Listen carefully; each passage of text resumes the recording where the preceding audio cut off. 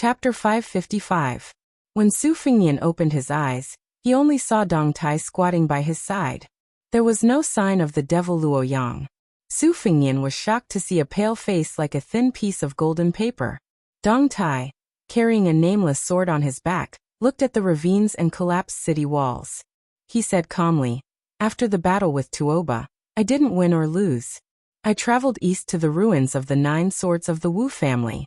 Along the way, I saw the master of the Bambing Mountain, the bronze man from the chess and sword music school, and several devils. I fought each of them once.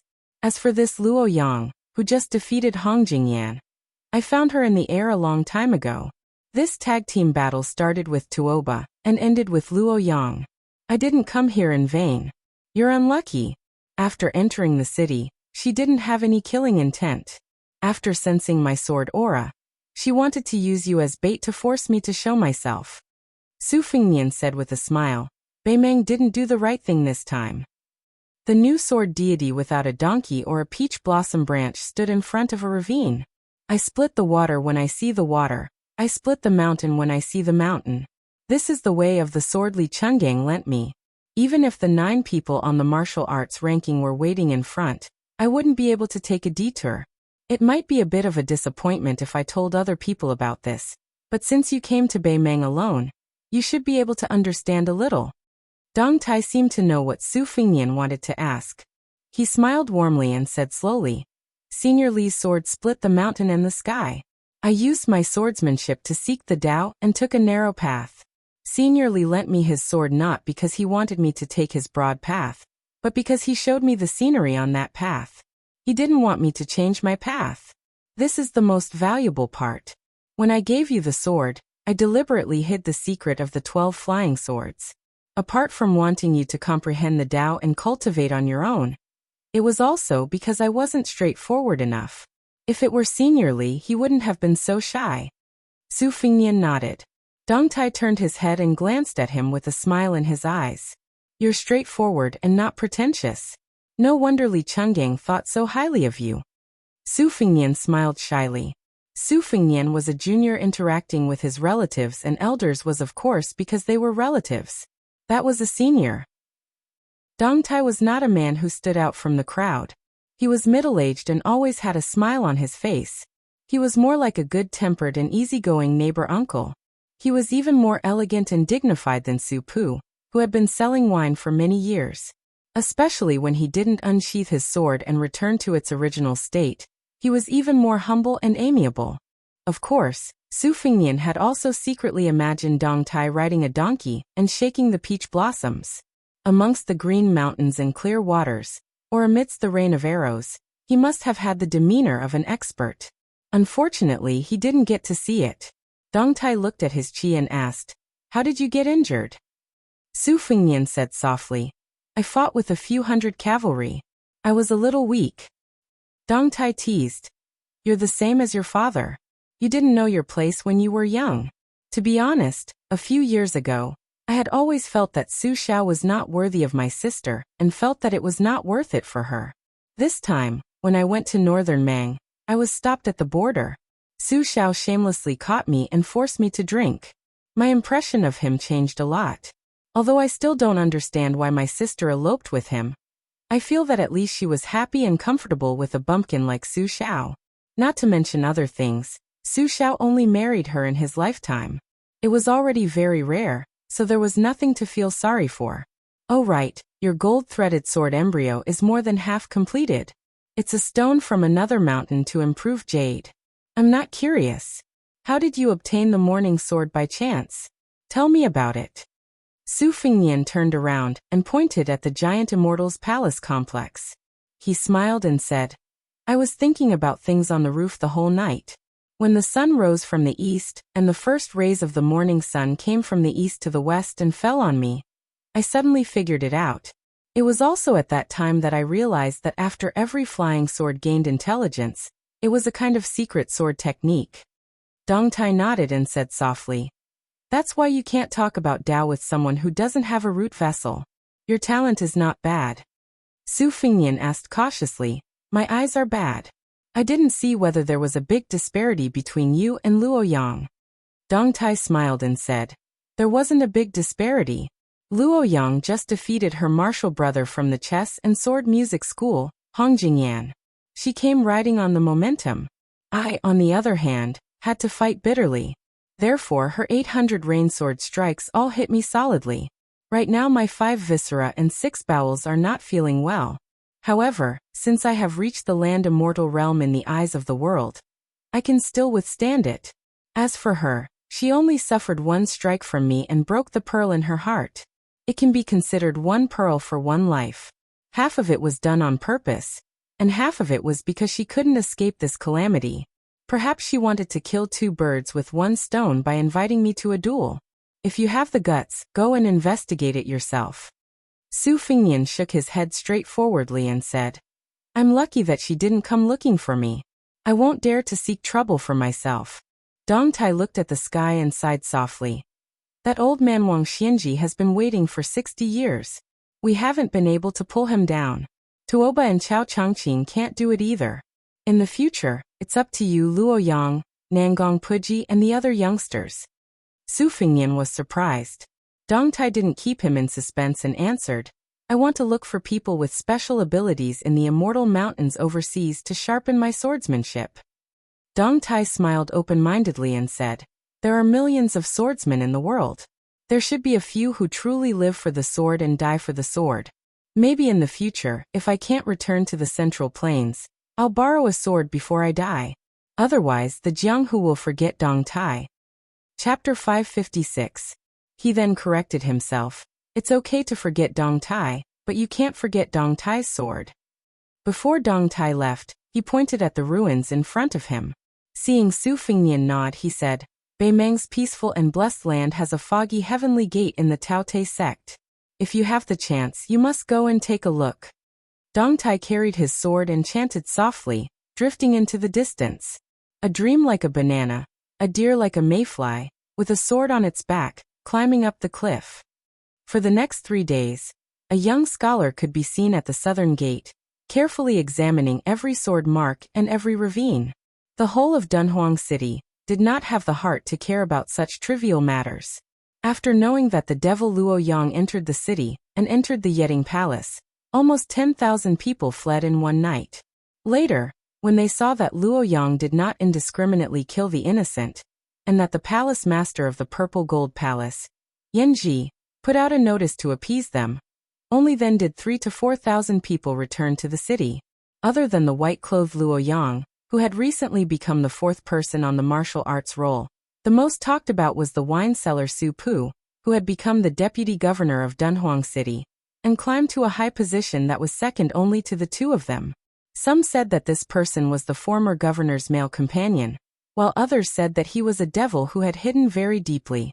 Some of the customers who had visited the shop were complacent, and said that they had long seen through Su Pu's ability.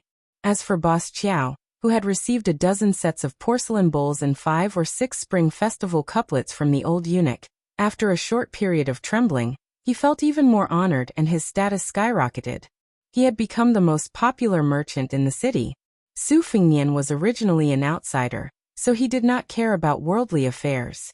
He only cared about the spearhead, looking for the swordsmanship formula from the thousands of scars, and comparing it with the bladesmanship manual. He benefited a lot. When they left Dunhuang at noon, the southern part of the city was deserted, so he and Sweet Potato and Su Pu went to a wine stall on the eastern side of the city to drink before leaving. The stall owner was shallow, but shrewd. He did not recognize the 3 of them, and only thought that they were high-ranking officials and dignitaries in the city that he could not afford to offend. He did not dare to carelessly quote a high price for their drinks. The 3 of them sat at a table in the corner. The reason why Su Fingyan chose to leave the city at this time was because Sweet Potato's affairs were orderly. He had nothing to do if he stayed there. Furthermore, Luo Yang had only stayed in the Yeting Palace for 2 days before quietly leaving. Without this mortal enemy in the palace, Su Fingyan did not dare to lower his guard. Su Pu was in high spirits. He used his chopsticks to hit the porcelain bowl like a stone hammer, and softly hummed a Baelyong Kori song. It was a minor tune that was suspected of being out of tune, but it was particularly warm to the ears. It was a farewell to Su Fingyan. Su-pu was not a blockhead who did not understand the ways of the world. He was the first to get up and bid farewell. Not long after, on the way back to the city, he saw a carriage pass by. The curtain lifted a corner, and outside the carriage, a man and a woman looked at each other. Their footsteps did not stop, and the carriage did not stop. The sweet-tempered woman in the carriage was biting her lips, her cheeks filled with tears. Su Fengnian asked in a low voice, "It's her?" Sweet Potato laughed. "Isn't it? What a coincidence." Su Fengnian shook his head and said, "What coincidence? Someone arranged it. Of course, it's not her intention." Sweet Potato laughed it off. She was not unfamiliar with the knack of it. It was just that once she said it out loud, even the slightest aftertaste would be gone. You see how charming Qingshan is, you expect Qingshan to be like this. This is called mutual affection. You see how charming Qingshan is, but Qingshan sees you as a pile of shit. This is called wishful thinking. Qingshan sees how charming you are, but you take a pile of shit on the mountain. You want Qingshan to treat you like the first time you met her. This is a person's heart is not enough. Sweet Potato took the initiative to change the topic. Why don't young master stay for a few more days? You can try to subdue Su-pu. Su Fengnian shook his head and said, "The thing I'm not good at in this life is buying people's hearts. This is the second time I'm traveling, and I didn't think about how to exchange pleasantries with the 100 light cavalry of the Phoenix Battalion. Besides, I can't stand those old tricks of kowtowing. Those who come out to mingle with officials and traverse the jiang who are not fools. If they're lucky, they'll be able to hit it off, and they'll be suitable to be friends. You see, when I was His Royal Highness, other than a few bad friends who grew up with me, have I ever taken in any underlings? It's fun to be stabbed in the back." Sweet Potato rubbed Su Fengnian's forehead and said softly, "This has to be changed." Su Fengnian nodded and said, "I'm changing it diligently. Su-pu said just now that Su Xiao is gathering momentum, and I have to take advantage of it. It's very reasonable." After drinking a few bowls of wine, Su Fengnian got up and carried a new purple bamboo box. He said, "You don't have to send me off." Sweet Potato stood obediently in the same place and just stared blankly into the distance to send him off. Su Fengnian headed north toward Jinsei province. Before he reached the site of the Wu family's 9 swords defeating 10,000 cavalry, he encountered a huge land-based tornado that appeared out of nowhere. It was a magnificent sight. Su Fengnian fastened the string of the box and rushed over with a big laugh. He remembered the wooden sword of riding an ox on Mount Wudong and drawing a waterfall. The spring and autumn sword broke open a gap and penetrated the wall into the tornado. Generally speaking, land-based tornadoes were not as powerful as water-based tornadoes, but they were often mixed with sand and boulders, making them extremely dangerous. The land-based tornado sucked in the soil on a huge scale. After Su Fengnian entered, he had to suffer a lot. It was almost as if he was continuously being played by a blind female zither player. However, Su Fengnian was already mentally prepared. He pulled out the spring and autumn sword, and used his sword chi to break apart the boulders. At the same time, he built a mirage of the great yellow courtyard and stepped on it. It was as if he was climbing a tall building, as if he was climbing the 5 sacred mountains. He closed his eyes and focused his mind. He pulled out the sword again and again, rising higher and higher until he was thousands of feet above the ground. Suddenly, the wind stopped and Su Fengnian rushed out. His figure rose above the sea of clouds, as if he had entered the heavens. His whole body was bathed in the golden sunlight, like a golden Buddha. It was a pity that the world could not see this scene. Su Fengnian was above the 9 heavens. Looking at the vast golden sea of clouds, he laughed and said, "I have a sword called Fuyao." Chapter 557. After Su Fengnian rushed out of the huge whirlpool, he shouted and swung his sword. Using the force of the throw, his body continued to climb up to the sky. When he reached the highest point, he sat down cross-legged like a celestial sitting still at the heavenly gate, watching the clouds rise and fall. This was probably the most carefree scene in the mortal world. Su Fengnian looked up and saw a sea of clouds that stretched as far as the eye could see. After being in high spirits, his body fell straight down, breaking through the golden clouds that were bathed in the Buddha aura. In just a few breaths, the land whirlpool was already half a mile away. Su Fingnian finally stopped pretending to be a Buddha. With his mind directed, the morning dew flew out of his sleeves. Su Fingnian stretched out his limbs and tapped lightly on the flying sword with the tip of his toes, slightly slowing down the speed of his fall. If he took the lead to use the remaining flying swords that still needed to be guided by qi, the momentum of his fall would be unstoppable. He repeatedly tapped on the flying swords to slow down the speed of his fall. When he was about 100 feet above the ground, Su Fingnian, who fell from the sea of clouds, suddenly pulled out the spring and autumn sword. The sword stirred up a gust of wind, and after 500 feet, the 11 flying swords flew out at the same time, forming a slanted staircase in the sky. He stepped on the sword step by step. At the same time, the abundant qi of the great yellow courtyard surged throughout his body. His headscarf and sleeves fluttered together, making him look like an immortal. The essence of the great yellow courtyard was that it could fill a granary with a single seed. Every time his qi stopped, he would be able to generate new qi, which allowed him to draw out the spring and autumn sword. If an ordinary Vajra realm expert fell like this, even if they didn't die, they would be heavily smashed into the ground and suffer internal injuries. Within 100 feet, Su Fingnian was already at his wit's end. He tried his best to raise his qi and almost instantly stomped on the ground, bending his legs to reduce the momentum. The dust on the ground flew up, and Su Fingnian, who was still carrying a book box, rolled out, causing dust to splatter everywhere. Looking up at the sea of clouds in the sky, heavenly earth. After a few breaths, his qi was full. Su Fingnian took to his heels and rushed toward the land dragon that connected heaven and earth.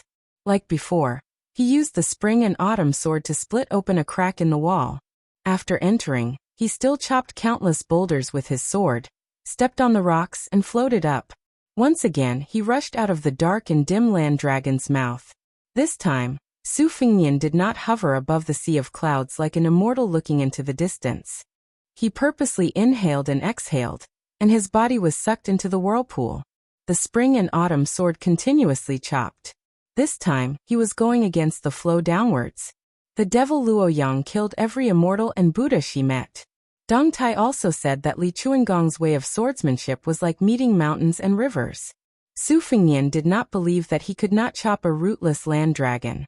Although there were flying boulders like flying locusts and arrows, most of them were traceable. As he walked downwards, the boulders rolling on the jade plate became countless swift and fierce hidden weapons. Fortunately, Su Fingnian had personally experienced the dense killing caused by the blind lady Xue Songguan's zither controlling the raindrops. He walked to the middle of the land dragon with great difficulty. After taking a few breaths, he still felt that he could not withstand it. He gritted his teeth and held on for a while. Finally, he stopped joking around with his life. He turned around and flew out of the mouth of the pot before falling back down. It was as if he was once again in the situation outside the gate of Dunhuang where the 500 cavalry took turns to attack. During this time, he was scraped by the debris until he was covered in blood. Fortunately, he was still able to raise his sword when he was thrown out of the pot for the third time.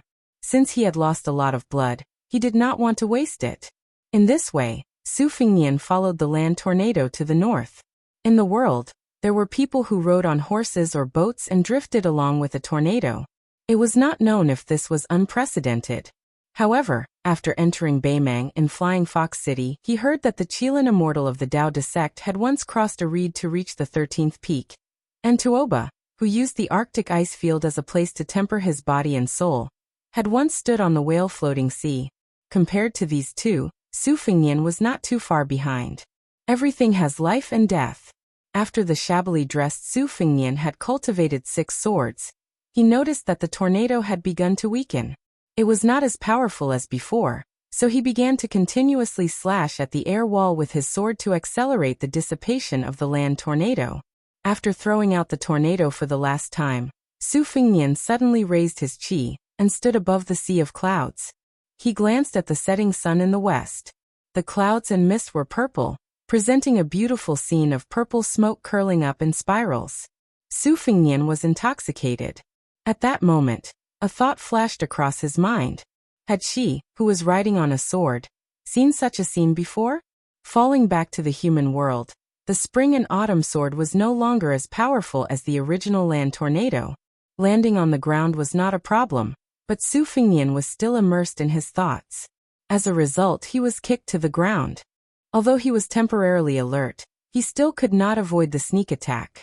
Fortunately, that kick did not have the intention to kill.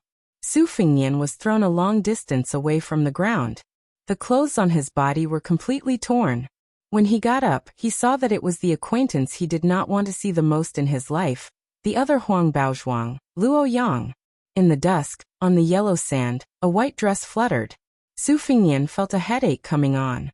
Even when he encountered Tuoba Chunsun and the blind female zither player, these two formidable opponents, he was not this thorny. He forced himself to suppress the chill in his heart, and did not retreat or run. It was not that Su Fingnian had the courage to face death unflinchingly after comprehending the rising tide form, but because of the information revealed by that kick, he did not turn around and flee. Sure enough, the demoness Luo Yang went straight to the point and said, "Come with me to the ice fields. I will kill Tuoba and the treasure will be yours." Su Fingnian nodded without hesitation and said, "Okay." If he did not agree, he would definitely die. The situation was stronger than him, so Su Fingnian could not swallow his pride and pretend to be a hero. As long as this revered Yama did not ask him to slit his throat with the spring and autumn annals, he would obediently agree. Luo Yang was clearly somewhat satisfied with Su Fingnian's straightforward attitude. She turned around and went ahead. Su Fingnian followed behind her, always maintaining a distance of 10 feet. This would ensure that if she wanted to kill someone for no reason, she would not be killed in one blow. In any case, she would risk her life to give him a few moves. Su Fingnian stared at the slender back. She was wearing a white robe that largely concealed her gender, and her hair was tied up with a wooden hairpin. When he first met her in Dunhuang City, if he had not seen the face of the chess and sword music schoolgirl, Huang Baozhuang, up close, Su Fingnian would not have thought of her as a girl. Her murderous aura was too strong, and she was extraordinarily valiant. At most, she would be taken as a man who was born rich and beautiful. When Su Fingnian was traveling and pretending to be a fortune teller to cheat money, he would often smile at the ugly-looking men and say, "Young master, your appearance is not bad. You are a man of the south and a man of the north, so it will be difficult for you to run away from wealth." However, at that time there would definitely be a turning point, and the word "but" would be added. If not, it would be difficult to cheat the copper coins out of their pockets. During those 3 years of suffering, Su Fingnian concluded that there were two major difficulties. The first was to let the daughter-in-law of another family climb into his bed, and the second was to let the copper coins in other people's pockets fall into his own pocket. Unfortunately, he encountered Luo Yang after Li Zhu was shattered by Dong Tai. Su Fingnian did not even have the slightest thought of taking advantage of her. Luo Yang slowed down her pace, and the distance of 10 zhang became 9 zhang.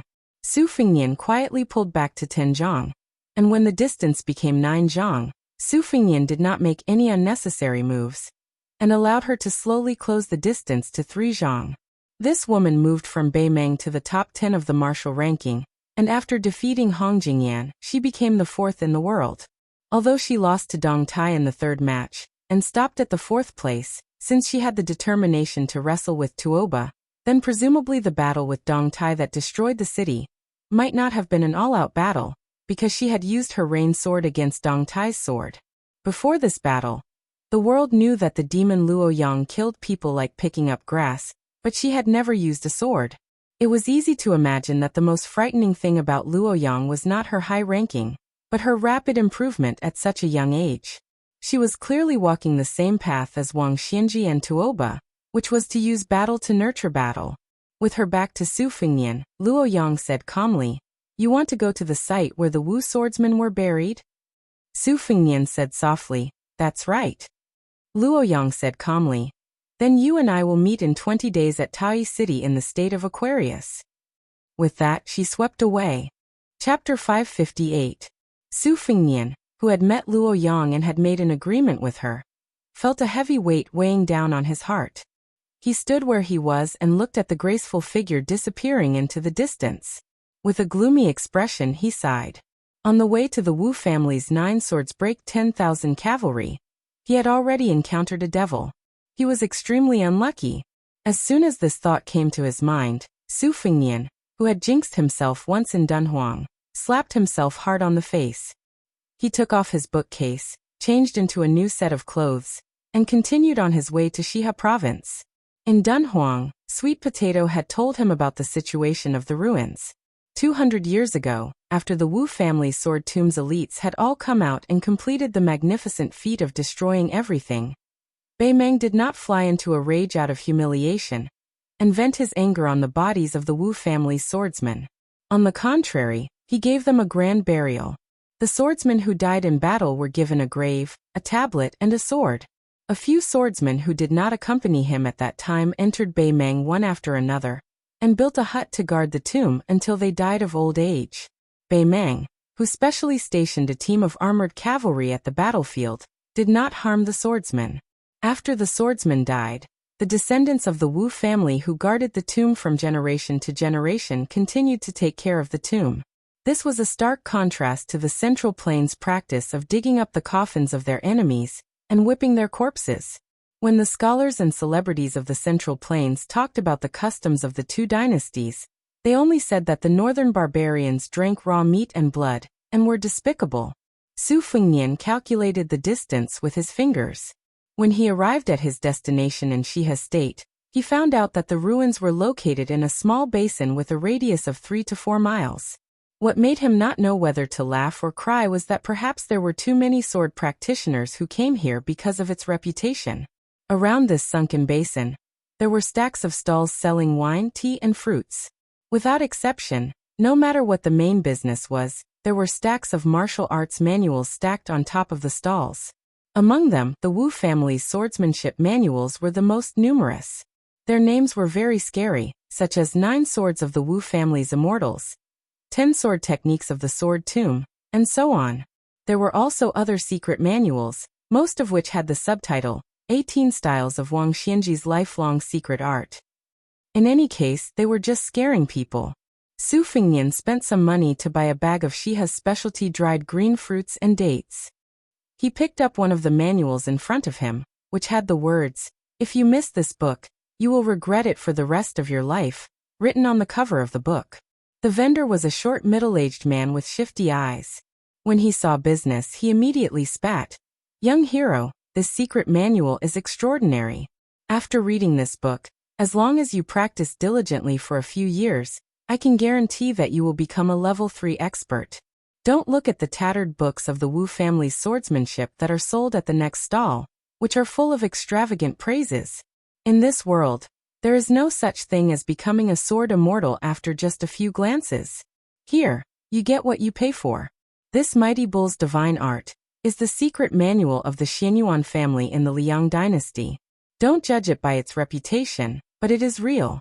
I can see that young hero's physique is very good, and with one look, I can tell that you are a talented martial arts prodigy. The original price of this manual is 6 taels of silver. Only 3 taels." Su Fengnian was eating green fruits and jujubes. He looked at the stall owner who stretched out 3 fingers and just smiled. Soon, the strong man from the stall next to him pulled the rug out from under him. He sat on the bench with his legs crossed, and while eating sunflower seeds he sneered and said, "Bull power, right? I have a bunch of them here, but they haven't been sold yet. Not to mention 3 taels of silver. One book is only 30 coins, and it's a buy one get one free. Do you want it, young master? With this price, it's not expensive to wipe your ass." The short man who was selling both dates and secret manuals turned around and scolded. "Zhang Dapeng, do you need to be taught a lesson?" The strong man threw the sunflower seeds in his face, stood up, bent his arms, and exposed his firm muscles. He roared, "Third Mouse, who's teaching who?" The stall owner, who was called Third Mouse, shrank back, curling his lips. Seeing Su Fengnian put down the shitty book that couldn't be sold, the strong man immediately put on a bright smile and tried to attract business. "Young master, this way please. I, Zhang Dapeng, am famous around here for being honest and kind. When doing business, the most important thing is that if you don't like it, I'll sell it to you at a discount. After 3 years, if you haven't mastered the divine art, I'll compensate you with double the price. Come, take a look at this book, Sword Opens the Gate of Heaven. It records the old god of swords, Li Chuangong's famous secret art. Look at the exquisite binding, the quality of the pages and the handwriting. It's obviously the real thing. If young master finds a similar book around here, I'll twist my head off and use it as a urinal for you. Su Fengnian walked over and took the secret book. It was obvious that compared to the dense books sold by ordinary stalls, he put more thought into it and asked the price. How much is it? The strong man who was about to say 1 tael of silver forcefully swallowed it back. Out of the corner of his eye, he saw that third mouse next door wanted to take revenge. He stared at the bastard and scared him into silence. He hesitated for a moment, squeezed out a sincere smile, and said firmly, 90 taels, I don't bargain here. Su Fengnian reached for the dry purse at his waist and fished out about 30 copper coins. He said expressionlessly, that's all. The strong man hurriedly grabbed the copper coins. Friendship is important, friendship is important. It's good that young master has the heart. 30 taels it is. Zhang Dapeng is not the kind of person who would be moved by money. Su Fengnian put the secret book into the box on his back. The stall owner, Zhang Dapeng, did not forget to flatter the young customer with a long sword on his back. One look and I can tell that young master is a master of swordsmanship. Your future is immeasurable. If you amaze the world with a single brilliant feat in the future, don't forget to tell others about Zhang Dapeng's sword opens the sky gate. Su Fengnian nodded and smiled. Of course, of course. Zhang Dapeng saw that he was about to turn and leave, so he quickly dug out a handful of melon seeds from the bowl and said with a smile, Young master, don't mind. These things can pass the time. Take your time and walk slowly. Maybe you can even pick up a few peerless secret books. The ruins were separated by a fence, and the stalls were built along the edge of the fence. Su Fengnian slowly walked half a circle, but he did not meet any strange people. He saw a sloppy old man sandwiched between 2 stalls. There was only a piece of cotton cloth in front of him, and a few secret manuals were placed on top of it. It seemed that his business had been poor for many years, and the shabby old man was squatting and taking a nap. The 2 neighbors, one was selling wine and the other was selling tea. Their business was not bad, and there were 3 or 4 tables for customers. Su Fengnian saw only a young man and a young woman sitting at a wine table. Their temperament was outstanding in this basin, so he walked over and asked if he could have a seat. The man in satin clothes frowned and was about to refuse, but the woman with a golden hairpin pressed on the back of his hand and said softly, Young master, please help yourself. Su Fengnian waved his hand and asked the owner of the tavern about the price of the drinks. There were not many drinks sold in the tavern by the weight and the number of bowls. Naturally, they were all coarse drinks that were not presentable. They could quench one's thirst, but it was difficult to get drunk. Su Fengnian ordered a bowl of white wine under the guise of Apricot Blossom Village. With his back to the young man and woman, he bent over and read a few books that the shabby old man had placed on a shabby cotton cloth. There was nothing special about them. The martial arts manuals that followed the trend were not novel at all. When the arrogant man at the opposite table saw this scene, his eyes became even more disdainful and the corners of his mouth curled up into a mocking smile. The tavern owner brought a bowl of cheap distiller's grains. He kindly kicked the old neighbor and reminded him in a bad mood, Watch the business. The squatting old man was awakened by the kick. His eyes were cloudy. When he saw a drinker bending over to read the secret manuals, he smiled in a hurry. However, his smile showed that he had no front teeth. The drinking man sneered, and the delicate woman chuckled.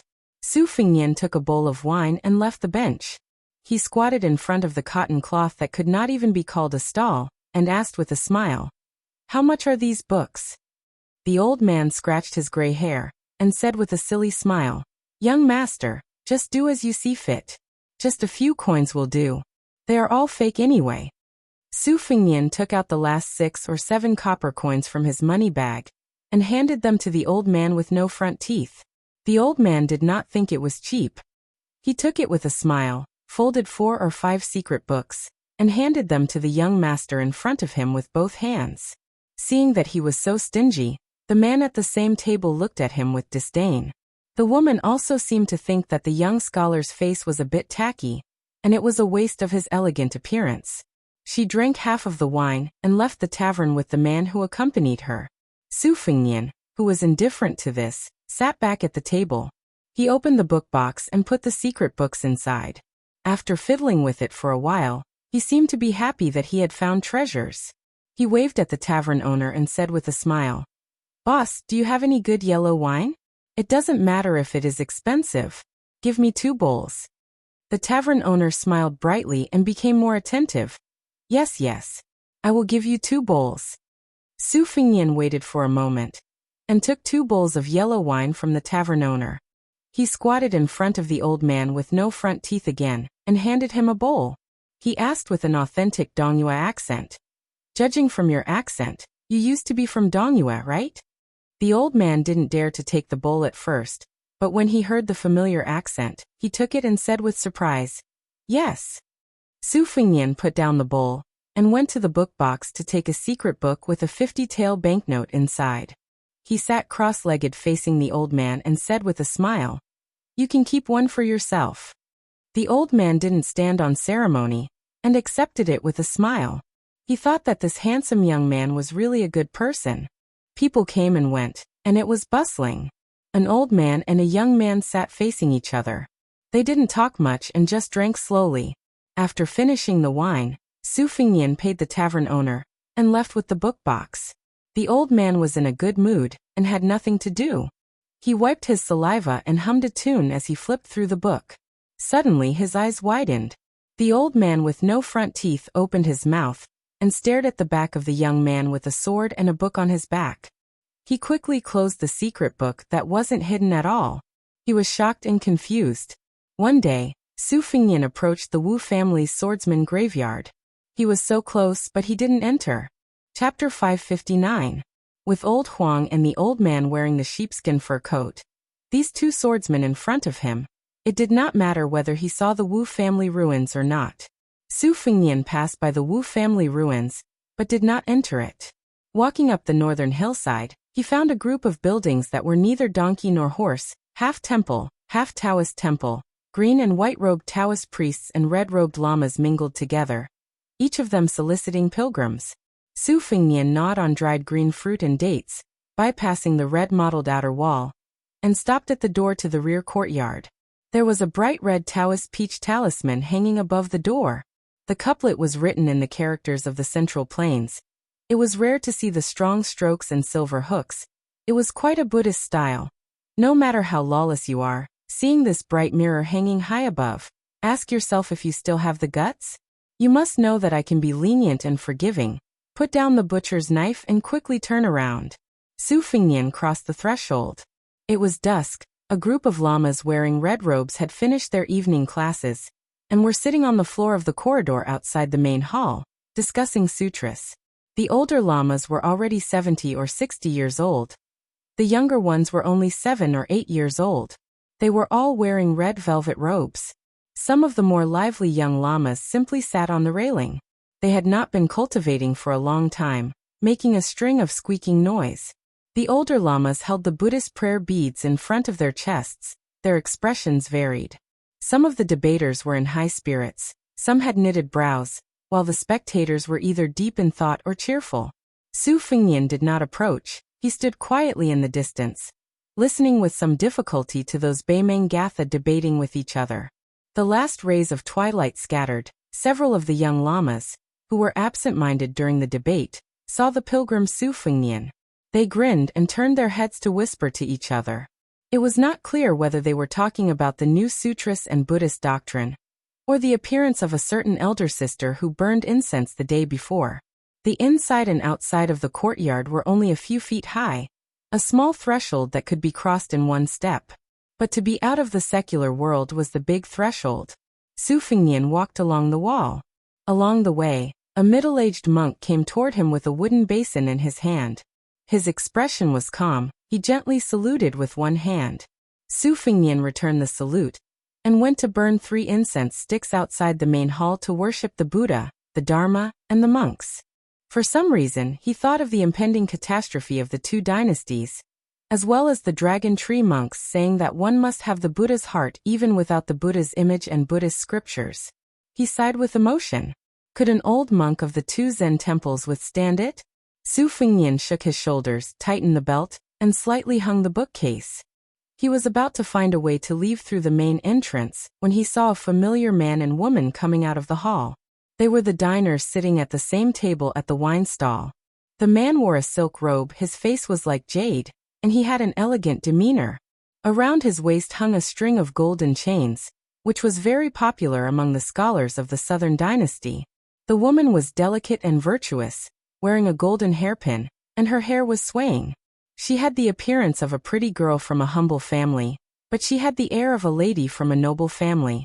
The young, handsome man was talking to his companion about the 32 forms of Buddhism, and conveniently explained the difference between the golden body form of Buddhism and the Vajra realm of first-grade martial artists. His words were profound and simple, and it was obvious that he was familiar with the classical classics of Buddhism. The woman nodded her head gently. Su Fengnian did not want to speed up and overtake the two. His original intention was not to disturb this outstanding man and woman, who were only a little bit less than a couple. Unexpectedly, after a while, the man turned his head and glared fiercely at him, as if he felt that Su Fengnian was staring at the woman's graceful figure with ill intentions. However, because of the man's upbringing, he did not say any malicious words. Su Fengnian could only stop and wait until they were far away before he continued forward. With his hearing, he heard the man angrily say, "My dynasty's dharma is already at the end of the world, and it should have been completely cleansed. Take these temples for example. If someone obstructs a monk from becoming a monk, even if you are the abbot, you will be cursed to be blind for generations to come. As a result, most of the monks in these temples are heretical liars who rely on Buddhism. If they don't do shady business, they don't understand what dharma is. Buddhism is a pure land, so how can it be pure? They are a bunch of disgraceful things who deserve to be killed." The woman's temperament was gentle. Her way of looking at human affairs seemed to be a lot gentler. She spoke softly. "Those lamas debating sutra are all very nice. They don't look like bad people. You deliberately offered them gold and silver, but they were unwilling to touch the money. Instead, they gave you a sutra book." The man's finger flicked the jade bracelet on his waist. "Ding dong. Ding dong," he said with a scornful sneer. "The general trend is irresistible. 1 or 2 good monks are not enough." The woman dismissed it with a laugh. Although she had her doubts, she did not argue with him. From a distance, Su Fengnian saw them burning incense and praying to heaven in front of a cauldron. In order not to annoy them, he simply sat down on the steps, took down the bookcase, and pretended to take a short break. Because the poor and pedantic old man selling secret manuals was missing his front teeth, Su Fengnian could not help but think of old Huang of Western Shu. It happened that it was this old swordsman, who was the most unreasonable swordsman, who taught Su Fengnian the most simple truth. This was probably the reason why the truth was always in a plain and quiet place. He remembered that on the way back to Bailiang, after he parted with Wenhua, before he met White Fox, the two of them were no longer in a difficult situation like they were in the past. They were still in a difficult situation, but after they became familiar with the rules, they also became familiar with the way. Even without old Huang's help, Su Fengnian could still steal chickens, touch dogs, roast sweet potatoes, and weave straw sandals on his own. He would not starve to death, nor would he freeze to death. At that time, by chance, he saw a murder case caused by a fight over secret manuals from a distance. The secret manuals were very common. They could not even be called third-rate, but they still lost 5 or 6 lives. "Old Huang, I didn't know that secret manuals are so popular in Jianghu. My Tide Listening Pavilion has several tens of thousands of copies. Why don't we sell them all at a low price? Just treat it as a good thing, okay? Won't the whole Jianghu be deeply grateful to me? How many young and beautiful heroines will secretly throw flirtatious glances at me? Just thinking about it makes me feel good." Chapter 560. Young Master, you can't do that. Others don't know, but if I, Old Huang, heard that there were secret manuals for free when I was young, I would also have to abandon my martial arts. In the end, not many people in Jianghu would be willing to practice martial arts. "Old Huang, other than raising horses, what else can you do? Besides, you don't even know how to read. It doesn't matter how many secret manuals I give you. If you don't recognize words, words won't recognize you. Blacksmithing, young master, you don't say. When I was in my early 20s, my front teeth were still there. Old Huang, I was also a famous handsome guy within 10 miles. At least, I was the most handsome blacksmith. There was also a young lady who secretly sent me rice wine. She didn't look good, but her butt was very perky. When I left home, I couldn't bear to drink it and buried it in the backyard. I thought that when I returned home, I would dig it out. It would definitely be fragrant. Only one jar? She could only be considered a daughter of an ordinary family. Even if she yearned for my handsome appearance, she couldn't send much. With your appearance, you were also handsome when you were young? Then wouldn't I be handsome to the heavens? Of course, I can't compare to young master. If young master was here, that jar of wine would have nothing to do with me. Enough, don't mention wine. Our throats are burning from walking. I'm dying of thirst. I know. Oh right, old Huang, how many years have you left home? Is that jar of rice wine still there? I can't remember how many years I've left home, but it should still be there. It's rice wine that can endure. It's different from the wine that young master used to drink in a glass cup. If young master has a chance to come to my house, I guarantee that you'll have a good drink. AI talking about wine again. I'm so worried. There's smoke in front. Let's go and ask for some water. As usual, the one who opens the door is a man. If it's a woman, I'll do it. Yes. Oh right, old Huang. You only have that jar of wine left. Are you really willing to share half of it with me? Why wouldn't I be willing? If young master thinks it's good, I'll give it all to him. If it were me, I definitely wouldn't be willing. At most, I'll share half with you. Young master is an honest person. I like it. Go go go, if you're a pretty girl I'll like you. Sigh, it's a pity that I haven't married yet. If only I had a daughter. It's up to you. I don't like it either. Old Huang, don't even think about it. Don't look at me like that. That time he had bumped into a woman who had gone out to work. It was Su Fengnian who had come to ask for 2 bowls of cold water. He still remembered it to this day. When he occasionally looked back, old Huang was squatting by the side with a bright smile.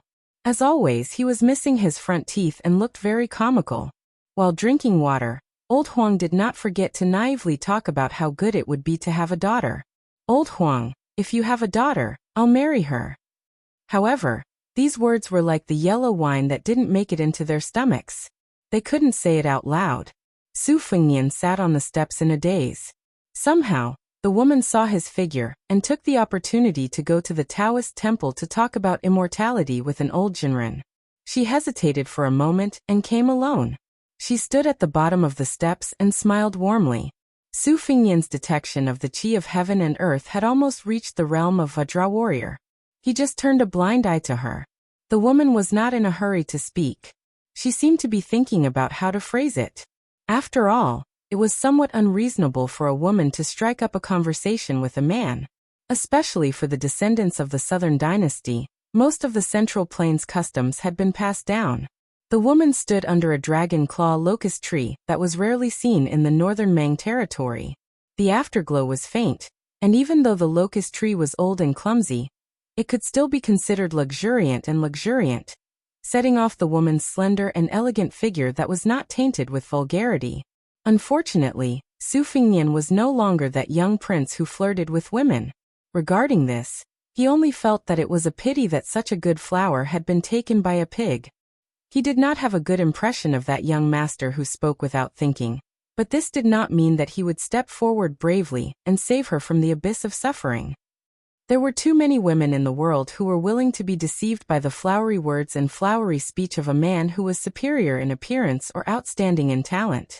Seeing that she did not speak, Su Fengnian took the initiative to speak to save her from embarrassment.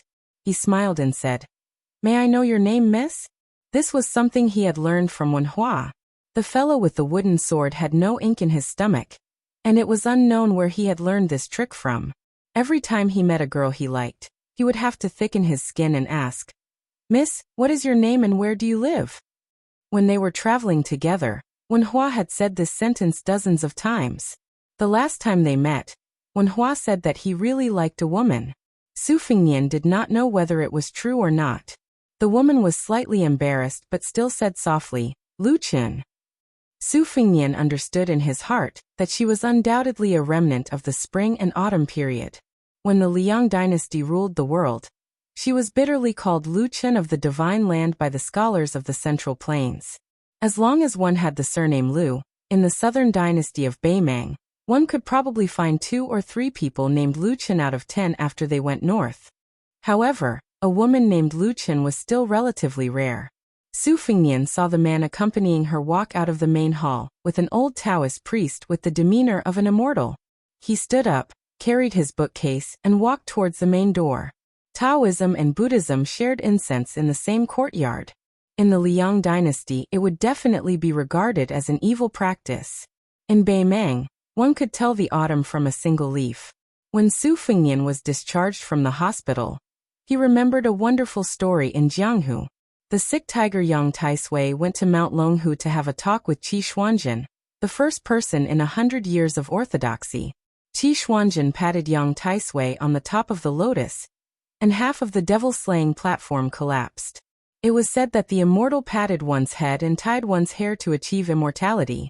It could be seen that Yang Taisui's temperament was quite bad when he was young. It was fortunate that he could become lifelong friends with Su Xiao. Qi Xuanzhen, who was in the limelight for a while, could be considered as riding a bull in his previous life.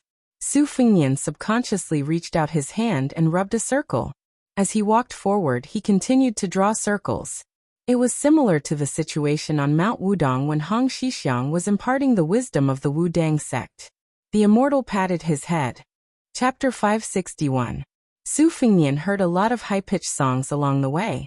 The rhythm was completely different from the music of the Central Plains, and the words were so simple that it made one's heart tremble. There were ants exhorting, young ladies looking forward to marriage, men quarrying stones, and children crying. Usually, Su Fengnian would stop at this time and listen to these unsung songs from afar. He would only resume his journey towards the north when the song ended. He was not in a hurry because he only needed to reach Dai City in the Aquarius state in time. The earlier he got there, the earlier he would encounter the devil Luoyang, and the more trouble it would cause. Along the way, Su Fengnian walked on a rough post route.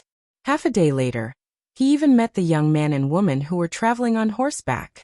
After leaving the Wu family ruins, they had changed into clean and neat clothes. The man with the saber became more and more elegant, and the woman with the sword also became more and more valiant. Su Fengnian had entered the northern Mang, and had already broken through that fine line. He had stepped into the initial stage of Vajra realm, that the people of Jianghu yearned for even in their dreams. He could very well look down from above and examine the young wanderer's aura. He could generally confirm that the wanderer was at the threshold of the 2nd or 3rd rank. Based on the young master's age, he was a genuine and promising young man. Even if he encountered a group of 50 elite horse bandits, he would still be able to protect himself. Presumably, this was also the reason why he dared to leisurely travel the Lus Plateau with a woman. Although the northern Mang was chaotic, it wasn't to the point where anyone would leave a trail of corpses. From Su Fengnian's point of view, Beimang was becoming more and more like the spring and autumn period. Scholars gradually rose to power, and after there were more rules, not everyone had the right to run wild. When traveling north, if he did not draw the spring and autumn sword Qi and roll the dragon wall, then he would use his bare hands to caress the roof. He was not that lonely. According to the Taoist scriptures, humans have 3 treasures: essence, qi, and spirit.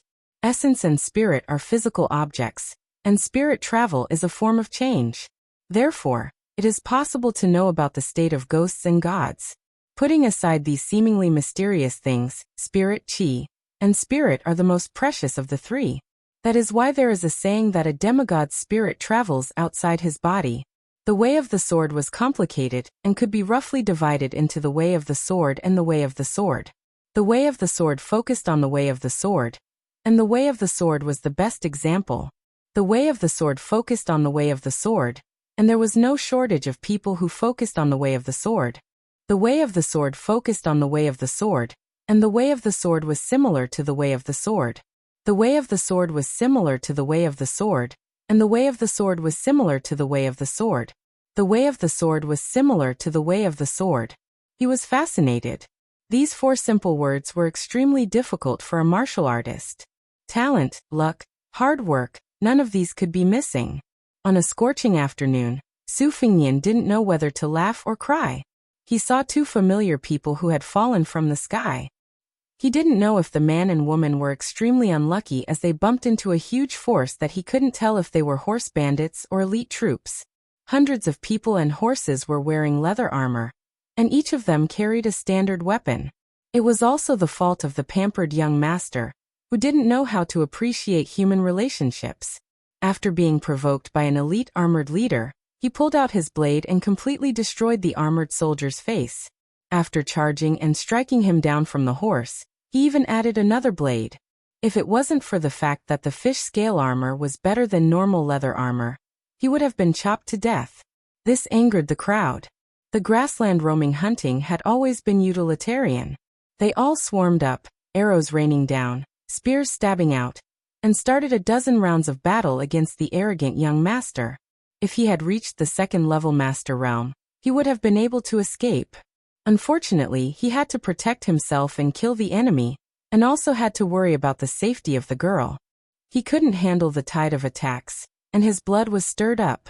After he killed a dozen of cavalries, an arrow finally pierced through his shoulder. Before he could pull out the arrow, a dozen horses were skillfully thrown over, and he was dragged to the ground together with his horse. The girl who was watching had tears in her eyes. Unfortunately, she couldn't help in time. After she was distracted, she was also knocked off the horse by a strong leader with a long spear. This half-soldier, half-bandit guy still had some strength left in his hands, otherwise he might have been stabbed in the heart. Of course, after that, the girl's fate was destined to be worse than being killed in one shot. She was also hit off the horse by a strong leader with a long spear. She was a half-soldier and half-bandit guy who still had some strength left. Otherwise, she might have been stabbed in the heart.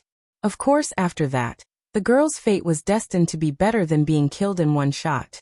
The successful leader laughed wildly and showed off his exquisite equestrian skills. He bent his horse and reached out his arm to hug the weak woman who had no strength to struggle. He held a spear in one hand and choked her neck with the other.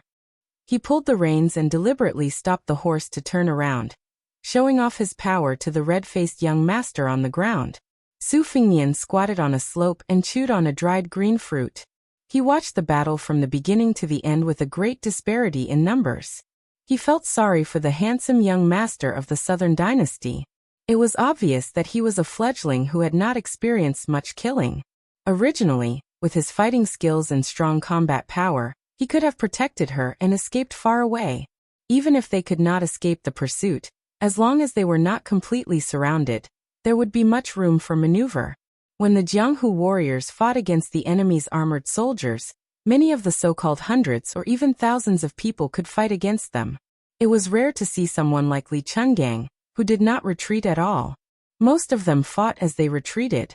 Under the premise that there were only a few mortal enemies, they would wear each other out. Such a battle would still be recognized by the Jianghu.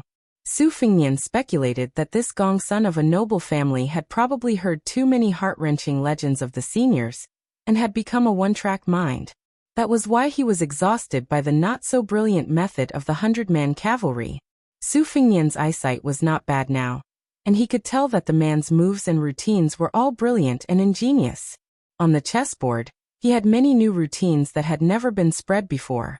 Even some of the widely spread old-fashioned moves could be changed in his hands. It was obvious that this man either had the guidance of a famous teacher, or he had an extraordinary foundation. He would have a great chance of winning if he were to fight against someone of the same level. However, in the real Jianghu, it was more common to beat an old master to death with random fists. Brutal ganging up was better than a hero. Jianghu was a bloody job where one's head was tied to one's belt. Who would allow you to move step by step as if you were playing chess. You would have long thrown away the chessboard and punched the bridge of your nose. Su Fingyan arched his back like a leopard and tried his best to hide. He stopped near a small hill 100 steps away, and saw the leader throw the woman in his arms off the horse. He jumped off the horse and kicked her in the chest. The woman, who only practiced martial arts as a way to maintain her health, almost fainted on the spot. She curled up and gasped for breath like a pitiful black fish that had been thrown ashore. Her face was pale. The leader squatted down and grabbed a large strand of the woman's hair. He shook it and looked at the extravagantly dressed foreign young master, who did not know what was good for him. The latter was already wrapped up like a rice dumpling by the horse's rope, and there were even a few chains tied to his limbs. He was held up in the air by the 4 groups of people. Some of the more impatient knights spat saliva after getting off the horse, and slapped the handsome young master's face with their scabbards.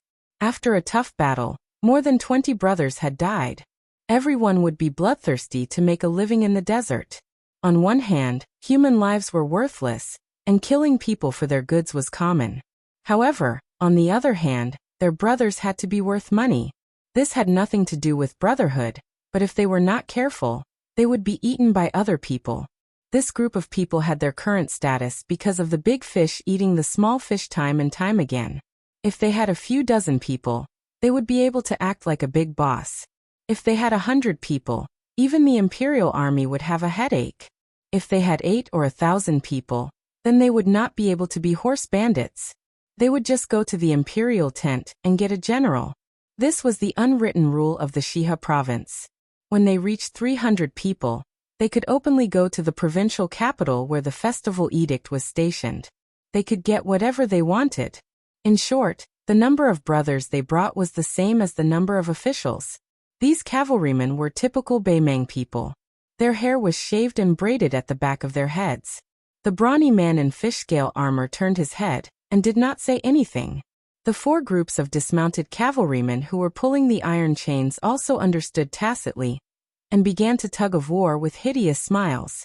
A few men in scaled armor who looked like leaders gathered together. Their eyes were not only filled with malevolence, but they were also clearly calculating and weighing the pros and cons. As they watched the show, they muttered. Perhaps they felt that since they had formed a deadly feud, there was no need to care about face and consequences. Anyway, human lives in the desert were like weeds, withered and flourishing with each passing year. There were not so many thin streams that flowed endlessly. Regardless of the identity and background of this young master, they really did not believe that the big families of the southern dynasty would bring people to the Shiha province to seek revenge. There were 4 iron chains in 4 directions, and there were a total of more than 20 people. They stretched the chains with all their strength. Fortunately, the young man who was about to die had a high-tier martial art, but he suffered even more unknowingly.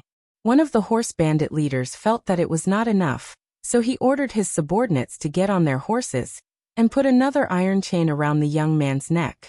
He was determined to tear the young man's body apart with 5 horses. The 5 horses pulled with all their might.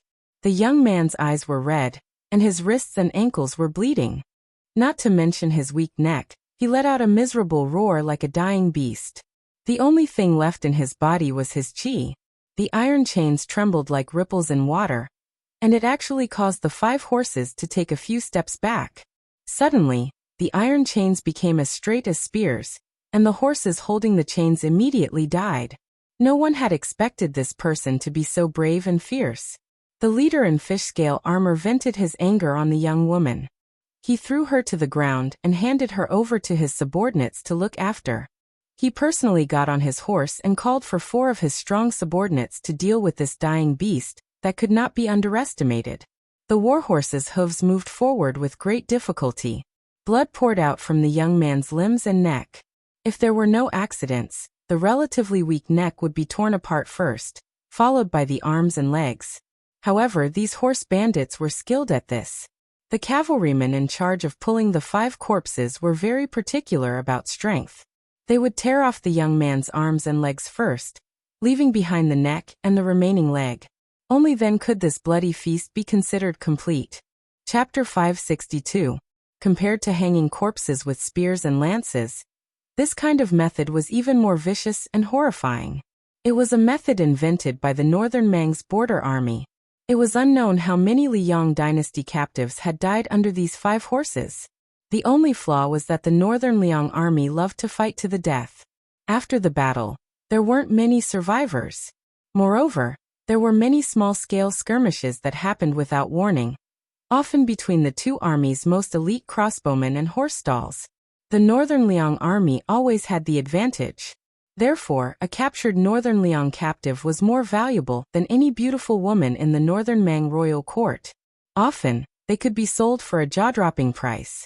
For example, Tao Qianji, who had left the city behind, would kill a Northern Liang soldier every day. In the eyes of the Northern Mang officials and nobles, this kind of behavior wasn't killing people, but large amounts of gold. Beimang was even more disciplined. Killing a Beiliang soldier on the battlefield was a big crime after retirement.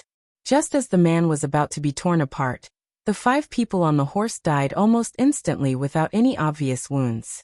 They just fell off the horse and died immediately. A few horse bandit leaders who were qualified to wear scale armor gathered their courage to take a closer look. They saw a small hole between the man's eyebrows, as if a small sharp object had pierced a hole. It was inexplicably strange. The people of Beimang were not divided into rich and poor. They all believed in Buddhism and fate. However, no matter how devout they were, they would not hesitate to kill people. However, when disaster came, even the most vicious people would hesitate, afraid that they would really annoy those dignified clay bodhisattvas. At this time, the 5 people died in a strange way beyond imagination. Even if it was not done by immortals, it was done in secret. More than 20 people were killed just to deal with a crown prince of the southern dynasty. The horse bandits came and went like the wind, so they immediately turned over and dismounted. A meticulous leader wearing scale armor wanted to secretly kill the man and woman without leaving any future trouble. But immediately, something pierced between his eyebrows, causing a trace of undetectable blood. As a result, no horse bandits dared to make a move. They all ran away in an instant. Men and horses had 6 legs so they could escape quickly. The woman from the southern dynasty called Lu Chen did not know why. After a moment of absent-mindedness, she realized that she had survived a disaster. Crying, she got up and ran to the young man who was her family friend. She untied the iron chain with difficulty, especially his neck, which was badly mutilated and shocking. She felt incomparable pain just by looking at it. She suppressed her sobs and sat cross-legged beside him. She tore off her sleeve and bandaged a few wounds that exposed the bone. The woman was really made of water.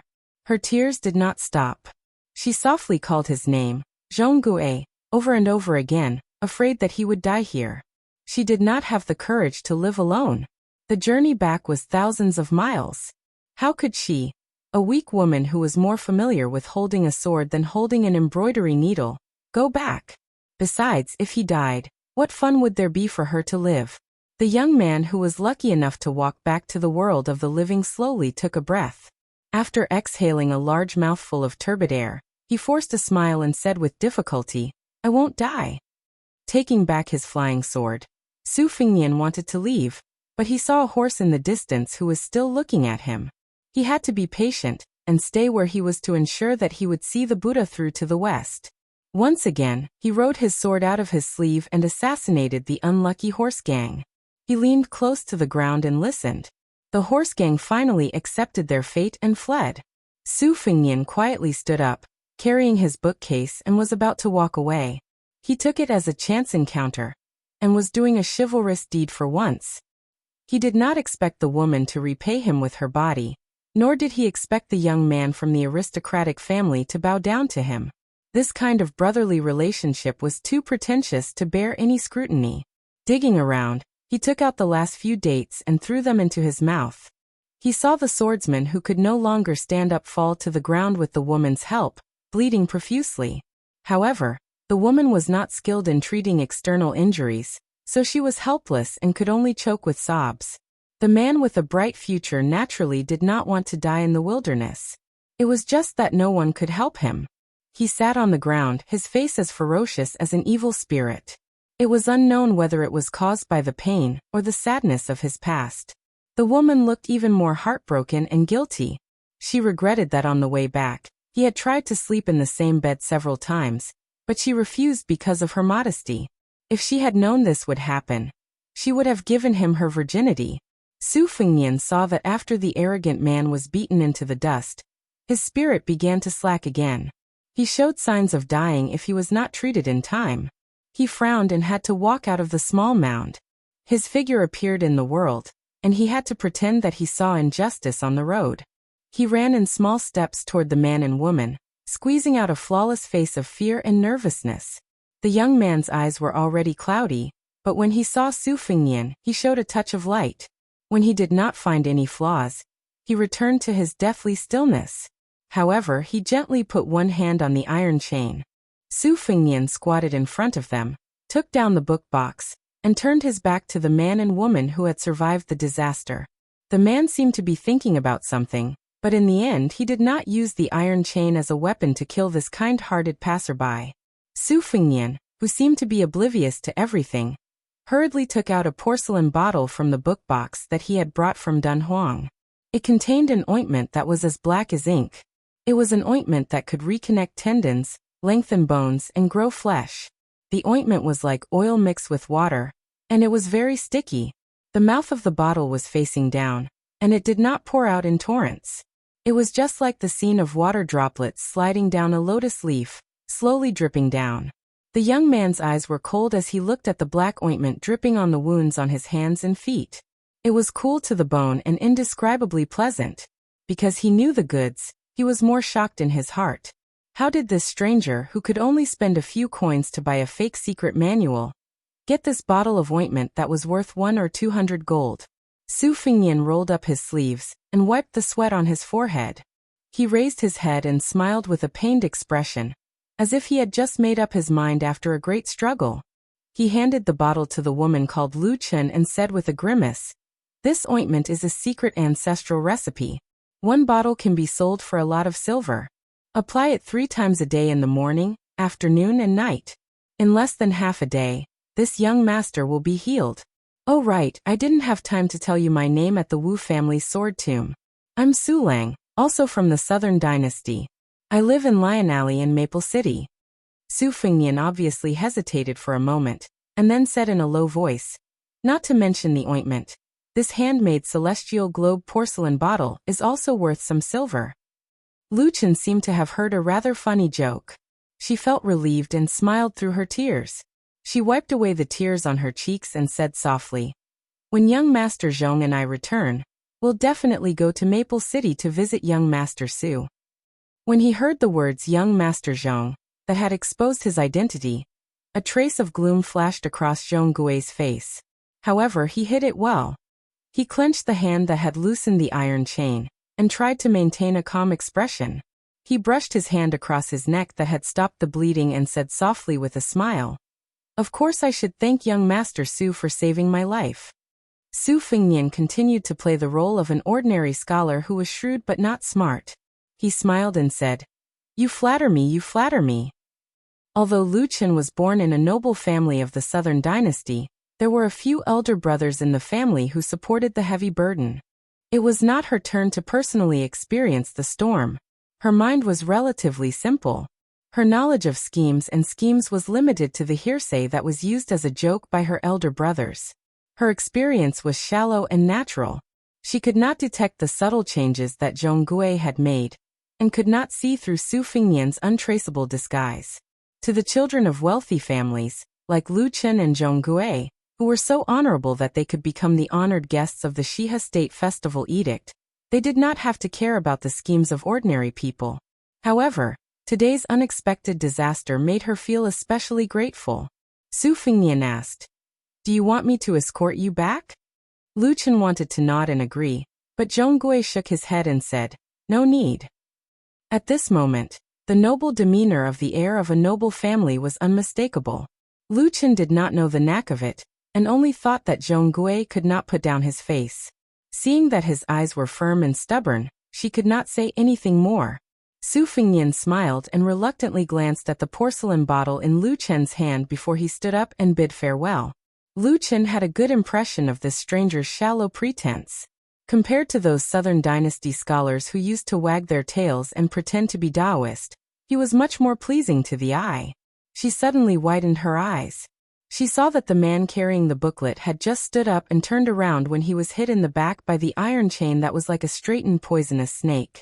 He flew forward and fell to the ground without moving again. He was most likely dead. She turned her head and looked at Zhong Gui blankly, her eyes full of horror. Zhong Gui said coldly, You can see that I am in dire straits. As for him, he does not have the fortune. Chapter 563. Lu Chen covered her mouth and was about to cry. Zhong Gui seemed to feel that her tone was too stiff and cold, so she changed her tone to a softer one. Ignoring the blood spurting from her neck due to the accumulation of power, she said gently, "This Su Lang of all times appeared when you and I were in trouble. He is most likely a bandit who is in cahoots with the horse gang and has the intention of casting a long line to catch a big fish. Miss Lu, you are inexperienced and don't know the dangers of Jianghu. Most of these desperados are extremely cunning, and their skills are not inferior to the foxes in the officialdom. To say the least, we would rather kill by mistake than let him go by mistake." Zhong Gui saw that she still had lingering fear. Her limpid eyes were filled with sorrow and a trace of wariness. She said softly, "If I die here, what will you do? I don't want to die. Even if I die, I have to send you home." Lu Chen's tears suddenly flowed out of her eyes, and she threw herself into Zhong Gui's arms. She was no longer as worried about the life and death of Su Lang as she was when she first met him. Between life and death, they shared trials and tribulations together. Women who were used to a rich and leisurely life might not like to help each other in difficult times. However, how many people could withstand such a scene and such words engraved in their hearts by Zhong Gui? Just a few words were already far more effective than the sweet nothings that could be said in a peaceful and stable time. Zhong Gui hugged her delicate body and sneered, her eyes indifferent. Obviously, this descendant of the Zhong family who repaid kindness with enmity was good at martial arts. His ability to pick flowers was also profound. However, this warm scene was interrupted by a few coughs. For the first time since meeting Su Lang, Zhong Gui showed fear. Su Fengnian stood up and patted his sleeves, murmuring, "It's tiring to be a good person. No wonder there are so many devils in Beimang." Seeing the expressionless man carrying a box and a sword walking over, Zhong Gui forced a smile and said guiltily, "Young Master Su, please don't be offended. It's my fault for acting so abruptly. It's just that Zhong Gui's identity is sensitive, and I can't let my guard down when I travel outside." Zhong Gui saw that the person was calm, and did not even have a mocking expression. He knew that something was wrong and hurriedly tried to make up for it. "My name is Zhong Gui, a descendant of the Zhong family of the Southern Dynasty. I can make up for it and give young Master Su a great fortune. Young Master, your skills are outstanding. With the support of my Zhong family, you will definitely have a meteoric rise." As he spoke, Zhong Gui grabbed the iron chain with one hand. He wouldn't shed tears until he saw the coffin. Su Fengnian finally rewarded him with a smile. "Come, let's see if you can kill me again." At this moment, Zhong Gui could neither make a move nor let go. Ever since he was born, this kind of shame and resentment was unbearable. It was only slightly better than being dragged by 5 horses just now. Zhong Gui was lucky to return to the world of the living from the netherworld, while Lu Chen fell from the world of the living to the netherworld. She sat aside blankly, her heart cold as if it had fallen into an ice cellar. Su Fengnian drew a circle with one hand and slapped it on Zhong Gui's head. Zhong Gui sank into the ground and his head and limbs exploded at the same time. It was as if someone had smashed him into a meat patty with a sledgehammer. It was more miserable than being torn apart by 5 horses. A celestial being patted the head. It was not only used to tie hair and receive immortality. Fresh blood splattered all over Lu Chen's body, but she just stared blankly and remained indifferent. She was simple, but she was not stupid. It was almost the talent of the children of big clans to know the big picture from small details. Su Fengnian was about to draw another circle and let Lu Chen and Zhong Gui die together as a pair of lovebirds. She suddenly raised her head and asked, "I want to know if you are in cahoots with the horse gang. I beg you, don't lie to me." Su Fengnian shook his head. Her heart finally died like ashes and she waited calmly. Su Fengnian did not show any mercy to the fairer sex, and continued to raise his hand like an immortal caressing her head. However, she was disturbed once again. She suddenly burst into heart-wrenching sobs. "I don't want to die." Su Fengnian walked over. After taking a few steps, she sat on the ground and slid back a few steps. Su Fengnian did not move forward. He squatted down and stretched out his hand. "Give me back the porcelain bottle." She threw out the small bottle, as if it was scalding her hand. In her panic, she did not throw it accurately. Su Fingyan reached out and caught it. He controlled the bottle and placed it back into the box. Lu Chen seemed to have accumulated 20 years of shrewdness in an instant. Her voice trembled as she said, "Young Master Su, how can you not kill me? I am the legitimate granddaughter of the Southern Dynasty's first Lu family. I am different from Zhong Gui. I don't have any ambitions. I just want to live a good life. After I get married, I will help my husband and teach my children. As long as you don't kill me and don't sully my body, I am willing to be your slave for half a year. Moreover, I promise that when I return to the Lu family, I will not mention a word about what happened today. I will only say that Zhong Gui died in the hands of 100 horse gang." Looking at the man who looked like a scholar curling up the corner of his lips with a hint of mockery, Lu Chen realized that he had made a mistake and immediately corrected himself. "I only said that Zhong Gui had died on the way to the magistrate's mansion in the Shihe region. I didn't know anything about it." At this point, her eyes rippled and sparkled with determination.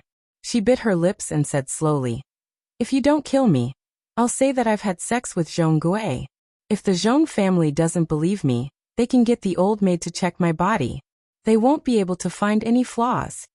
Any man would understand what she meant. She was willing to pay the price of her virginity in exchange for her life. Su Fingyan clicked his tongue and lamented that the human heart was higher than the heavens. Lu Chen saw that he had no intention of killing her.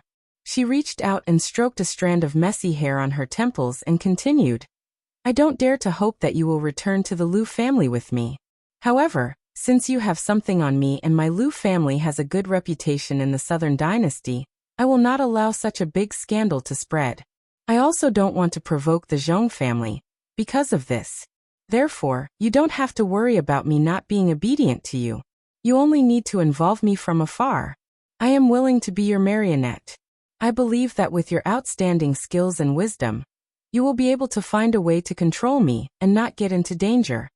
Su Fingyan wanted to take out some dates but found that his bag was empty. He retracted his hand and said with a smile, "You are very smart. How can you be fooled by Zhong Gui, a rich playboy?" Lu Chen actually had the courage to laugh and said self-mockingly, "It's not that Zhong Gui is good. It's just that the Zhong family's background is better than the Lu family's. Otherwise, how can a younger brother of a side branch family be said to be a match for a granddaughter of the first branch family?" Su Fingyan nodded his head in deep agreement. She was indeed a woman from a rich and powerful family with the roots of wisdom. Lu Chen's eyes instantly turned cold. She gritted her teeth and said, "You still want to kill me?" Su Fingyan, who had just had the urge to kill, asked curiously, "A woman's intuition?" She asked back, "Isn't it?" Without waiting for Su Fingyan to make a move, Lu Chen stood up and charged at him like a madwoman. She was seeking her own death. She punched and kicked without any rhyme or reason and cried pitifully, "You bastard! Great demon! I'll fight it out with you." She nagged and scolded him as if she was beating him up. Over and over again, she only used a few old-fashioned methods that didn't hurt him at all. Su Fingyan sent her flying with a slap. She was immediately stunned. He looked at the crazy woman who was covering her face and said, "Whether I kill you or not depends on your performance. Bury Zhong Gui first, and then follow me to the hinterland of Shihe region. I need you." Lu Chen's eyes lit up as if she had just been pardoned. She glanced at Zhong Gui's mangled corpse and laughed coldly. "It's better if I don't collect the corpse." She immediately received another slap on her face. She flipped over and fell heavily onto the yellow sand like a gray sparrow. Su Fingyan mocked, "Men are cold-blooded. Who knows, they might even be ambitious and ruthless. You're just a woman. Is it very likable for you to be so heartless?" Lu Chen lowered her head. Both her cheeks had been slapped. She was frightened and meek as she said, "I know I'm wrong." Su Fingyan used his immortal touching the top to create a big pit, which he used as Zhong Gui's grave. He watched her move the pile of flesh and blood into the pit bit by bit. He asked her about the Zhong family and the Lu family. She answered him one by one, without the slightest bit of falsehood. She asked carefully in between, "Was it young master who killed those horse gang?" Su Fingyan didn't say anything. He just patiently watched her pick up the soil and cover it up. After filling it up, she didn't forget to jump and step on it to make it less obvious. After she calmed down, she tilted her head and asked, Zhongguo, young master, do you think a cassia tree will grow here in the future? Su Fengnian scolded. You're sick in the head. The woman covered in blood curtsied and curtsied charmingly. She smiled and said, Please save me, young master. Su Fengnian twitched the corner of his mouth. You're really sick in the head. You've lost your mind. There's no saving you. The woman stood alone on the grave. Her smiling face was sad but beautiful. Chapter 564. After burying the grandson of the Zhong family, Su Fengnian played with the string of golden bells he took from the corpse. When the wind blew, the bells jingled. He brought Lu Chen, who had somehow become a maid, to the center of Shiha province. Not long after, they met another group of horse gang. There were more than 30 of them. Compared to the previous group of bandits, these horse gang were much more shabby. They did not have many standard weapons, not to mention the armor exclusive to military officers like fish scale armor. The only bright spot was that the leader of the horse gang held a horse lance. It was a pity that it was so exquisite that it looked gaudy. The head of the lance was made of steel, the handle was made of red copper, and the body of the lance was painted red. Most importantly, it was tied with a bunch of sable-embroidered balls. After the spring and autumn war, the expensive and difficult-to-use horse lances were as rare as iron halberds. It could be said that people who raised them in their homes did not recognize them. Those who were used to using horse lances were often the children of aristocratic families who were skilled in martial arts. They used them to flaunt their status. However, when it came to the real battlefield, when two armies fought, the normal soldiers would rush up when they saw such people in order to gain more merits. The children with lances would often be surrounded and become targets. They attracted more attention than those generals who wore bright armor. This was because the children of aristocratic families who loved horse lances were mostly inexperienced soldiers. When they fought, it was much easier for them to cut off their heads than the experienced military officers who knew how to protect themselves. Su Fengnian did not say anything and rushed forward to capture them. He beat them up a little and got the truth out of them. As expected, these horse gang were hired by Zhongguo to put on a show. They wanted to use this to win Lu Chen's heart. They were really working hard for no one. Lu Chen saw that these horse gang were slaughtered cleanly. There was a strange look in her eyes. Su Fengnian picked 2 mounts and spurred them on. After traveling for 30 miles, he did not see any signs of human habitation. After pausing for a moment, he took out some water from his sack to clean his horse's nose. Lu Chen, who was wrapped in a headscarf, lifted a corner of her head, revealing her slightly dry cherry lips. She asked curiously, Are you really called Su Lang? You should be at the Master Realm, right? Su Fengnian did not reply. She asked again, Are you trying to make an issue out of my identity? I've already told you before that Zhongguo and I just left the group and took a detour. Now I'm the only one going to the magistrate's mansion in Shiha province. Once my whereabouts are discovered, how will you explain it? Lu Chen was not discouraged when he saw that the young man was still practicing his vow of silence. He asked, riding a horse and stopping every 30 miles, Are you from Bailiang? Su Fengnian was washing her horse. She didn't even raise her head. She left, put away the water bag, mounted the horse and continued to move forward. The stubborn Lu Chen struggled to keep up with him, and kept pace with him. She tilted her head and stared at the young man who was shrouded in mist like an infatuated woman looking at her lover. Su Fengnian finally spoke. I changed my mind. I'll leave after I send you to a safe place. Lu Chen's eyes were unfocused. Su Fengnian mocked.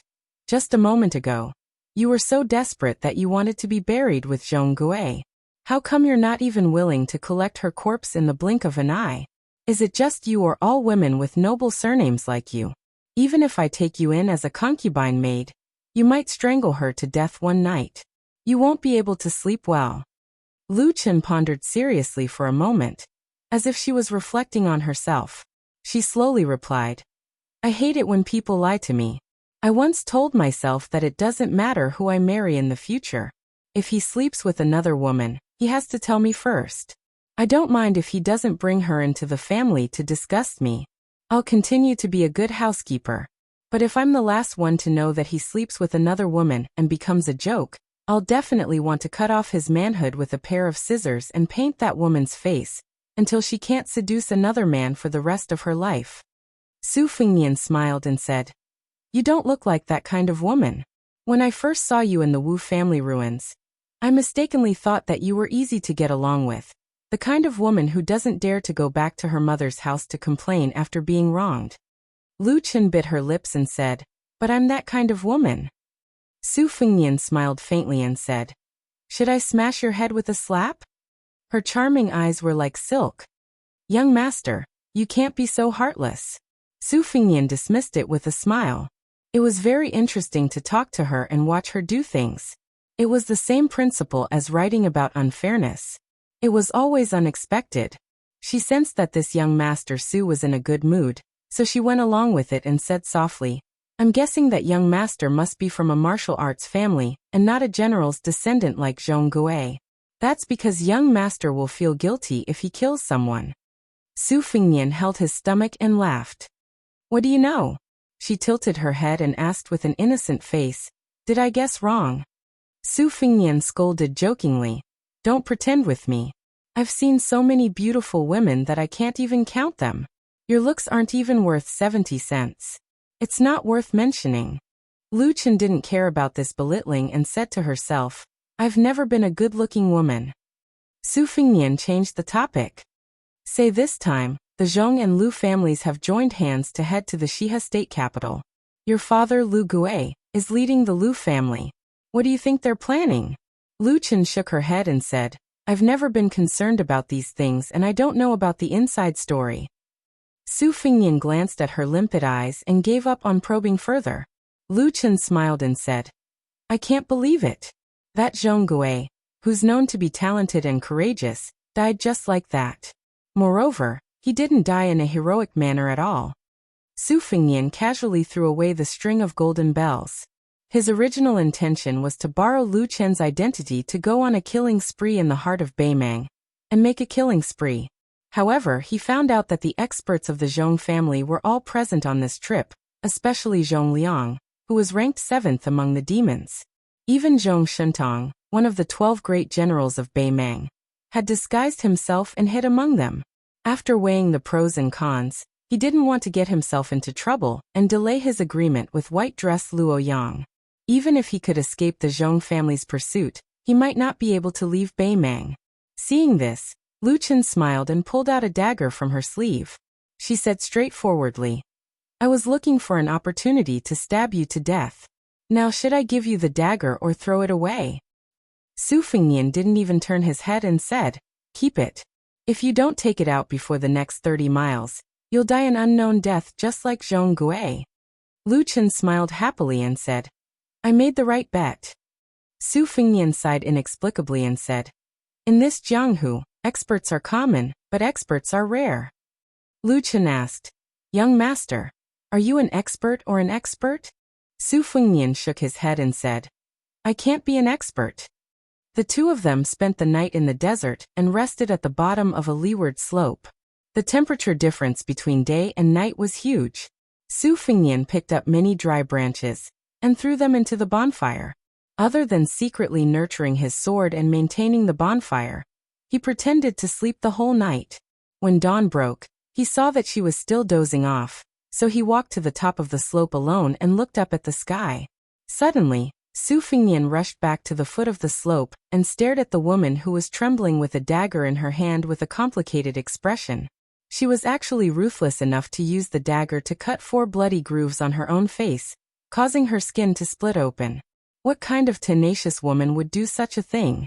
Actually, with their intelligence, they knew that every step closer to the state city of Shihe was most likely one step closer to the Yellow Springs. The Zhong and Lu families didn't lack shrewd and ruthless characters. Zhong Gui, who had supreme skills, died, but she, a weak woman, unexpectedly survived. It was almost impossible for her to muddle through and continue to live a wealthy life. Even Su Fengnian couldn't think of how she could fabricate a flawless reason. He said that he wanted to send her to a safe place, but in fact, to the woman surnamed Lu. The tree that used to shelter her from the sun was the most dangerous place in the world. This pair of man and woman whose fates were intertwined for no reason seemed to be a good person. After the disfigurement, she said that the enemy killed Zhong Gui and then let her live. It was a humiliation to the Zhong and Lu families. That was why she forcefully made an eye on the chessboard of a dead end and gave birth to a fit of anger. However, wasn't this method too costly for a woman? Wasn't it too decisive? Both men and women cherished their lives. Men cherished their lives and women cherished their appearances. This was common sense. Su Fengnian immediately surged with hostility and almost had the urge to kill her. However, he slowly exhaled a mouthful of turbid air and suppressed his murderous intent. The woman looked at the young man in front of her whose surname she only knew. Her eyes were dazed. Instead of tears flowing down her cheeks, her face was covered in blood. This woman who had once said that she wasn't good-looking finally stopped looking unfocused, and some tears appeared in her eyes. She held back her tears and smiled. It hurts. Chapter 565. Su Fengnian and the disfigured woman rested in a small town that was not covered by city walls. They were still 3 days away from the provincial capital. She wore Su Fengnian's scholar's robes, which were rather loose. The 4 scars on her face had begun to form calluses. Fortunately, in order to not leave any traces and let her wounds heal at the same time as Zhong Gui's death, she was able to apply ointment to speed up her recovery. However, the desert wind was rough. After being brushed by her face, even with a headscarf covering her face that was no longer delicate, she was often badly mutilated. The pain she suffered was probably not any easier than being cut by a dagger. She did not cry much.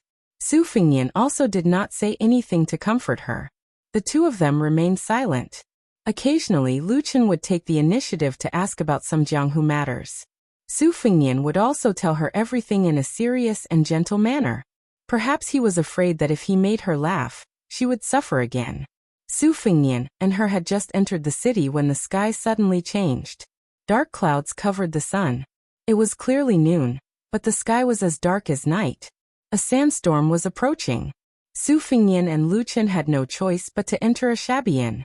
The innkeeper took advantage of the situation and raised the price as high as he could. Su Fengnian's original intention was that it did not matter if he was cheated of a few taels of silver. As long as he had a place to stay, he did not expect Lu Chen to be so stubborn. She tugged at his sleeve and refused to be cheated of money. It seemed that she was sincere when she said that he was good at running a household. Su Fengnian had no choice but to turn around under the innkeeper's rolling eyes. He wanted to go to another inn that was more considerate. Before he even stepped over the threshold, he saw merchants and travelers swarming over from the narrow streets. Judging by the situation, if he did not stay in this inn, he might have to sleep on the streets and hide in the alleys to avoid the sandstorm. Su Fengnian smiled at her. She did not insist. The innkeeper was narrow-minded and deliberately made things difficult for her. He doubled the price. Lu Chen was so angry that her shoulders trembled. Su Fengnian put his hand on her shoulder and shook his head. He obediently paid the deposit and took the wooden token and key to the residence in the backyard. Lu Chen, whose face was covered by a scarf, felt a little gloomy. Su Fengnian opened the wooden door, and the room was filled with a moldy smell. After closing the door, he took down the bookcase and the spring and autumn sword. There was a clay jar on the table. He shook it a little, and there was not a single drop of water left. Lu Chen sat quietly on the stool. She took off her scarf and gently turned her head away. She did not meet Su Fengnian's eyes. She only asked, with young master's superb skills, "Why do you have to lower your voice to these commoners? You don't even need to unsheath your sword to scare them out of their wits." Su Fengnian closed the 2 leaky windows tightly and sat in front of the table. He smiled and said, "Do you think that all experts have to have a pair of cold eyes? Or are they born with the backs of tigers and waists of bears? Or do they want to hang 2 pieces of tiger or leopard carcasses on their backs? Or do they want to hang knives, spears, rods, and spears all over their bodies? Only then will they look imposing when they go out adventuring." The corners of Lu Chen's mouth curled up slightly. She could hear the teasing in his words and her mood improved a little. Su Fengnian bent down and took out a few secret manuals from the bookcase. He placed them in front of her and sat cross-legged on the stool in a relaxed manner. He said softly, "I've been flipping through these manuals when I have nothing to do these past few days. I even practiced according to the moves inside. Only then did I realize that they were really fun." She said softly, "Why don't you try it?" Su Fengnian waved his hand and said, "That won't do. What if the sky falls and the earth shatters?" Without waiting for her to speak, Su Fengnian said softly, "Don't laugh." She really pulled a long face. Su Fengnian picked up the tea jar and said, "I'll go get some water and food. Wait here." Lu Chen nodded. She picked up a fake secret manual and casually flipped through it. Su Fengnian soon returned with a tea jar filled with cold water. Lu Chen raised her head and asked, "You spent money again?" Su Fengnian smiled and said, "There's no other way. Little ghosts are hard to deal with. A pot of water costs half a tael of silver. Later, we'll just drink it like nectar. Oh right, the food will have to wait for a while."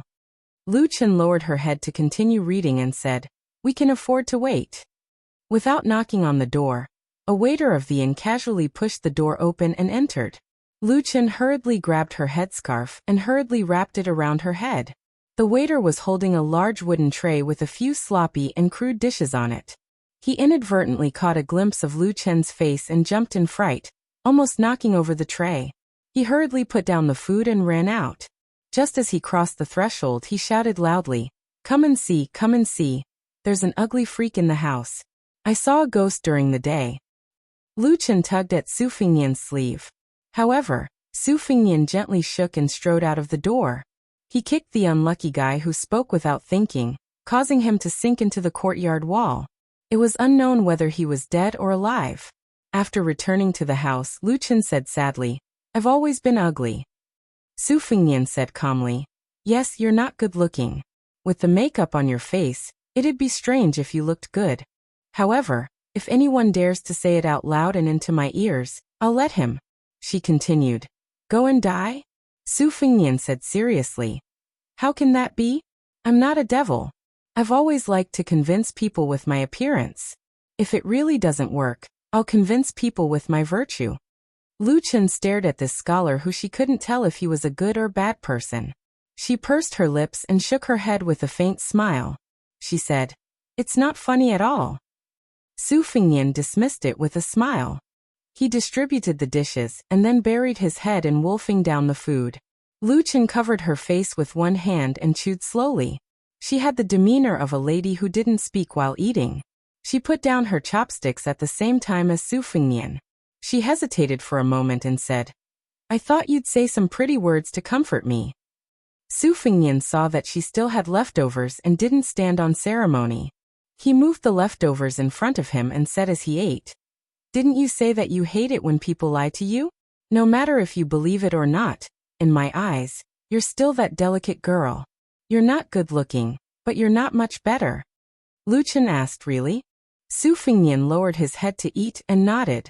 The storm lasted for half the afternoon and gradually calmed down. Su Fengnian pushed open the window and looked out.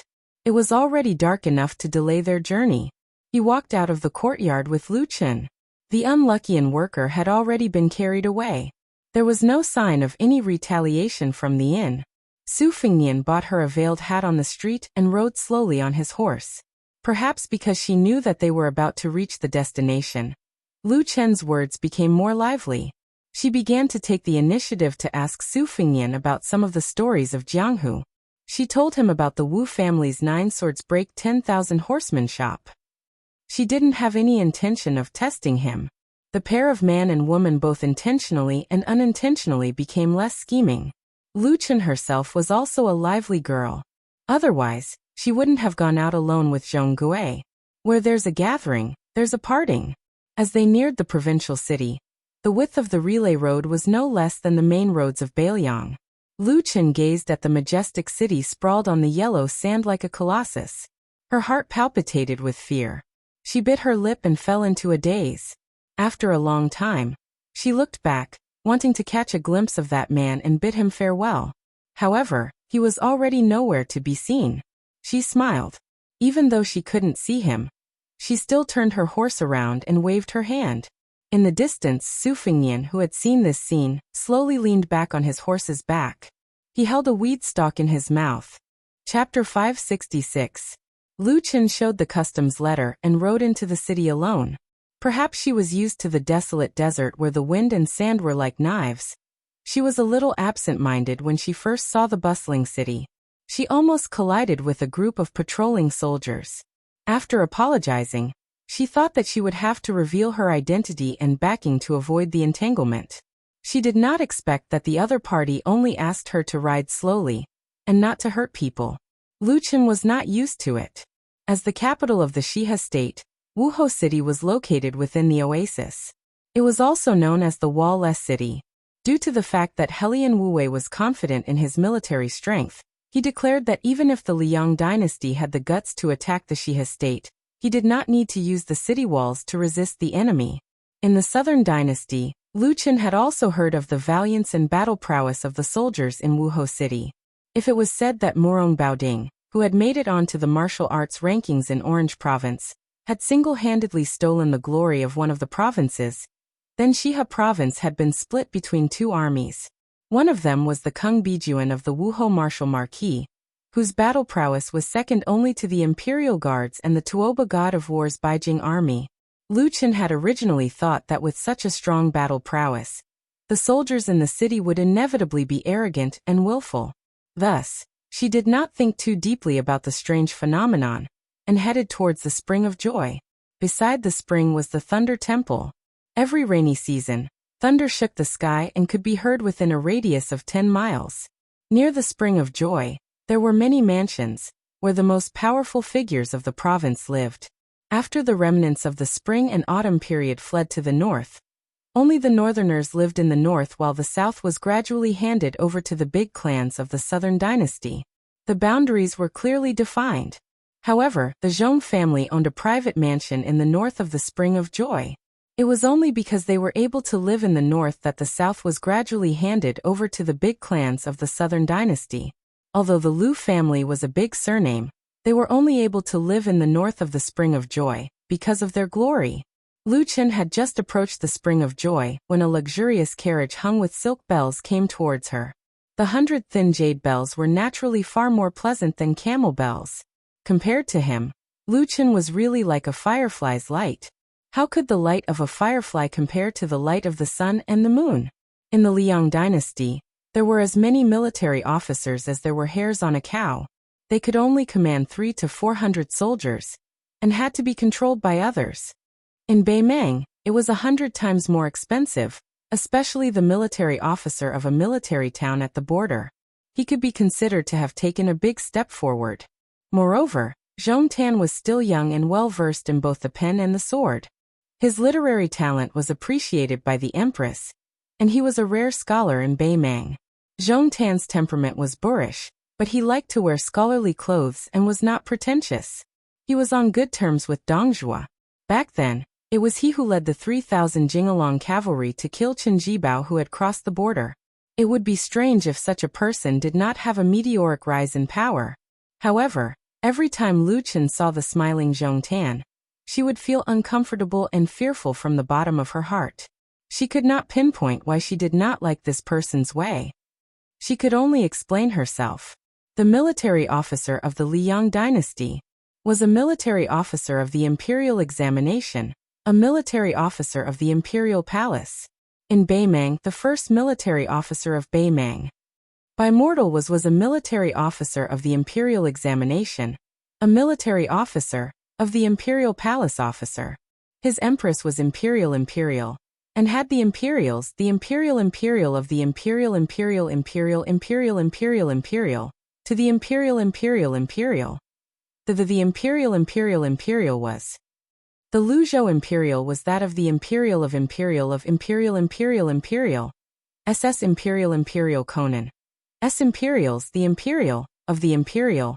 The imperial was the of the imperial for the of in the. Lu Chen was originally half a daughter-in-law of the Zhong family in name. Sitting in the same carriage as Zhong Tan was not considered to be against the customs. Moreover, with the prestige of both the Zhong and Lu families, there was no need for them to be bothered by those gossips. There was an ice pot in the carriage. In a place like this, one tael of ice was one tael of gold. Neither the rich nor the noble could afford it. There was an average-looking maidservant sitting quietly by the side. She did not seem to be attending to the Zhong family's heir. Zhong Tan took out a pair of silver pliers and picked up a piece of ice for Lu Chun and the maidservant. Lu Chun shook her head and declined politely.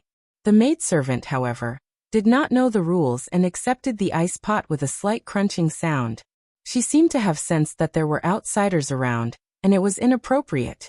She quickly covered her mouth to reduce the noise. Zhong Tan was tall and slender with long arms like an ape. He bent down to lift the curtain of the carriage and draped it over his shoulders, so that Lu Chun could enjoy the scenery of the Spring of Joy. There was a wide bluestone path by the side of the spring, nestled in the shade of the trees. The western region was filled with sandstorms and the sun was scorching. The wind and sand were stirred up. However, if one were to hide under the shade of the trees, one would be able to cool down very quickly. It was unlike Jiangnan, where it was stuffy and hot and there was nowhere to hide. Zhong Tan looked at Lu Chun and said softly, "Miss Lu, I'm sorry that you've been wronged." Lu Chun lowered her eyebrows and remained silent. Zhong Tan turned his head and sighed. "It's the Zhong family that has let you down." Lu Chun raised her head and hesitated to speak. Zhong Tan smiled and straightened his body as if he was sitting upright. He waved his hand and said slowly, "I don't have the habit of rubbing salt on my family's wounds. If Miss Lu doesn't want to talk about the details of this trip, you can just write it down on a piece of paper and ask someone to pass it to me when the time comes. You won't have to face those nagging old fellows. However, I'll say this in advance. When the family grows bigger, there will naturally be a lot of gossip. Miss Lu, you can go in one ear and out the other. I'll also inform the elders in the family and treat it as if the Zhong family never gave the Lu family any letter of engagement. We won't taint Miss Lu's innocent reputation. Zhong Tan can guarantee that when Miss Lu has a happy marriage of 100 years, the Zhong family will not hesitate to come and congratulate you." Lu Chun raised her head and looked directly at the future head of the Zhong family. Her eyes were resolute as she said, "I was born as the daughter-in-law of the Zhong family, and will die as a ghost of the Zhong family. I'm willing to be a widow for the Zhong family. When I see my father, I'll persuade him to allow a ghost marriage." Zhong Tan looked out of the window, his brows tightly knitted. Lu Chen's tone was bleak as she said, "This is Lu Chen's life. I can't escape it." When they arrived at the Zhong family's mansion, Zhong Tan got off the carriage first. He stood by her side and personally escorted her down the carriage. In the eyes of many people at the door who had spent their entire lives studying people's hearts, it was destined that they would have a different feeling in their hearts. Zhong Tan walked her to the E-gate. He did not cross the threshold, saying that he was going out of the city to burn incense at the Thunder Monastery. After bidding farewell to Lu Chun, he returned to the carriage. The maidservant smiled without the slightest bit of flattery, as if she had met a long-time friend. Zhong Tan was also accustomed to this. She held a piece of ice in her mouth and puffed out her cheeks. She asked in a soft and vague voice, "Won't the Zhong family be disgusted by you excusing Lu Chun like this and pulling her out of the whirlpool? It's just that you've provoked her to marry into the Zhong family, forcing Zhong Gui's family to not leave. Be careful not to pick up a sesame seed and lose a watermelon." Zhong Tan sat cross-legged with a leisurely expression. He chuckled softly and said, "I'm not curious about how Zhong Gui died and who killed him. The Zhong family has too many enemies." Lu Chun was humiliated and returned, "For a woman, this is already the limit. If I continue to provoke her, not only will she collapse, I'm afraid the Lu family will also be angry. Marriage between the Zhong and Lu families is the general trend. Since I was born as the eldest son, I must have a long-term vision."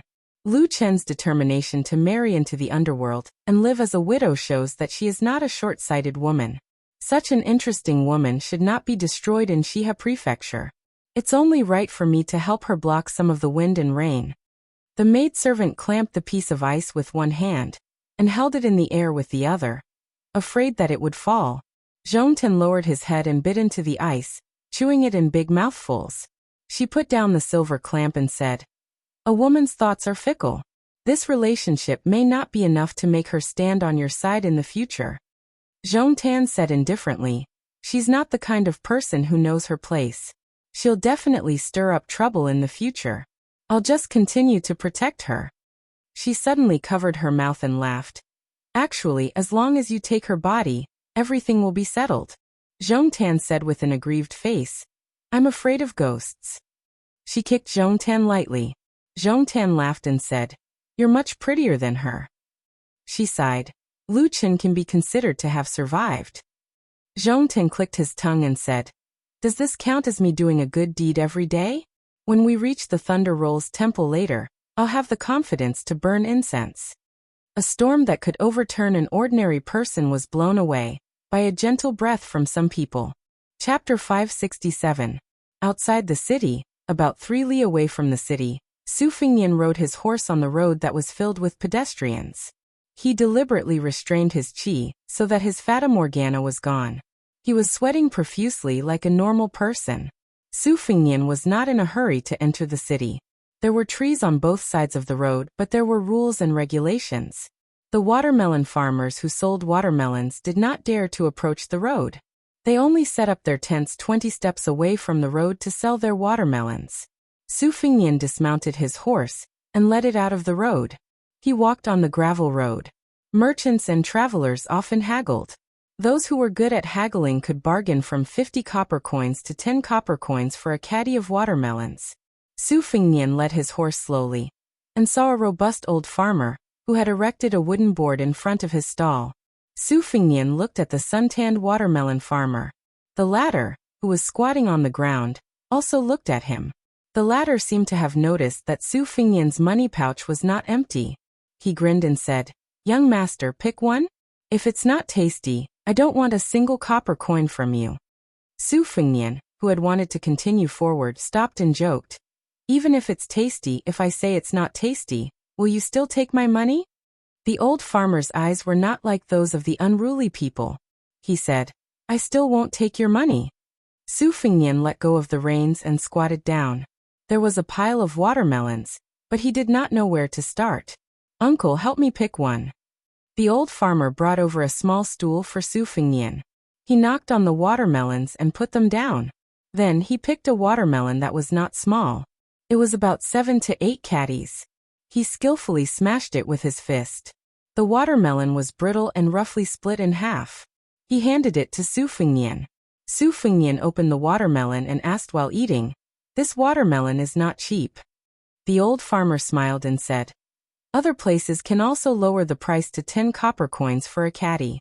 But my watermelon field is good and the melons are sweet. Young master, take a look. My melons here are more than 5 caddies. Some of the bigger ones are more than 10 caddies. In fact, no matter how I sell them, it's not expensive. If you have shallow eyes and only pick the big ones, a caddy of melons won't even be 10 copper coins. But in my opinion, 7 to 8 caddies are the best. They are about 12 or 13 copper coins. A caddy. My family also has some business to make money. I don't want to rely on this to make a fortune. Also, I don't want to have a dirty relationship with the nearby melon farmers who only rely on selling melons to make a living for a few copper coins. It's not easy for people to go out into the world. It's enough to have enough to eat and wear." Su Fingyan did not expect the old farmer to be so talkative. He smiled and said, "No wonder old brother has such spirit. It turns out that you have a big heart." The melon farmer, who was already 60 years old but did not show the slightest signs of decay, also cut open a melon. He did not eat the core of the melon. He started from the edge and left the good stuff for last. It was the same as Su Fingyan's way of eating. He was a little stingy. When the old farmer saw this scene, he smiled and said, "I have also read some books, but not many. When I speak, I like to steal some words from books. I'm afraid that a scholar like young master will look down on me." Su Fingyan said self-deprecatingly, "Uncle, you are scolding me." The old man wiped the corner of his mouth with his sleeve and laughed heartily. "I don't dare. I really envy scholars." Su Fingyan nodded and said, "All day long they point at the rivers and mountains, rule the country and pacify the world. It seems like they can do anything. Without them, it is impossible. In fact, they can't do anything. Uncle, if a scholar comes to sell melons, Can he sell more than the surrounding melon farmers? The old man shook his head and said, Young master is generalizing. Scholars also have powerful characters who are good at civil and martial arts. During the spring and autumn period, there were a lot of Confucian generals.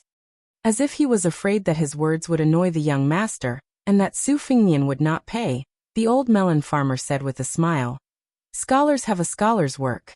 After earning 1,000 zhong millet from books and a house of gold, it is better to be able to cry out for the common people. Selling melons will be handed over to an old man like me. Well water does not interfere with river water, and we can all live a good life. For example, young master, when you were young, you carried a book to study. Reading 10,000 books and traveling 10,000 li was the best thing. Su Fingnian chewed on the watermelon and said with a smile, Uncle's experience can be said to be insightful. Indeed, there are crouching tigers and hidden dragons in the marketplace. The old melon farmer was particularly happy to be flattered by a scholar. Every wrinkle on his weathered face revealed a sense of comfort and contentment. Young master, you can listen to this old man's nonsense. You are a real scholar. Su Fingnian smiled and asked, Then this melon? The old farmer was stunned for a moment. With a helpless expression he said, I'll sell it to you for 50 copper coins. I can't go any lower. Su Fingnian finished eating more than half of the watermelon. He took out a small piece of silver from his money pouch. It was about 100 copper coins. He handed it to the old melon farmer, who spoke well but could not be considered too elegant. He said, Don't give me any extra money. Just treat it as buying 2 melons and giving one to uncle to eat. The old melon farmer stared blankly for a moment before praising. Who said that scholars can't sell melons? If young master sells melons, I guarantee that it won't take more than a few years for you to buy a sizable residence in the city. Su Fingnian also said helplessly, Uncle, if you say so, I really can't eat a second melon. The old farmer said straightforwardly, Listen to what young master is saying. In a moment, this old man will give you a cloth bag. Take 2 melons and hang them on the horse's back. When you get to the city, find an inn with well water to chill them. You can fish them out before you talk. They are very cold. After Su Fingnian finished eating the melon, he sat on a small stool and looked at the scenery in Wuhou City. Perhaps it was because he was in an oasis. He looked along the relay road. The clouds were thick and heavy, layer upon layer, and fell straight down. It was as if they were about to press down on the city. It was as if the clouds of the 9th heaven were hanging down. There was only a fine line between heaven and earth. In this fine line, there was a building with a raised eave in the city that was the most eye-catching. Following Su Fingnian's line of sight, the old farmer said, That is Leiming Temple. Once you enter the temple, you will see 2 rows of 18 heavenly kings with fearful eyes. Those who are timid will feel guilty and won't dare to burn incense and worship Buddha. Outside the temple is Shiha State's famous spring of joy. Even the bodhisattva who glares at Vajra would lower his eyebrows. Scholars and beauties with prominent status would be happy to tour the temple. The spring of joy has become more and more foul in recent years. In fact, there is nothing to see. If young master believes in Buddha, it is better for you to go to Leiming Temple. Young master, don't worry. There are many important people in the city. However, it is hard to say that there are none who openly bully men and women, but they can be counted with one's fingers. Young master is also a scholar, so it is even more impossible for them to bully you. Su Fingnian smiled. Uncle, if you say so, then it can be seen that Shiha State's Jidushi not only rules the army, but also governs the government. He is worthy of being a pillar of the imperial court. The old farmer smiled, shook his head and said, I said that it is not accurate. Su Fingnian looked at the Leiming Temple that really towered into the clouds. He muttered to himself, Mortals seek freedom all their lives. The squatting old farmer held a hollow melon inside. The bodhisattva is happy for nothing. Both of them looked at each other and smiled. After Su Fingnian stood up, the old farmer really picked 2 melons and put them in 2 cloth bags for him. Su Fingnian did not refuse and accepted them calmly. He hung one on each side of the horse's back. After getting on the horse, he sat on the horse's back and cupped his fists to bid farewell. The old farmer waved his hand with a smile. In life, people who meet by chance meet and then part. It cannot withstand scrutiny. Most of the time, they will never meet again. It is very rare for them to not hate each other, and even leave a good impression. Su Fengnian did not think about this. He only thought that he met an interesting old man from Beimang. In his heart, he was still thinking about the upcoming sneak trip to Wuhou City. Perhaps it would be as dangerous as Tuoba Chunsen's assassination and hunt. In the past in Bailiang, which seemed to be an iron bucket but was actually surging with undercurrents, people from all walks of life came to seek revenge on him. All kinds of stories and legends, countless joys and sorrows, could be compiled into a book. 100 Ways to Assassinate the Butcher Su Shao and the Hedonistic Prince, and a book, Assassin's Men of Sacrifice Encyclopedia. Most of these dead people did not change until death. Even if they had to sacrifice their lives, they would still fly into the fire. However, many of the so-called blood feuds could be traced back to his grandfather's generation. But when it came to killing His Royal Highness, no one would be soft-hearted. Su Fengnian knew that when he succeeded the king of Bailiang one day, the number of assassinations would only increase and not decrease. The reason was very straightforward. If he could not kill the butcher, who claimed that even the king of hell did not dare to accept him, wouldn't it mean that he could not kill a child of Bailiang who could not even compete for military power? If Chun Jibao did not want to kill Su Fengnian, there were plenty of people who wanted to kill him. There was no need for the white-clothed warrior immortal to kill him with a borrowed knife. Su Fengnian carried his sword, his box, and his melons, and headed straight for Wuhou City. Chapter 568. Zhong Tan's gentle attitude had unknowingly become a protective talisman for Lu Chun. This made Lu Chun, who had prepared for the worst, feel as if she was waiting for a knife to slit her neck, but instead, she was waiting for a feather to brush against her neck. She was pleasantly surprised and somewhat at a loss. It was probably Zhong Tan's instructions that she was specially arranged to stay in a small lakeside building in the Zhong family's other residence, where she could enjoy a rare shade. Zhong Shentong and his younger brother, Zhong Liang, one was a Beimang great general with great authority, the other was a top-ranked Devil Path great warlord. Presumably, they would not bicker with a girl from the Lu family. However, the Lu family's temporary forbearance did not mean that the Lu family could be indifferent. After all, Zhong Gui was not worth mentioning in front of his elder brother, Zhong Tan. Compared to the descendants of the great clans of the Southern Dynasty, he was still a first-rate talent. It would be unreasonable if the Lu family did not take the initiative to explain his sudden death in a foreign land. At this moment, Lu Gui was standing in front of the window of the small house, quietly listening to his daughter narrate her painful experience. From beginning to end, he did not interrupt, question, or console her. Lu Gui's expression was sorrowful, suppressing her depression, doing her best to speak in a calm tone. Lu Chen did not admit that she had made any mistakes. Some girls were really born actors. As the head of the A family Lu family, Lu Gui had a slender figure, and was worthy of the evaluation of a handsome man. Although his hair was slightly white, he was still a handsome man who could make a girl's heart sway. This was especially true for women who had tasted the flavors of love and sex.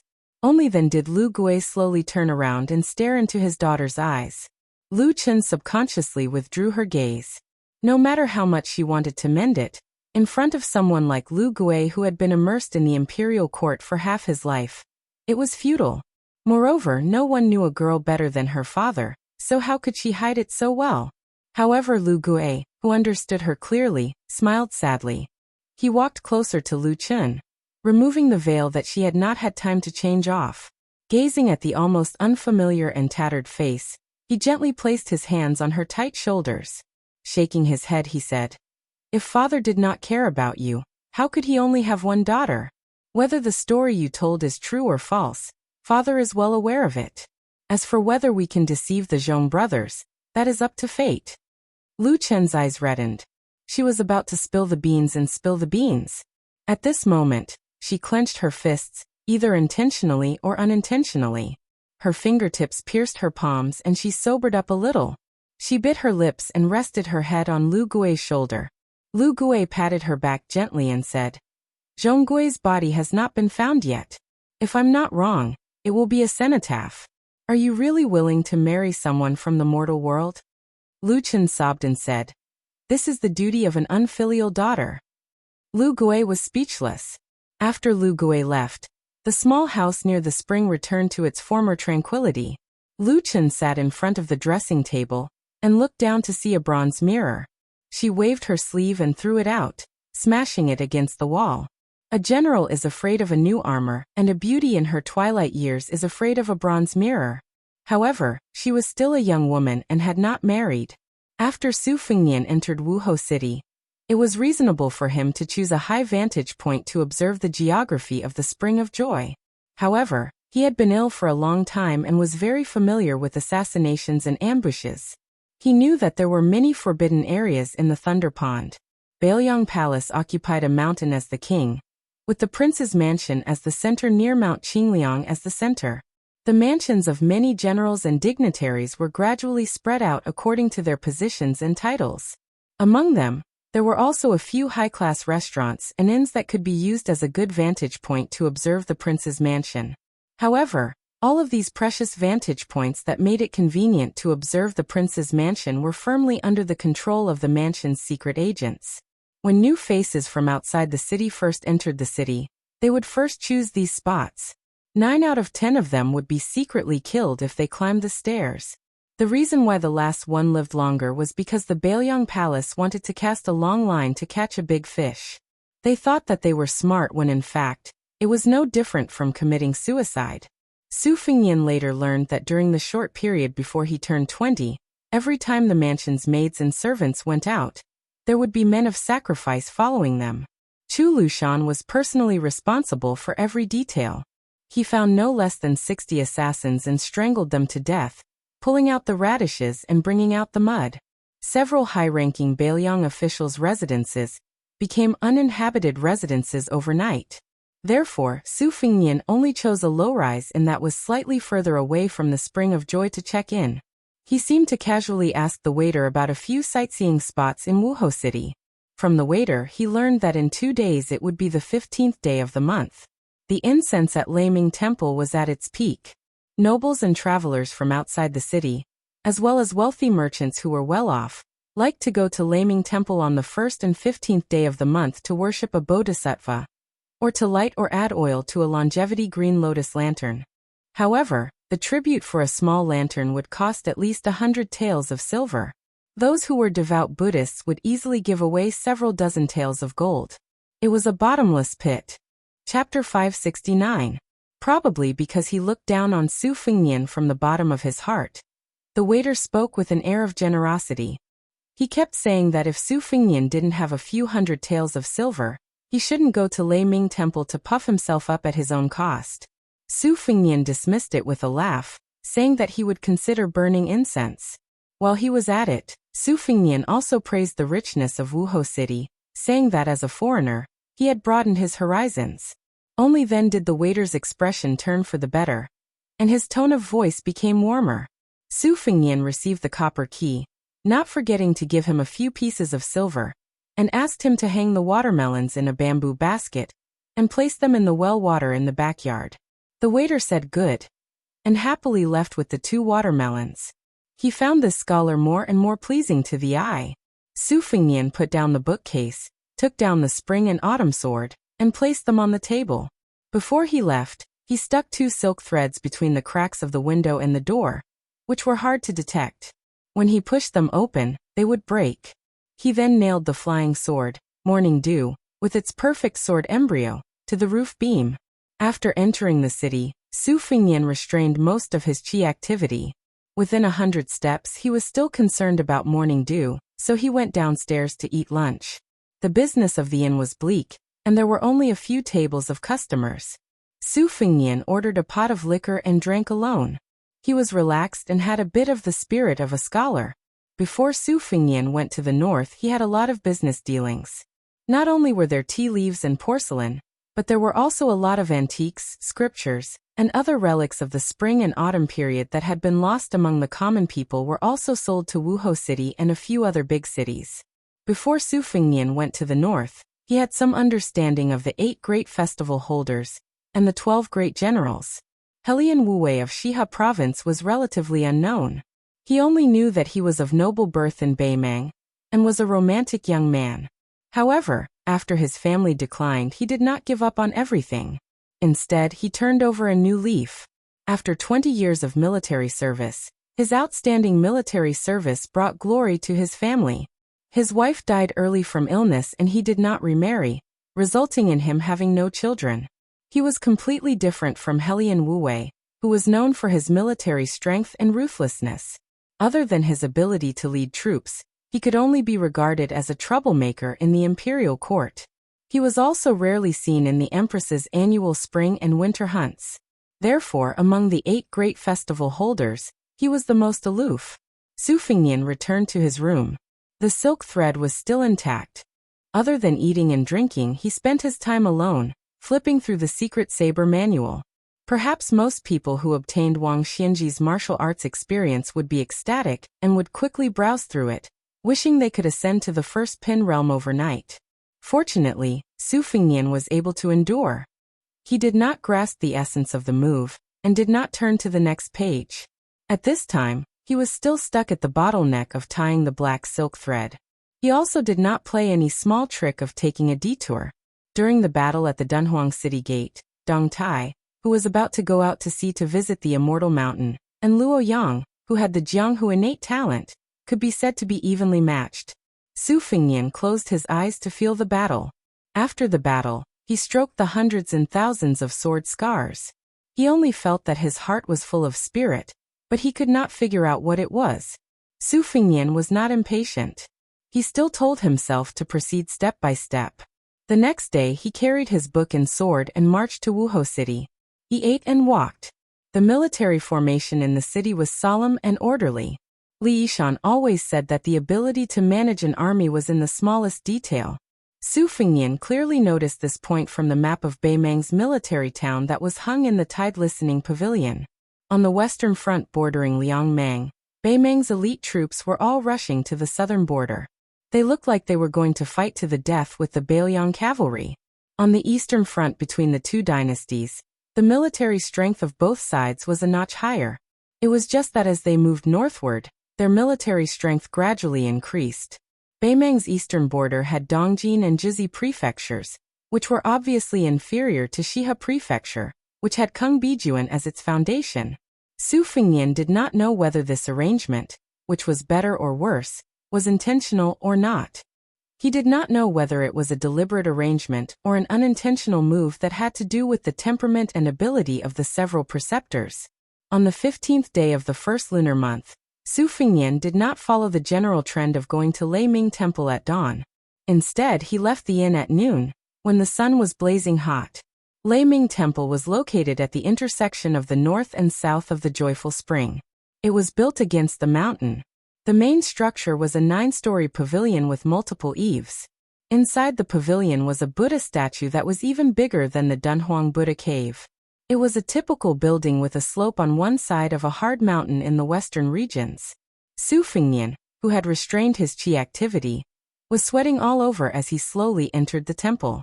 Inside the temple, ancient trees towered to the sky, providing deep shade. He immediately felt refreshed.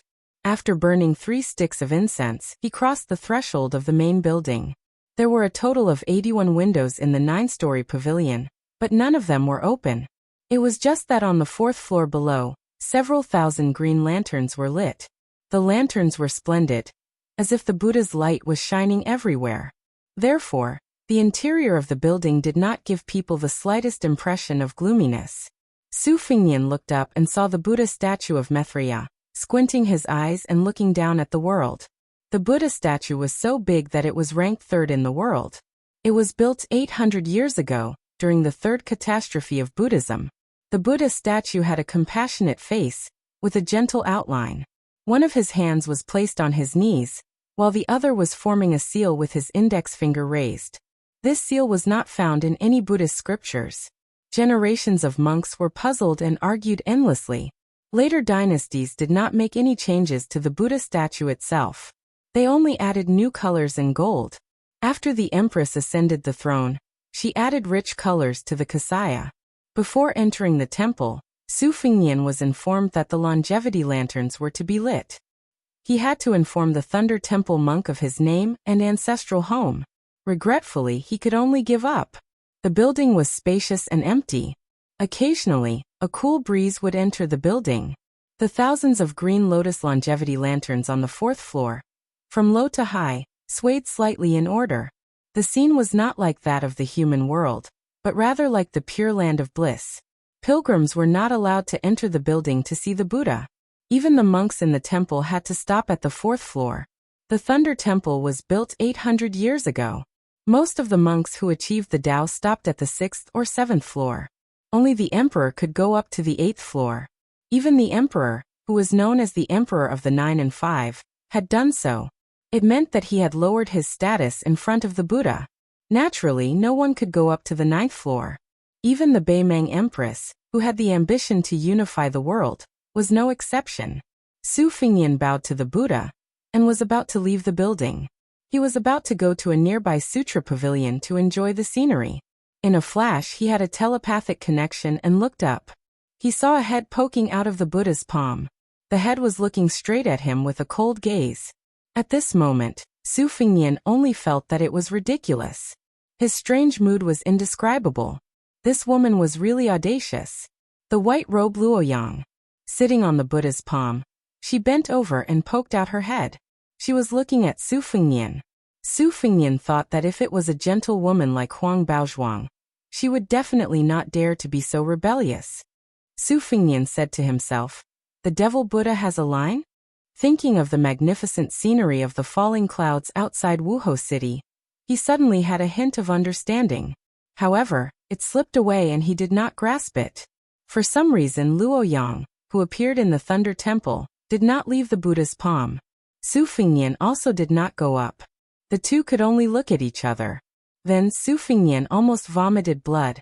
The white-robed Luoyang seemed to be annoyed by Su Fingyan's cowardice. When her body floated down, her chi surged like a river flowing into the sea. Thousands of longevity lamps were extinguished in an instant.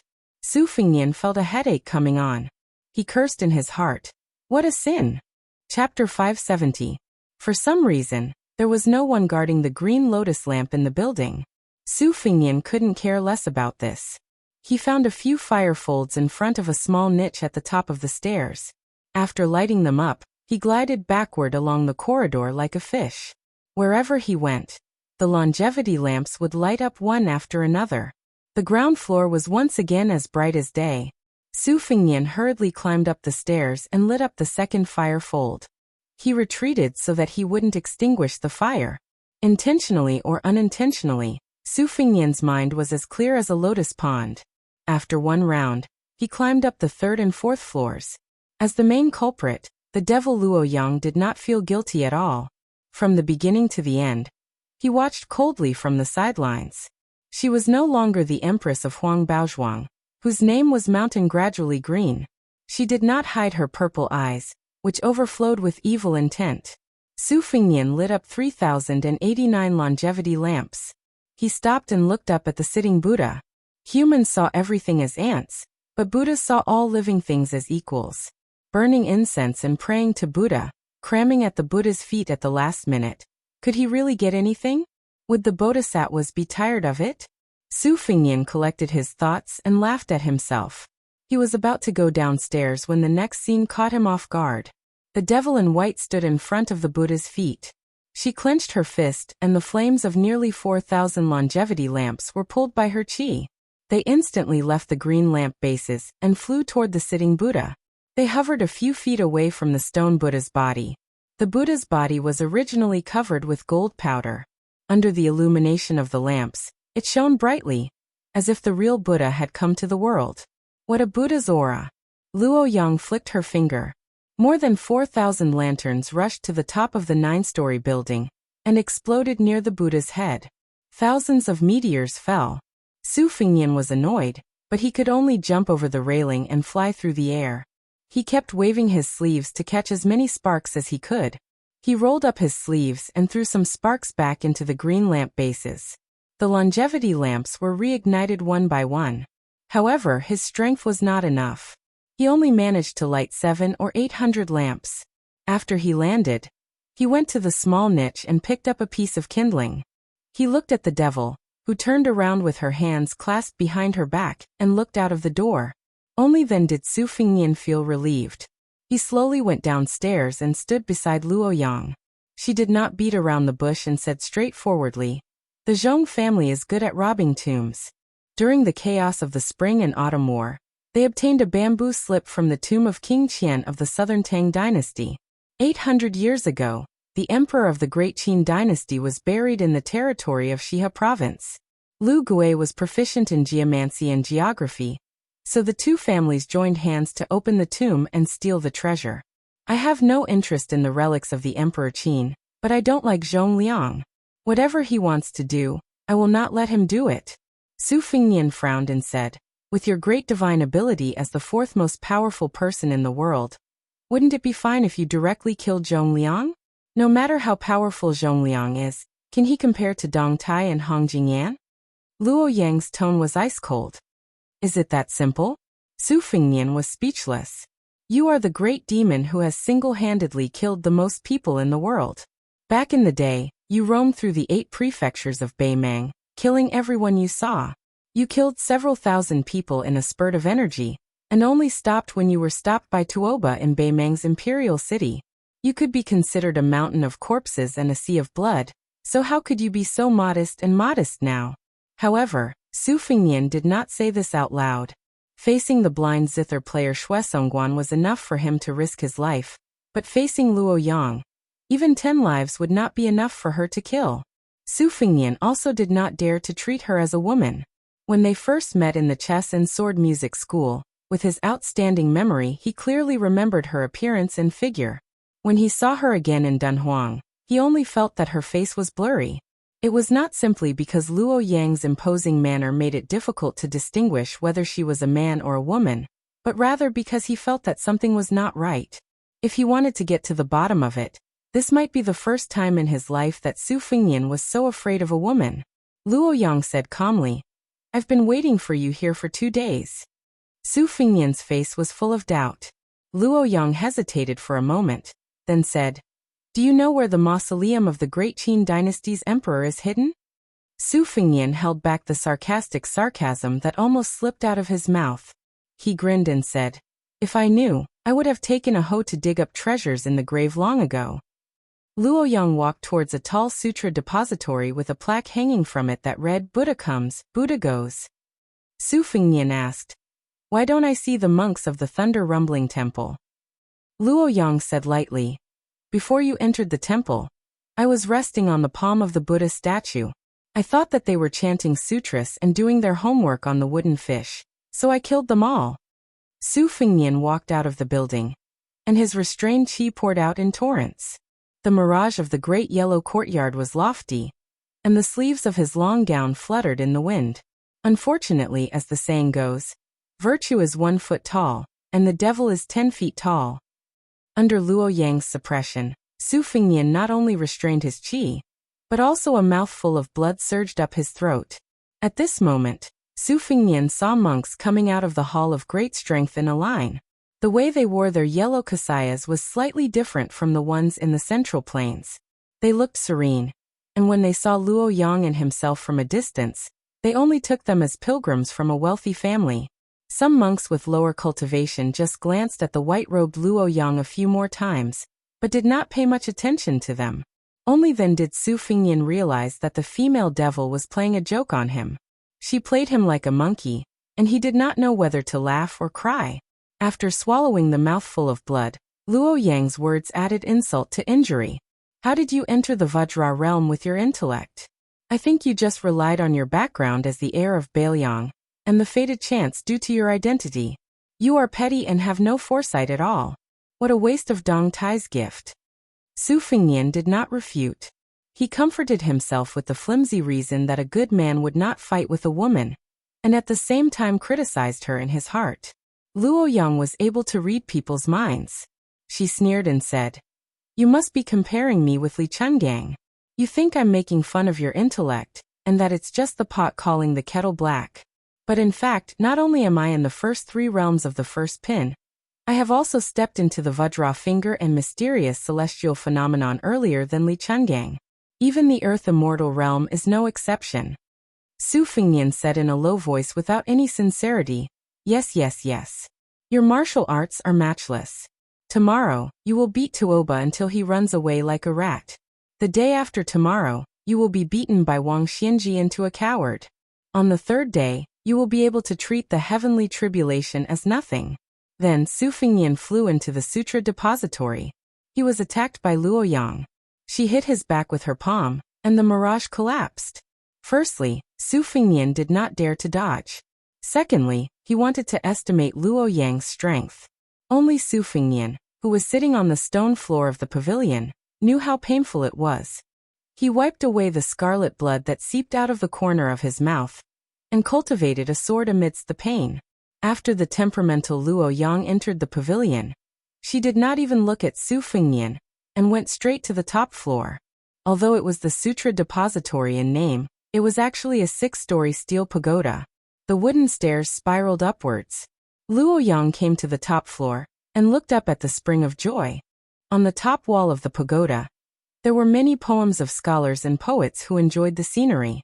Because the latecomers did not follow the rules, the words were overlapping and changed beyond recognition. Su Fengnian looked around in boredom. He did not see many poems with good charm. They were all the kind that groaned for no reason. However, there were some small songs and sentences that were interesting. For example, the spring breeze in Jiangnan, the sound of the orioles on the ancient trees, and so on. He memorized them one by one in his mind. He wanted to plagiarize them and present them to his second sister, who was known as the best in the literary world. Chapter 571. Su Fengnian accidentally saw half of a poem, so he wiped it away with his palm. Su Fengnian stood by the window and slightly released his qi. His vision gradually became clear, and he began to memorize the layout of the mansion of the joyous spring. As the refugees moved north, they brought with them a wave of south wind blowing north. The courtyard architecture was tainted with the style of the spring and autumn period, which was undoubtedly the most obvious phenomenon. Beimeng was not only the southern dynasty, there were also many noble families in the north who pursued the style of small bridges, flowing water, and deep courtyards. Moreover, there was a tendency for the green to surpass the blue. They were well versed in the essence of the southern school's architecture, which was a first-class masterpiece. Naturally, Su Fengnian's understanding of this kind of thing was not limited to a smattering. The winding corridors of the Bailiang Palace on Mount Qingliang used to be a joke in the past. After going through untold hardships to infiltrate the mansion in the middle of the night, several groups of assassins actually wandered around for an entire night in fear and trepidation. Yet none of them were able to find Su Xiao or Su Fengnian's courtyard. After being captured, they died with their eyes wide open. These jokes had always been talked about by the servants of the mansion. After Su Fengnian's 2 travels, he could no longer laugh. He still remembered that once he was dragged by Wenhua to peek at a woman from a landowning family, whom the wooden sword ranger fell in love with at first sight. Wenhua stood on tiptoe outside the high wall, listening to the beauty laughing on the swing inside the wall. Later, he had no choice but to let Su Fengnian bend down while he stood on his good brother's shoulder. Only then could he be considered to have seen the woman he admired. After being discovered by the guards of the courtyard, they chased after him with sticks and gave him a good beating. Su Fengnian's waist and back were sore. The key point was that every time Wenhua solemnly vowed that he would not marry anyone else, he was unreliable. When he saw a beautiful woman again, he would change his mind at the sight of her and travel together with her. He did not know how many times they had fallen in love at first sight. Su Fengnian could not bear it, and afterward he made a dig at Wenhua, saying that even if he sneaked into the mansion, he could not be a flower thief. Luo Yang's words hit the nail on the head. She asked, "Who are you going to the north of the joyous spring to kill? Kill Helian Weiwu? Do you think you can do it? Or do you have a Bailiang spy?" Su Fengnian shook his head. "I'm just going to take a look." Luo Yang's carelessly said, "If you're not careful, you'll be spotted by the devil Zhong, who is ranked after me. Even if you live, you'll lose a few layers of skin." Su Fengnian pretended to be silly and smiled. "I don't plan to cause any trouble. I don't have much money on me. I'm just going to steal a few valuable items. Luoyang said calmly, I'll go with you. Su Fingnian immediately refused. Please don't. I'm going to be a thief, not a devil who kills to silence witnesses. Luoyang turned her head and laughed. I won't expose your whereabouts. I'm just curious about what kind of shady business a Bailiang heir is up to. Actually, you know very well that I didn't kill the innocent in Wuho City, and most likely I won't go to the Joyous Spring to start a massacre. Don't pretend you don't know and treat me like a fool.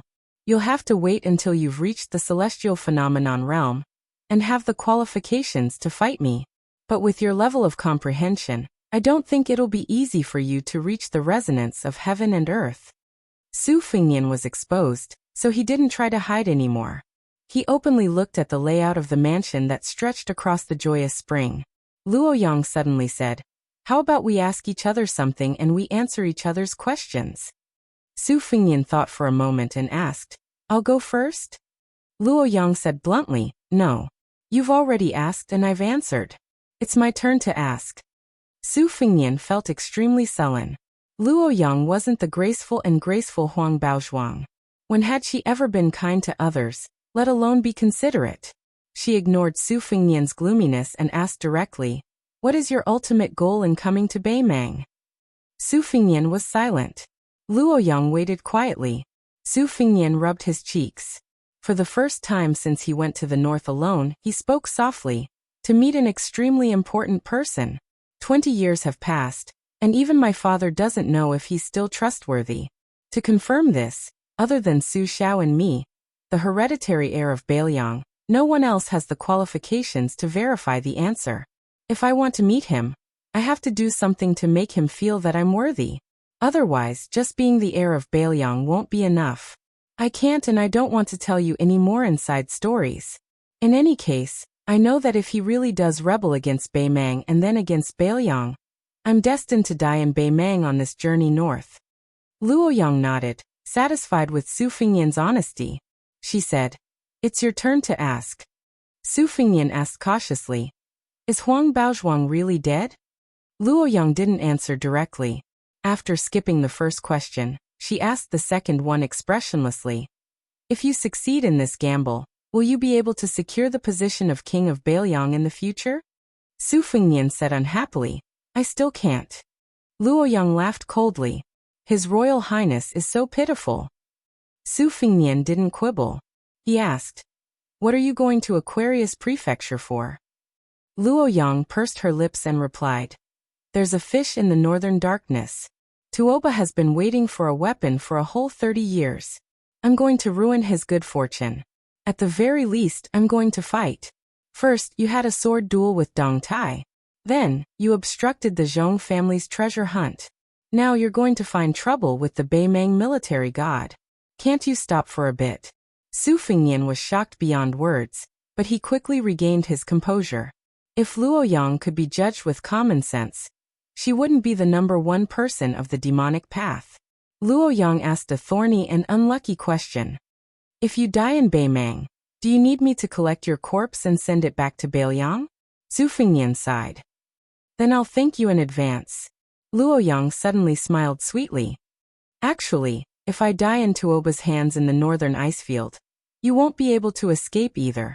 At that time, whoever dies later will have to collect the corpse. Su Fingnian smiled bitterly. Can't you not fight with Tuoba? You're still young. Won't it be safer if you wait until you're an earth immortal?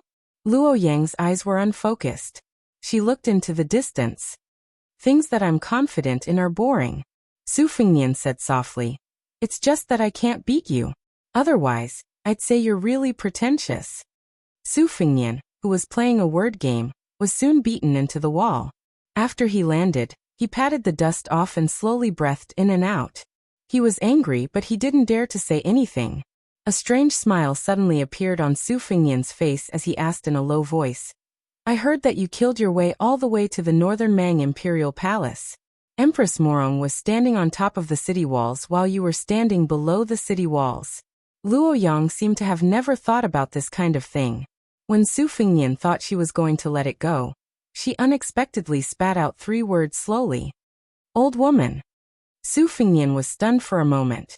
Then he laughed out loud. It turned out that when this demoness was mean, she was even scarier than martial arts. Would the Empress of Beimang be angered to death when she heard this? When they went downstairs, Su Fengnian was still secretly laughing. Luo Yang asked, "What words did you erase on the wall just now?"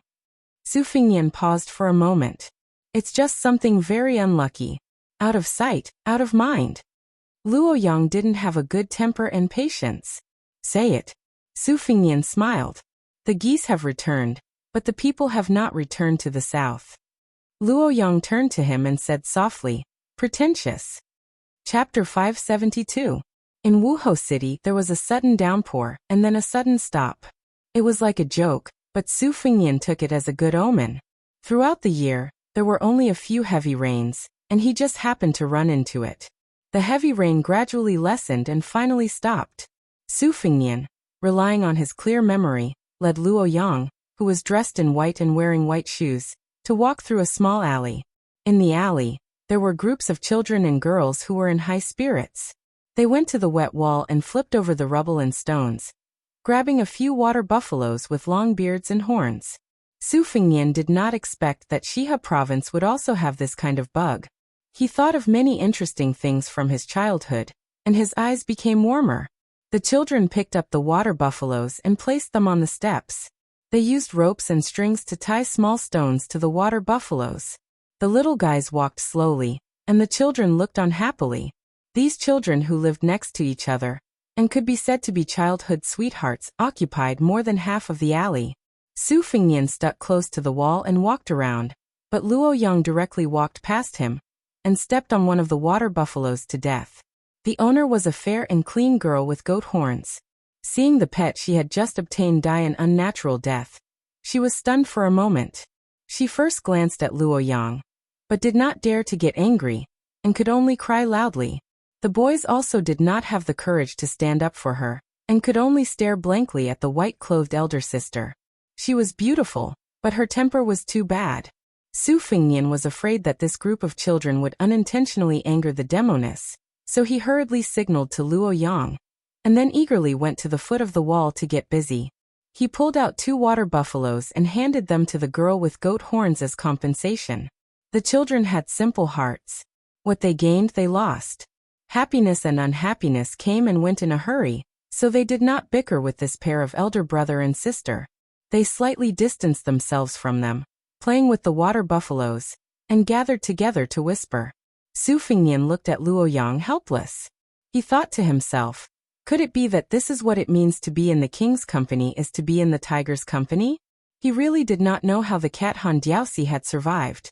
Was he called Han Xingxian? Rumor has it that he is good at killing celestial phenomenon experts. I don't know if it's true or not. Does he have a 40% chance of winning against Luo Yang?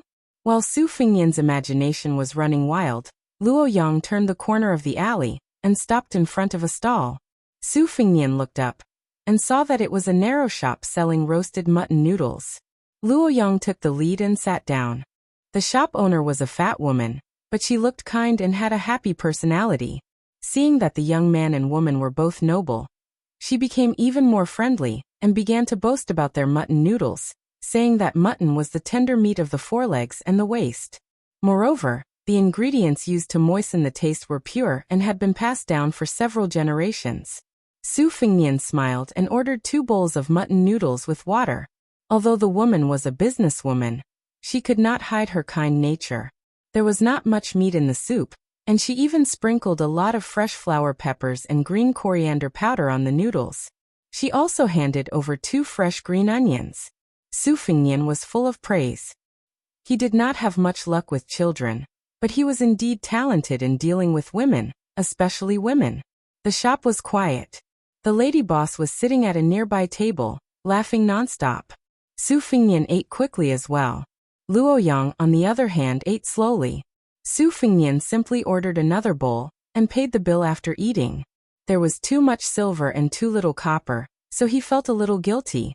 Su Fengnian originally wanted to pay a little more, but the woman was very forthright. He did not know if it was because she had made up her mind to win over these 2 returning customers, or because she missed Su Fengnian's handsomeness, which was completely different from that of a rough man. so she only asked for copper. Before leaving, Su Fengnian said that he would definitely come back for a meal before leaving the city. The lady boss laughed nonstop, and even said a few celebratory words about having a son early, which scared Su Fengnian so much that he broke out in a cold sweat. Fortunately, Luo Yang turned a deaf ear and directly left the shop. They leisurely made their way back to the inn. Luo Yang asked for a superior standalone room, and the two agreed to meet at midnight. When Su Fengnian returned to the room and saw that everything was fine, he held his breath and concentrated on cultivating his golden lotus. During this period, he silently nurtured his sword. It was only until midnight that he began to prepare for his trip to the Spring of Joy. Actually, with Luo Yang accompanying him, there were both pros and cons. The downside was naturally that this devil's temperament was unpredictable, and no one knew what kind of moth she would cause. The upside was that no matter how bad the situation was, Su Fengnian would not be trapped in a deadly situation. Even if Zhong Shentong and Zhong Liang were to join forces, could they defeat the fourth most powerful person in the world, Luo Yang? Deep into the night, Su Fengnian carried the spring and autumn sword and the spring thunder on his belt.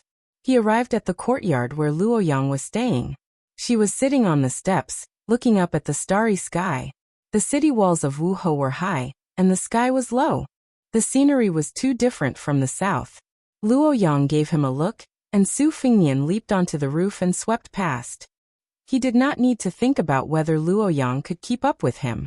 If she could not, Su Fengnian would have long gone to the imperial palace of the Liang dynasty to defecate and piss as he pleased. Luo Yang followed him like a shadow. Su Fengnian took a breath and asked curiously, "Zhong Liang is only the fourth most powerful devil. Why do you say that he's only behind you?" Luo Yang strolled leisurely in the courtyard. Her voice was cold and clear. "Isn't that maid of yours a coward as well? She's only willing to be ranked last." Su Fengnian laughed. "Of course she's not as good as you." Chapter 573. Fortunately, Su Fengnian was no stranger to the military night curfew and the layout of the city defense. Fortunately, Luo Yang was willing to lower herself and follow him stealthily. When they arrived outside the wall of the Zhong family mansion, Su Fengnian chose a secluded corner with sparse lanterns and was about to climb over the wall when Luo Yang pulled him back. She stood up and her body twisted strangely on the wall. Only then did Su Fengnian realize that there was a trick to climbing over the wall. He imitated her and realized that there was a thin silver wire hanging from the top of the wall. Before he climbed over the wall and landed on the ground, he caught a glimpse of Luo Yang floating a few feet away from the wall. Her eyes were filled with mockery. Su Fengnian cursed in his heart. He fixed his gaze and took a deep breath to stop himself from falling. Like a gecko, he slid down the wall. Only then did he manage to avoid the endless mystery. However, she was the only one who could stand on the thin wire without the slightest vibration of the bell. Su Fengnian admitted that he did not have the ability to do so. The main reason was that Bailiang Palace had always been lax on the outside but tight on the inside. Even if they harbored evil intentions, they liked to close the door and beat the dog. In comparison, the Zhong family mansion was much more cautious. It was obvious that they wanted to repel the enemy first so that the enemy would know the difficulty and retreat. They did not want to kill anyone. Perhaps this was also the Zhong family's way of deliberately putting up a low profile in other people's territory. As long as the architecture of the courtyard was the work of a master, there would naturally be laws to be followed. The majestic Bailiang Palace was a collection of great achievements. The Zhong mansion could be considered a first-class style in the Spring of Joy, but compared to the Bailiang mansion which occupied a mountain and called itself the king, it was still not worth mentioning. Su Fengnian walked very leisurely and contentedly. Hearing voices, he circled around the people he met, as if he was taking a stroll in his own home. He led the white-clothed devil around the beams and through the corridors. However, at first he could still sense Luo Yang's presence, but after a quarter of an hour his perception completely disappeared. Su Fengnian was also too lazy to worry about groundless fears and speculate based on his identity. He did not want to go to Zhong Shentong and Zhong Liang's place and invite trouble. He arrived at the elegant courtyard of the distinguished guest, Lu Gui. The closer he got to the main courtyards, the more relaxed the security was. This was also the Zhong family's conceit. Like a swallow returning to its nest, Su Fengnian hung under the eaves that did not reflect his figure. The room was brightly lit, and the golden threads pierced through the small holes in the paper window. He saw a middle-aged man who looked about 60% similar to Lu Qin reading a book at night. His brows were hazy, and there was also an old man dressed in sackcloth sitting opposite him. The old man looked thin, and his 10 fingers were crossed on the table. The most eye-catching thing was that his lips were purple, which was exactly the same as the Beiliang's master Qing Yao Jian. It was obvious that this was caused by years of tasting soil and identifying acupoints. It could be seen that the Zhong family's journey to the west was indeed to borrow the Lu family's geomancy technique, to explore the mausoleum of the Emperor Qin. The old man in sackcloth had an exquisite brass lamp in his hand. Both he and Lu Gui were deeply worried, but they did not rejoice at the prospect of opening the mausoleum and getting a share of the loot. Su Fengnian could still be considered somewhat understanding. When it came to the mausoleum of the Emperor Qin, the mausoleum of the Emperor of the mortal world, the technique of mechanisms was only a small matter. What was more troublesome was the contamination of fate energy. If the Yin energy was too heavy, not only would the people who entered the mausoleum temporarily die after obtaining the treasures temporarily, it was likely that they would also bring disaster to several generations of their descendants. The brass lamp was also known as the ventilation lamp. It contained the essence and blood of a child. Once it was lit, it could be used to ward off the Yin energy. The old man in the house sighed. 36 lamps are still too few. The divination also shows that the odds are against us. Lu Gui looked tired and said helplessly, "Things happened in a hurry. Where can we get enough lamps for the great Zhou dynasty?" The old man sneered. "The Zhong family is boorish and arrogant. How would they know the knowledge behind this?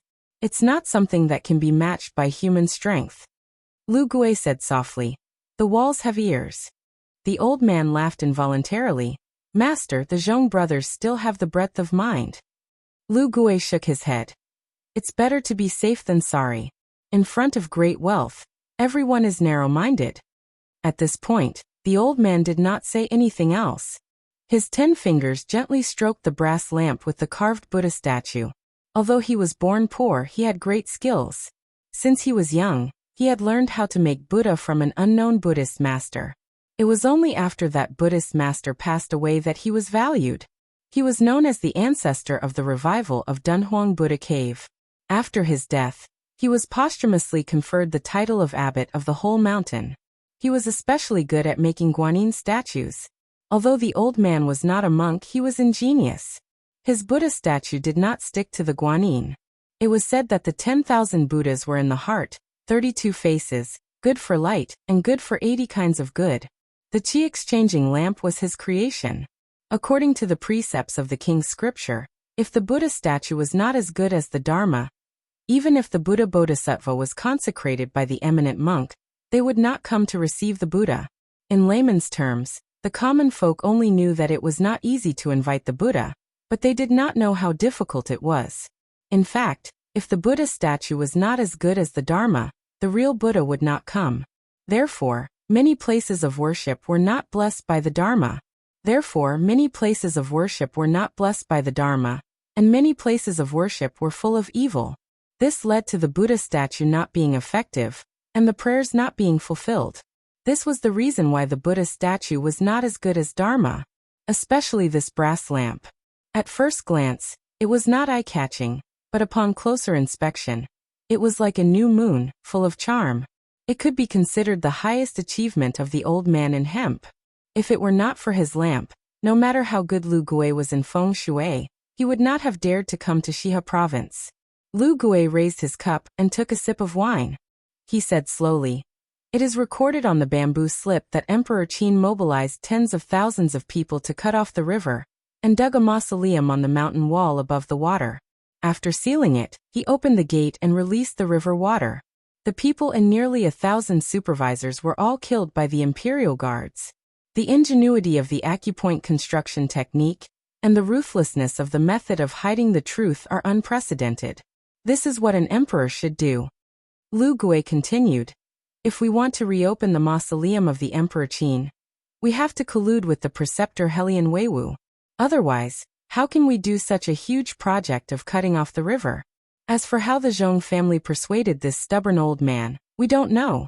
That's good. One less secret, one less trouble. Su Fengnian, who was hanging under the eaves, frowned. 800 years ago, in the mausoleum of the Qin Emperor, Li Zhu, the Empress of the Great Qin Empire, and the white-robed Luoyang who spat out pearls. Why did it feel like they were about to become one? Was Luoyang, whose pearl of the pearl was destroyed by Dong Tai, trying to ruin the Zhong family's good deed? Or was she trying to accomplish her own good deed? Su Fengnian, who was helping the evildoer, was worried. Chapter 574. The old man in hemp clothes left the courtyard with the brass Buddhist lamp. Lu Gui stayed up late at night to read an old edition of the geography book he had asked for from the Shiha province government. Stealing the emperor's mausoleum was a big deal. If he wanted to get into the details, he had to at least have a clear view of the overall situation. It was already late at night, but there were still guests. Su Fengnian restrained his qi and did not move. When the young master and servant knocked on the door, he easily recognized them. They were Zhong Gui's elder brother, Zhong Tan. This eldest son of the Zhong family was followed by a personal maid who could not even be called average. She had a plump figure, but her appearance was not pleasing to the eye. With the Zhong family's wealth, it was unpredictable to find such a woman as a maid. Su Fengnian paid attention to her and took a few more glances at her.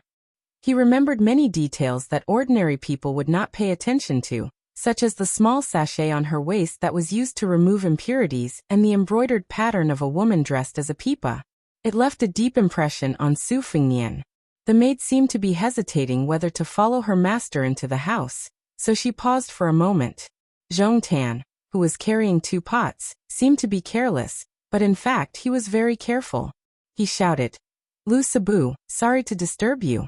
I know you are a glutton. Come, try the drunken crab that I begged from next door. The wine is the local Yellow River honey wine brewed by the local method. The yellow crab's flavor is different from that of the Central Plains. By August or September it will be too old to eat. Now is the best time to drink the wine." While speaking, he pulled the maid and entered the quiet house hand in hand with her. Regardless of whether the head of the Lu family, Lu Sabu, agreed or not. With a pot of wine and a jar of drunken crab, Zhong Tan entered the house and hurriedly opened the lid of the pot, as if he was presenting a treasure. Even Su Fengnian could smell the tantalizing aroma that assailed his nostrils. He sighed that this Zhong family's son really knew how to enjoy life.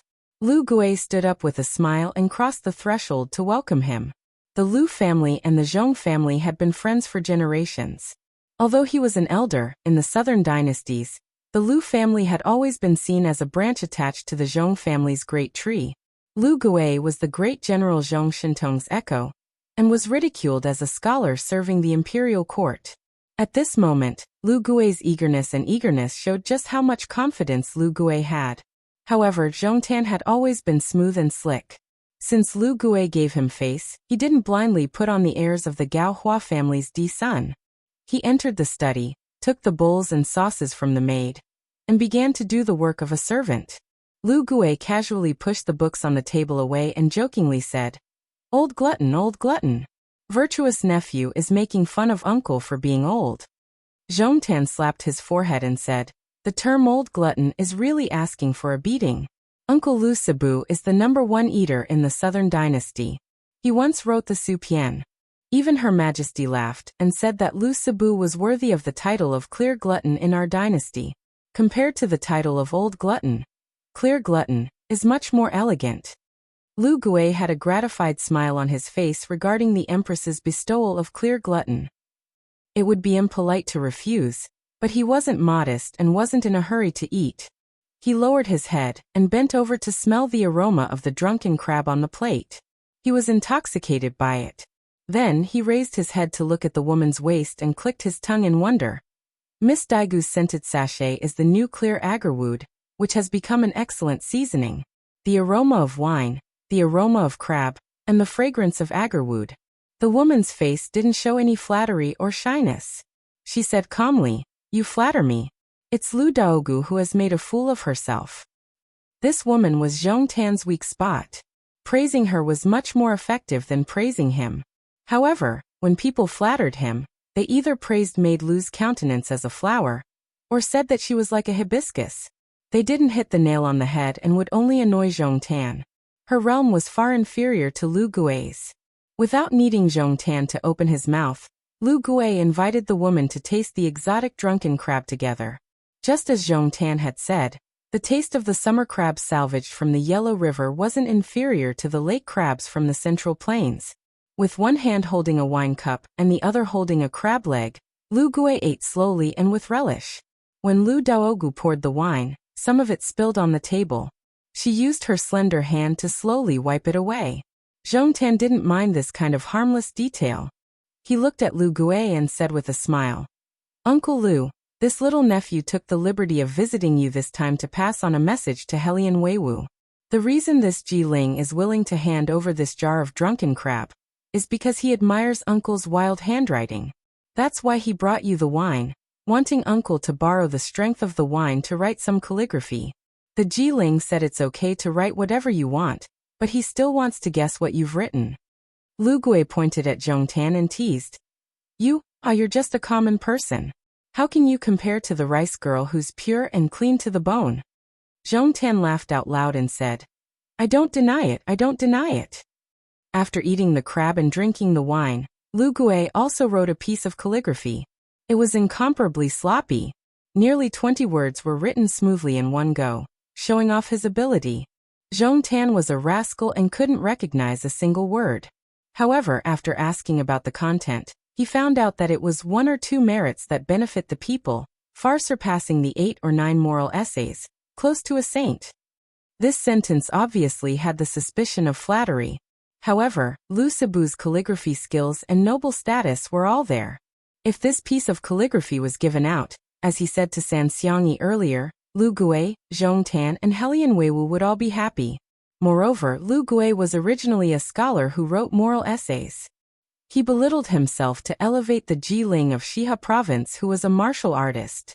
He didn't hesitate to use the 4 words close to a saint to comment on it. It could be said that he had read a brilliant knowledge. Chapter 575.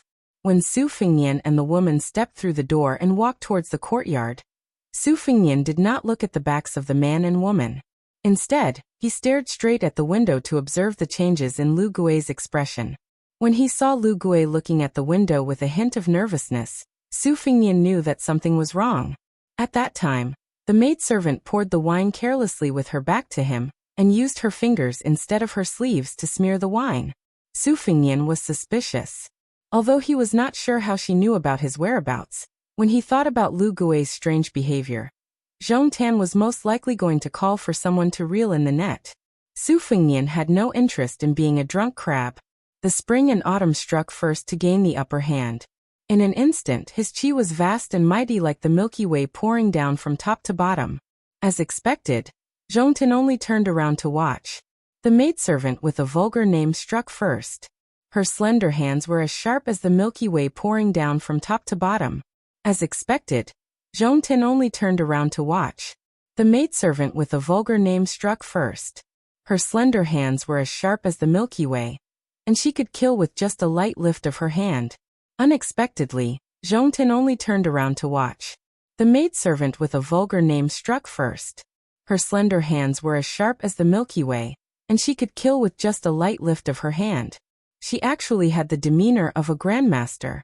Su Fingyan had tirelessly studied the saber manual on the road to the north. In addition to the sharpening of many life and death battles, his saber technique had reached perfection.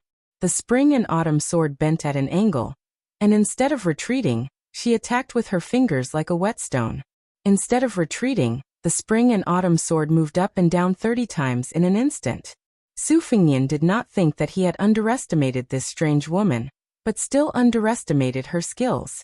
He pulled out his sword and retaliated. Sparks flew in all directions. Since Su Fingyan's strike failed, he put his sword back into its scabbard and prepared to engage in close combat. He did not expect the woman to be so unforgiving. She took a series of small steps that were pleasing to the eye. The courtyard was windless, and her sleeves fluttered. Ever since Su Fingyan started practicing the saber manuals and sword manuals that he had read could be piled up into a small mountain. As for the rest of the manuals, he could only be considered average. Since the woman was an outer sect martial artist, she also knew a few techniques of the Xingyi dragon claw. The servant girl was at a disadvantage. Zhong Tan was still interested. He laughed and said, "You're quite interesting. You're just like me. You don't look at the face. You're both handsome and confident young masters. Once you look at the face, women who like pretty boys will be disappointed. Could it be that you're my long-lost brother? This hero, what's your name? Why don't you tell me? If you accidentally die later, it would be too much of an injustice." Before Su Fengnian left the inn, he changed his face into a ferocious-looking bearded man. He looked like a fearsome warrior from the thunder-rumbling temple, which was very different from his previous image of a refined scholar. This girl's scratching really meant a lot. Su Fengnian was too lazy to continue fighting. He swung his sword in a rocking stance, his momentum like a rainbow. Zhong Tan's expression finally changed slightly. He took a step forward, causing a large crack to appear on the ground. Su Fengnian swung his sword halfway and retreated. He leaped over the wall of the courtyard. Then, with a few leaps, he disappeared into the night. He continued to move stealthily. This was also in line with the style of an assassin. If the first attack failed, then retreat. Zhong Tan shook his head to stop Lu Daoga's pursuit. He blew a sharp whistle, and the entire mansion was suddenly brightly lit. The servants lit lamps and hung cages. The soldiers donned armor and held spears. The men of sacrifice chose a place to hide. There was no panic at all. It could be seen that Zhong Tan was accustomed to governing his family using the military method. Zhong Tan stretched his body and laughed. This guy is probably the one who killed Zhong Gui. He's really powerful. You're born from the princess's tomb's unique calligraphy technique, but you didn't get the upper hand. It would be strange if Zhong Gui didn't die. He glanced inside the room and sneered. Lu Gui must be a coward. Which scholar who became an official wasn't afraid of death? Lu Daoga's expression was grave. She bit her lip and said, "This person's strength is close to the first rank." Zhong Tan said calmly, "If the sky falls, there's a tall person to hold it up. Do you think my father and uncle are decorations? Let's not worry about this. If he dares to run around, he'll die sooner or later. Not to mention close to the first rank, even if he's a genuine finger xian, he'll still die." The girl asked softly, "Then what about this Lu Gui's cursive calligraphy?" Zhong Tan shook the ink on the calligraphy and painting. He said, "Forget it. It's a mess. I won't cause trouble for the head of festival. I'll send it tomorrow." Zhong Tan left the courtyard with a mischievous smile. He was still in a good mood. He shouted, 6 yellow crabs. Wash and drain. 1 jean and 2 jeans of good salt. Put it in the pot and let it cool." Lu Daogu followed quietly behind him.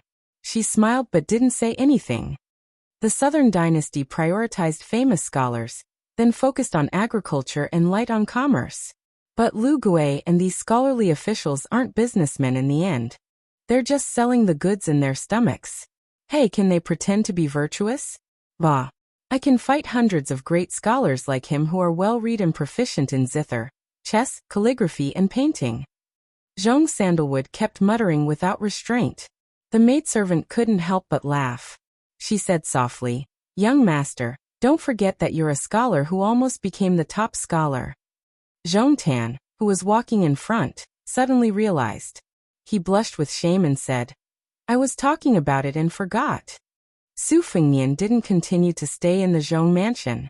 The moment before the Zhong family's power was about to come to an end, he chose the lesser of the two evils and climbed over the wall to the mansion next door. The mansion was very big, and the decorations were very simple. It was so plain that it didn't look like the residence of a ruler at all.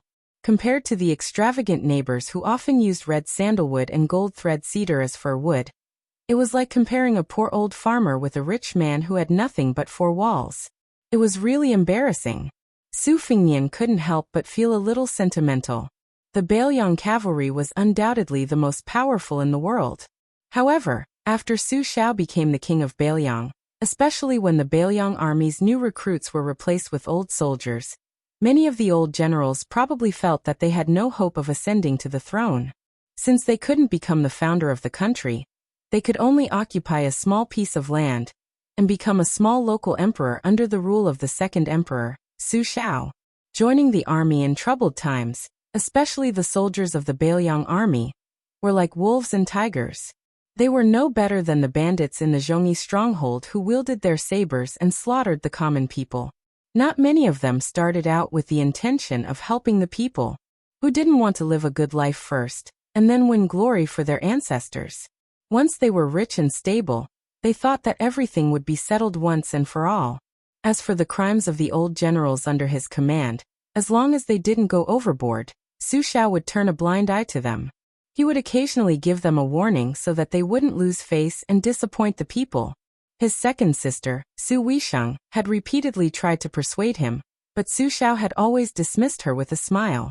In the end, he had waited for more than 10 years. Before Su Weisheng had gone to Shangyin Academy to study, he had stood up for Su Fengnian's younger brother, Su Fengnian. He had angrily told Su Shao that he should either drink a cup of wine and give up his military power, or he should simply be vicious and merciless. If he wanted to learn the vicious arts of the emperor, he should pull out the thorns in his hands as early as possible. The sooner he acted, the better. If he acted any later, the thorns would be deeply rooted in the Su family's family business, which would be passed on to the next generation. But Su Shao continued to smile and say nothing. It was no wonder that he was both happy and afraid every time his second sister returned to Bailiang. His second daughter's honest advice was jarring to the ear, and it gave the king of Bailiang a headache. Su Fengnian sighed inwardly as he quietly made his way into the magistrate's mansion. The night curfew here was sparse, and there was no hidden killing intent. It was truly relaxed from beginning to end. From another point of view, this was more like a home, not a disguised military camp. Then Su Fengnian saw two old friends by the lake. One was very old, the other was very new. Even the strong-willed Su Fengnian was a little flabbergasted when he saw this pair of unexpected people. The very old one was an old friend who had met in a foreign land. He had white hair and a blade. As for the relatively new one, he was no longer selling melons, and had come to the magistrate's mansion to fish. Chapter 576. Being in a foreign land and surrounded by danger, there was nothing more delightful than seeing an old friend again. Sweet Potato was like this, and so was the white-haired old man. Unfortunately, Su Fengnian did not have the time to be happy. The old man he had released from the bottom of Tidehark Lake made a fool of himself. His two snow-white blades, nailed into his shoulder blades, flew recklessly towards Su Fengnian.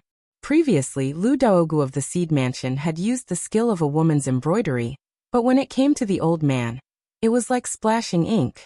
For a moment, the inner mansion's lakeside stirred up a storm. The fish that had bitten into the old farmer's bait sensed the ripples and fled with their tails wagging. Su Fengnian did not bother to explain himself. For the time being, he pretended to be weak.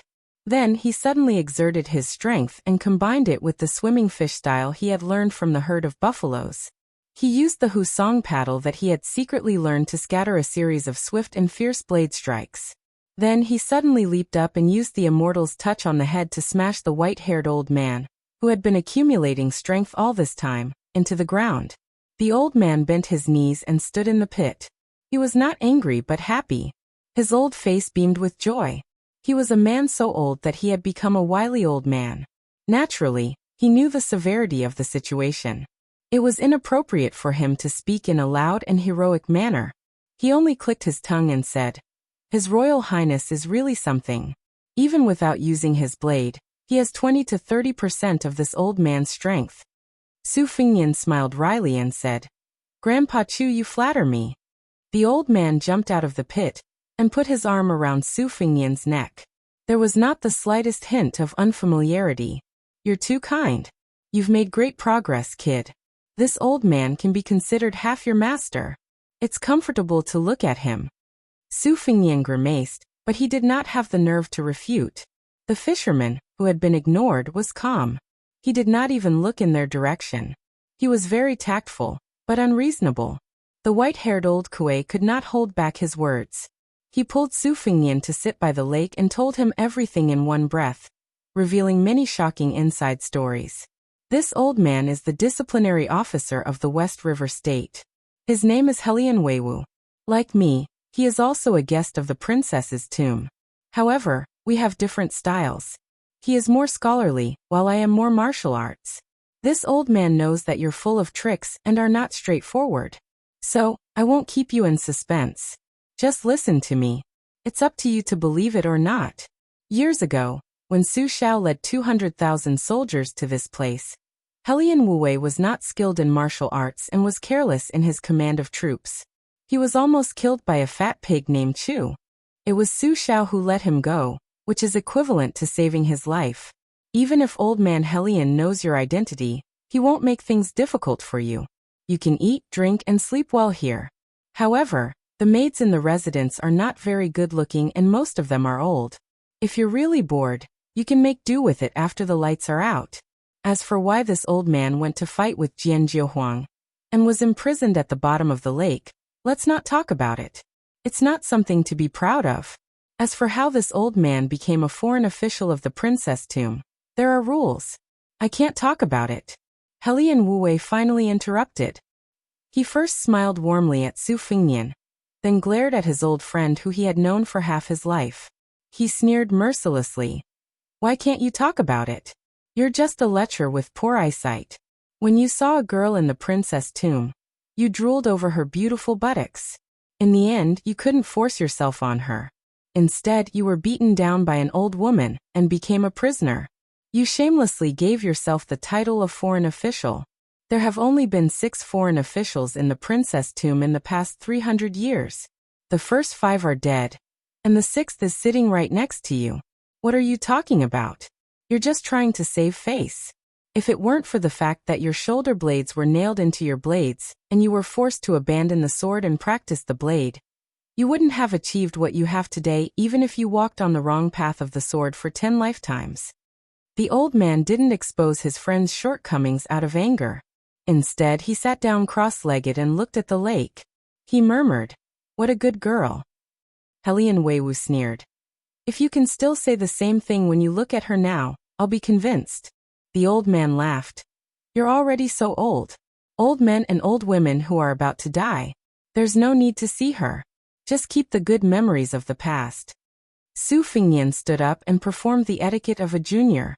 Respectfully and reverently he said, "Su Fengnian greets Governor Helian." Helian Wu didn't put on airs. He put the fishing rod aside and waved his hand. "No need for formalities. We met outside the city. You and I have similar words and temperaments.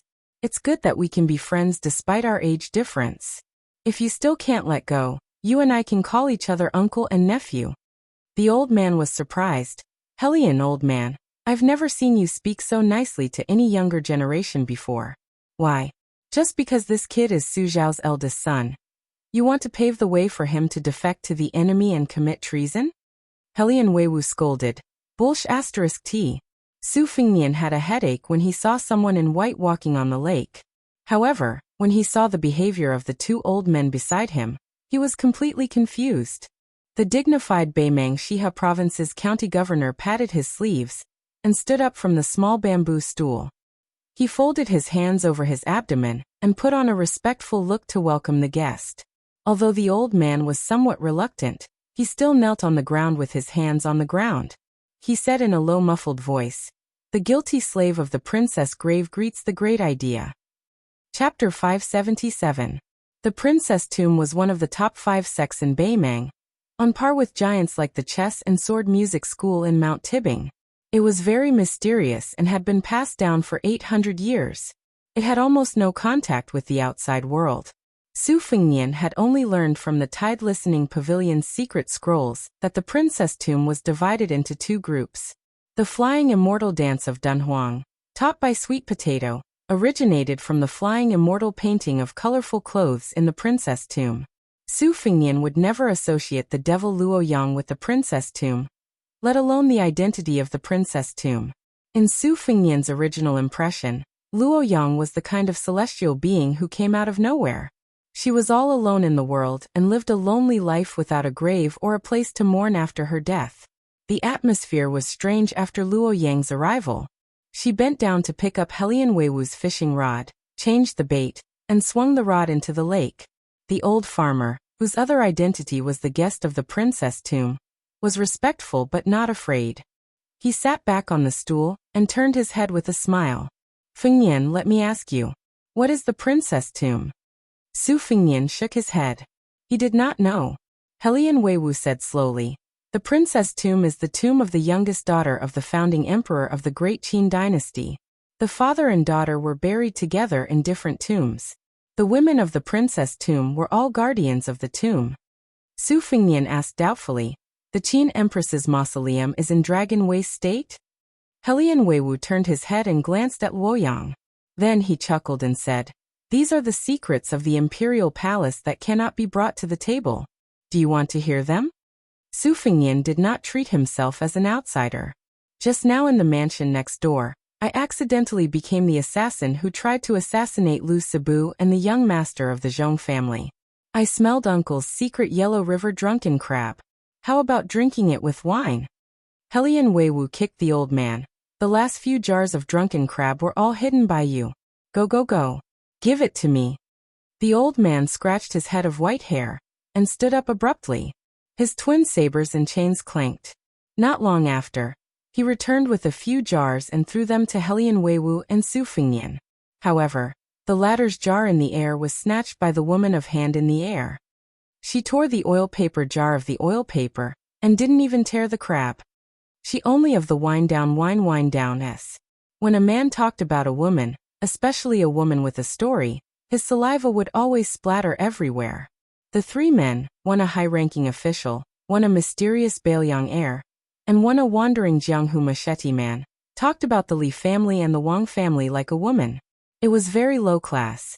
Helian Weiwu said vaguely, I heard from my elders that the woman that the Emperor Qin liked was killed by the jealous Qin empresses. The emperor took the woman to the watchtower of Mount Li in private, and said that I will rule the world. Finally, I can love the beauty and not the country. I don't know how these words of love entered the empress's ears. The next day, the woman was killed, and the woman was pregnant with a dragon fetus. This made the Emperor Qin furious. Ignoring the objections of his officials, he issued a secret edict that forbade the empress to be buried in the same grave after death. Later, Qin empresses died of depression. The Emperor Qin seemed to feel guilty, so he gave the pearl to the empress, who had accompanied him to conquer the country, and let her carry the pearl into the coffin. Su Fengnian said recklessly, and then it was snatched away by Luoyang? The old man smiled strangely. Helian Weiwu paused and joked, if you want to know the answer, you can ask her yourself. Su Fengnian had nothing to lose. He said, hey, how did you become the great idea of the princess grave? Luoyang stared straight at the lake, waiting for the fish to take the bait. She coldly replied, do you want to die? Su Fengnian smiled awkwardly.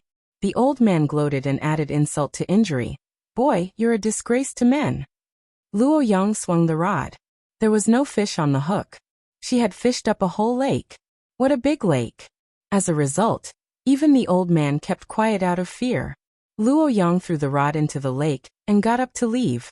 She still had the demeanor of a mysterious master. Helian Weiwu smiled and said, this great idea is good in all aspects, but her temper. The old man did not continue to explain, leaving a lingering impression. He changed the topic and explained, a few years ago, the Zhong family bought a piece of land a few thousand miles away from the Yellow River. This time, they used the excuse of changing the river to make the poor land into good land. If I wasn't a guest of the princess grave, I would have been deceived by them. Zhong Shentong promised to ship 200,000 pounds of ironware to Shihe province within 5 years and sell it to Kung Bijuan at a low price. For me, this is a bait that I have to bite. The devil Zhong Liang is the lover of the princess grave's little idea. Not only that, this time, Hong Jingyan's shadow was also hidden in the river robbery. This person is very scheming and ambitious. The whole Beimeng Jianghu probably can't satisfy his appetite. The reason why the great idea was able to swallow the pearl was because he had the evil intention of letting the great idea cultivate the pearl. Fortunately, there's no one in the world who can predict everything. Hong Jingyan missed the great idea's realm. When the pearl ripened, not only did he not take away the great idea's realm, but he also lost and almost suffered from qi deviancy derangement. Su Fengnian sighed and said, "Why does it sound like Hong Jingyan is more terrifying than Tuoba?" Helian Weiwu nodded and said, "Tuoba and Su Shao are the same kind of people. Even if you lose to them, you'll be convinced. Hong Jingyan is different. His character is very treacherous, so you can't let your guard down." This person went to the Liangmeng border with the copper man holding the plate some time ago. On the surface, he fought with Chen Jibao, but who knows what happened inside. Su Fengnian looked at the lake that was gradually becoming calm like a mirror. He felt suffocated as if a storm was coming.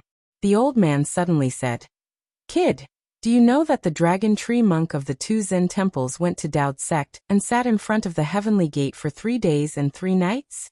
How pitiful, he was beaten by Qilin Immortal for 3 days."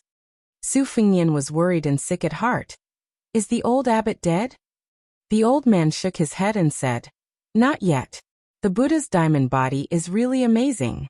But I don't think he can hold on for much longer. In this battle between the Taoist head and the Buddha head, I think the old monk is more likely to lose." Su Fengnian knew very well that although it looked like the Taoist head had killed the Buddha head, it was actually the Taoist head destroying the Buddhist sect. Helian Weiwu laughed and said, "I've seen the old monk's bodhisattva lowering eyebrows. I wonder if I'll be able to see the white-robed monk's diamond glaring eyes next." Su Fengnian thought of the East and West ladies and the North and South little monks. Chapter 578. After the assassination in the Zhong mansion, everything in the mansion was still in order. General Zhong Shentong didn't even show up. Only Zhong Liang stood in Lu Gui's courtyard for a while, and asked the maid Lu Daogu a few questions casually. He then glanced at the ground that was affected by the sword qi, without any serious expression. Seeing the tall and sturdy Zhong Liang, Lu Gui sighed in relief. Although he didn't like this person's rebellious behavior when he was young, sometimes he felt lucky that he wasn't the enemy of the second son of the Zhong family. In Lu Sibu's eyes, Zhong Liang's behavior was absurd and unfathomable.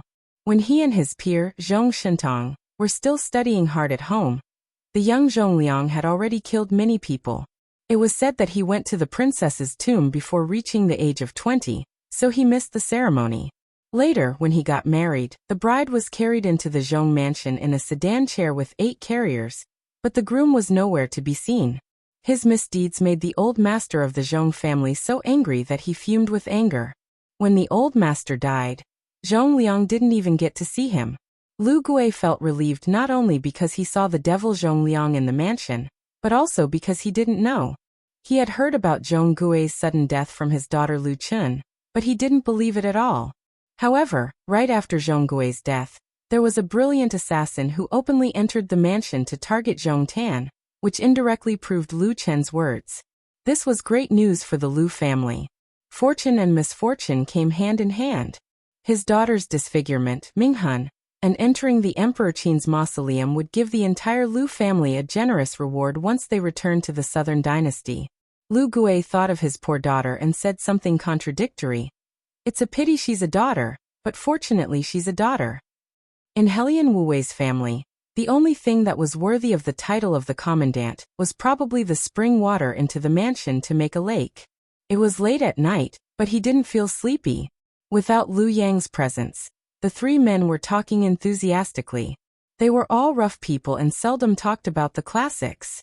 After talking, Su Fengnian knew that in the eyes of the commandant of Helian Wuwei, Chen Jibao was worthy of being called a commander among the 6 adopted sons of Su Shao.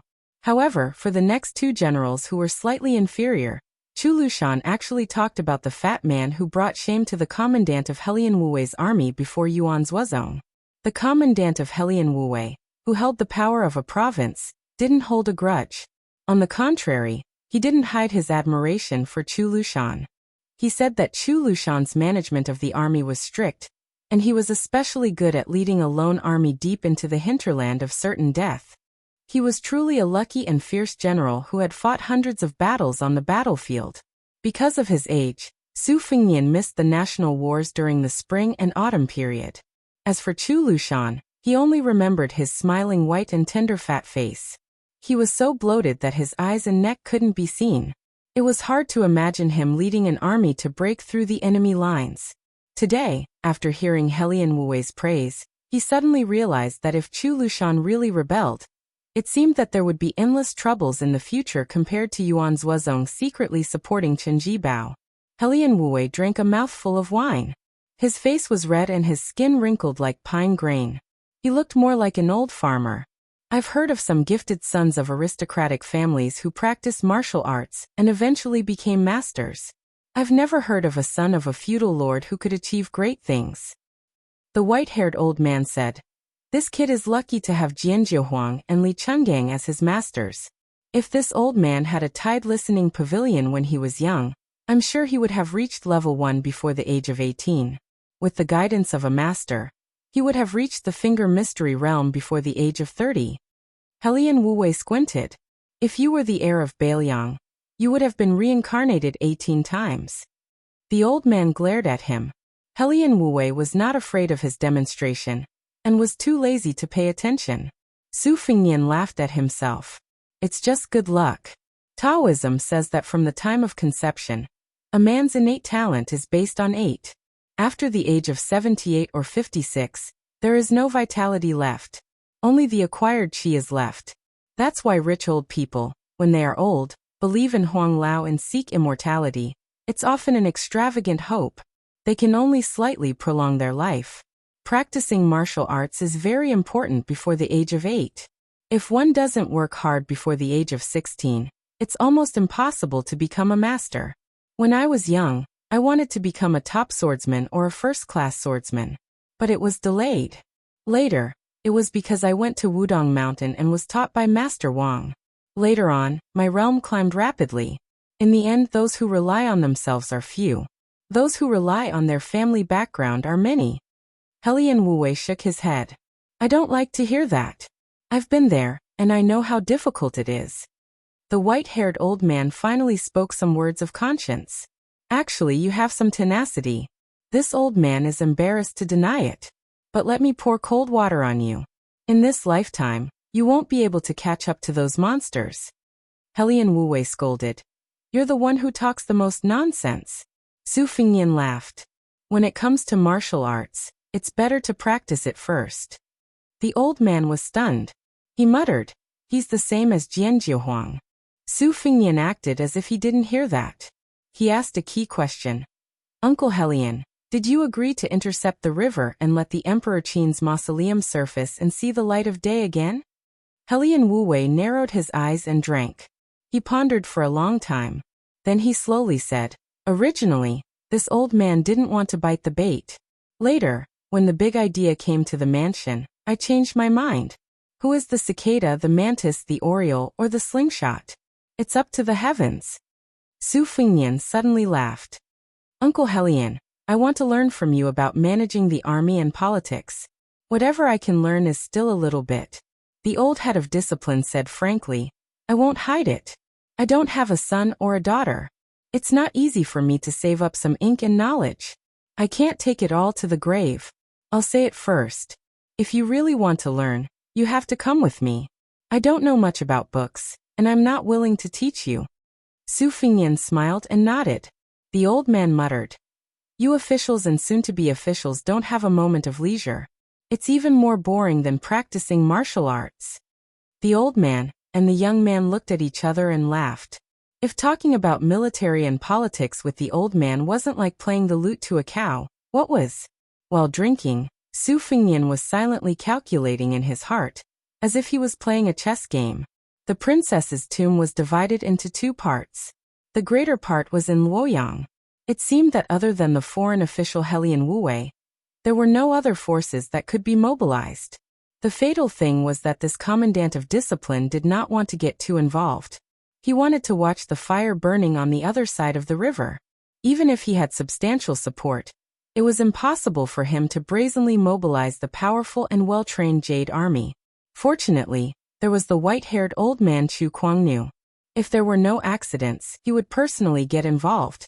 On the other side, Little Idea had colluded with Zhong Liang. He should at least turn a blind eye to the opening of the emperor's tomb. It was even very likely that he wanted to get rid of the shackles of his identity as the 800-year-old guardian of the tomb. There was no need to talk about the Zhong and Lu families. Even the powerful minister Zhong Shentong, who was on the same level as Helian Wu, had personally come to Shiha province. The power of the aristocratic families was bound to be shocking. Apart from this, it was not clear whether there would be some disorderly mountain heads that would come for profit. However, there would definitely be some, and they couldn't be underestimated. Chapter 579. Su Fengnian, on the other hand, had been forcefully tied to the same line by Luo Yang. How much effort he put in depended on how dangerous the situation was. According to Su Fengnian's original intention, this kind of thankless task was to stay out of trouble. For someone like him, who had climbed up and down the tide-listening pavilion since he was young, he really had no interest in secret manuals and treasures. To fish in troubled waters, one would only put in effort if the person who was fishing liked to eat fish. It was a chaotic situation. Su Fengnian frowned as he slowly drank his wine. Helian Wu glanced at him, his smile shrewd and playful. The two Zen temples were the most respected temples in the world, and the abbot, monk Long Shu, was revered as the head of Buddhism. However, when one actually went there, one would realize that it was far inferior to the temples on some famous mountains in the provinces and counties. It was not at all a big mountain, a big temple, or a big hall. The old abbot, monk Long Shu's residence, was especially simple and crude, no different from that of a villager at the foot of the mountain. It was a somewhat sturdy thatched hut, but it was cramped and the courtyard could not be considered wide. One could only hear the gurgling of a stream in the distance, but there was no stream. The corners were old, and the fences were new.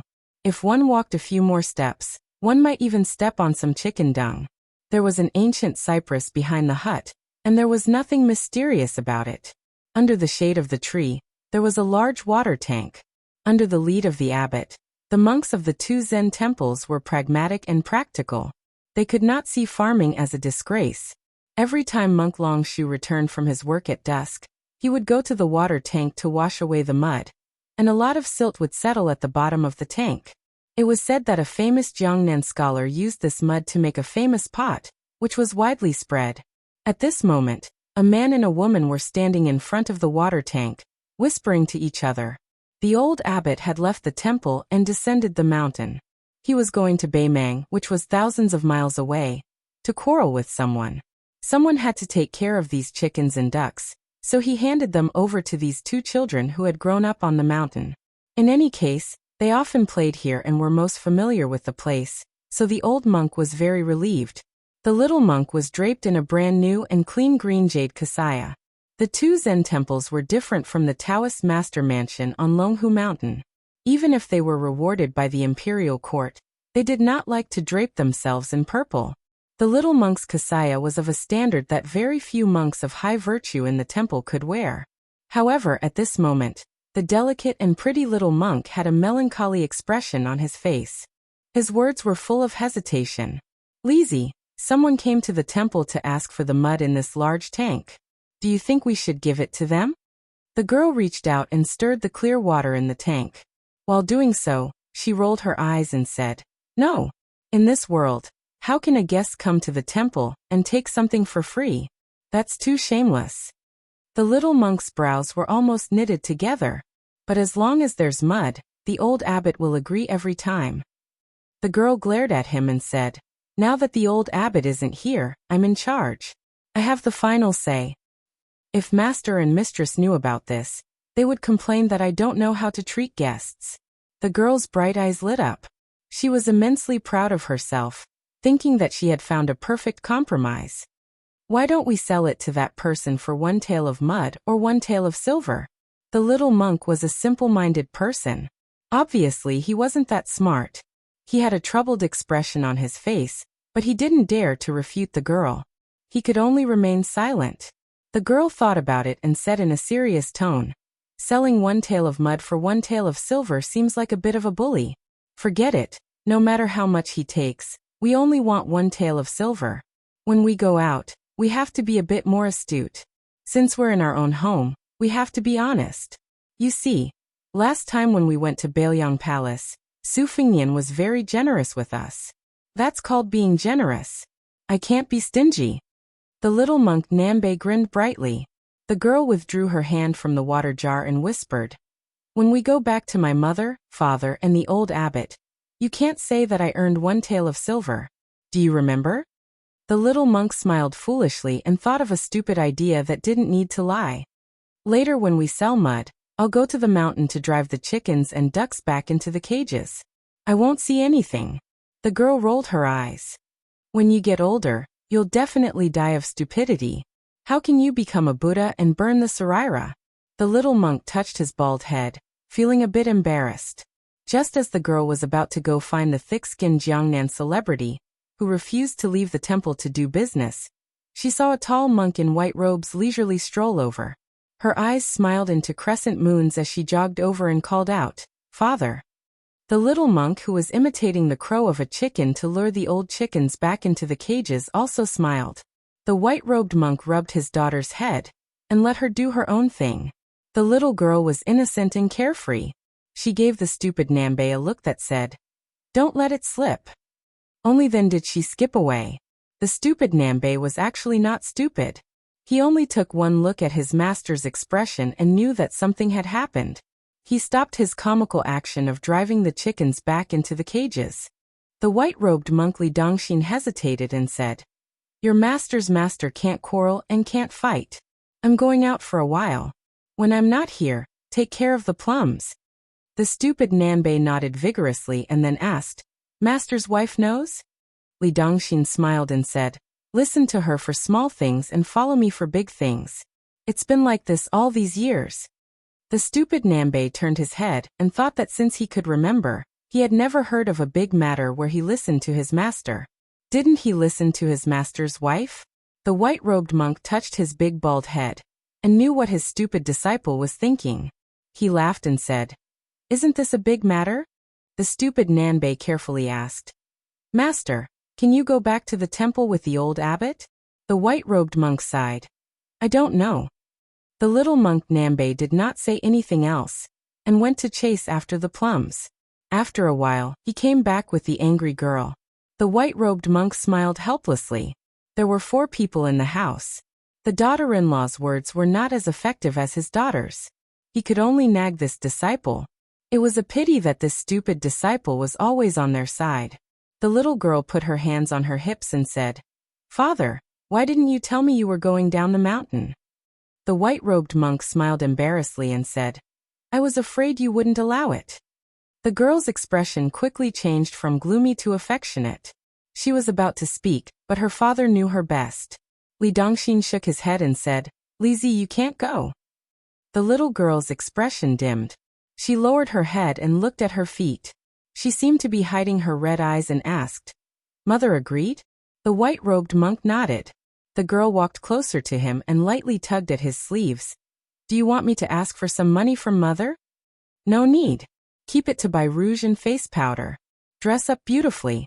Father will only think about the plums at home. The more he thinks about it, the less he feels cold and hungry." Boasting again. "Right, Father, there are many big baldies in the temple. Old baldies all know how to fight. Do you want to call them to go with Father?" "No need. Father walks quickly. They can't keep up." "Oh, Father is not home. If you are bored, go down the mountain with Nanbei and Nanbei to play. You haven't been to Great Peace City. The rouge there is good. Father doesn't have money, but your father's master's abbot's room has many good things. If you sell them, it will be worth a lot. Compared to selling the stinky mud in the water tanks, you can earn much more. Just like the old abbot's meditation mat. That's not good, right?" "What's not good about it? When we go back, I'll have Nanbei weave a new one." "Ah, let's go, let's go. Also, don't hook up with those girls that throw themselves at you. You will make Mother angry." "How can that be? In Father's eyes, other than Li Zi and your mother, there are no other women." On the mountain path, many pilgrims saw a monk with white robes fluttering in the wind. Some young women and matrons instinctively looked a few more times. In the 100 years of Jianghu, the young sword godly Chungang with the wooden horse and bull was truly outstanding. The white horse and white robes were still in great peace. The emperor personally led the horse into the palace. Li Dongxin at that time was also truly outstanding. When they were far away from the 2 Zen temples, and there was no one around, a white rainbow flashed through the sky. Chapter 580. Jianghu began to spread rumors of a reckless young man. He was dressed in black, barefoot, and had messy hair. He rose like a comet. He led a giant black tiger that was twice the size of a normal tiger. First he rushed south to Shangyin Academy, and then he charged straight for Bailiang. He didn't take the initiative to hurt anyone along the way. The young man didn't smile or speak. He didn't do good deeds to help the weak, nor did he act like a villain. However, if someone tried to provoke him and blocked his path, no one left a whole corpse. The black-clothed young man was like the white-clothed Luoyang of the Beimang dynasty. He was unstoppable. Many hotheads in Jianghu who didn't know the severity of the situation bullied him, because he was alone. They weighed his weight and felt that he could be used as a stepping stone to build up their reputation. Most of them tore off his limbs or were eaten by the black tiger. When one person and one household crossed the border, the local sects that were slightly more well-informed all held back their troops and warned the younger generation not to join in the fun. During this time, 6 or 7 groups of unknown assassins came one after the other. Their fates were particularly miserable. The young man was practically invulnerable. His brute strength was so great that he could overturn a ship and destroy a city. 300 cavalrymen galloped out of Liangzhou to welcome the black-clothed young man, Su Longxiang.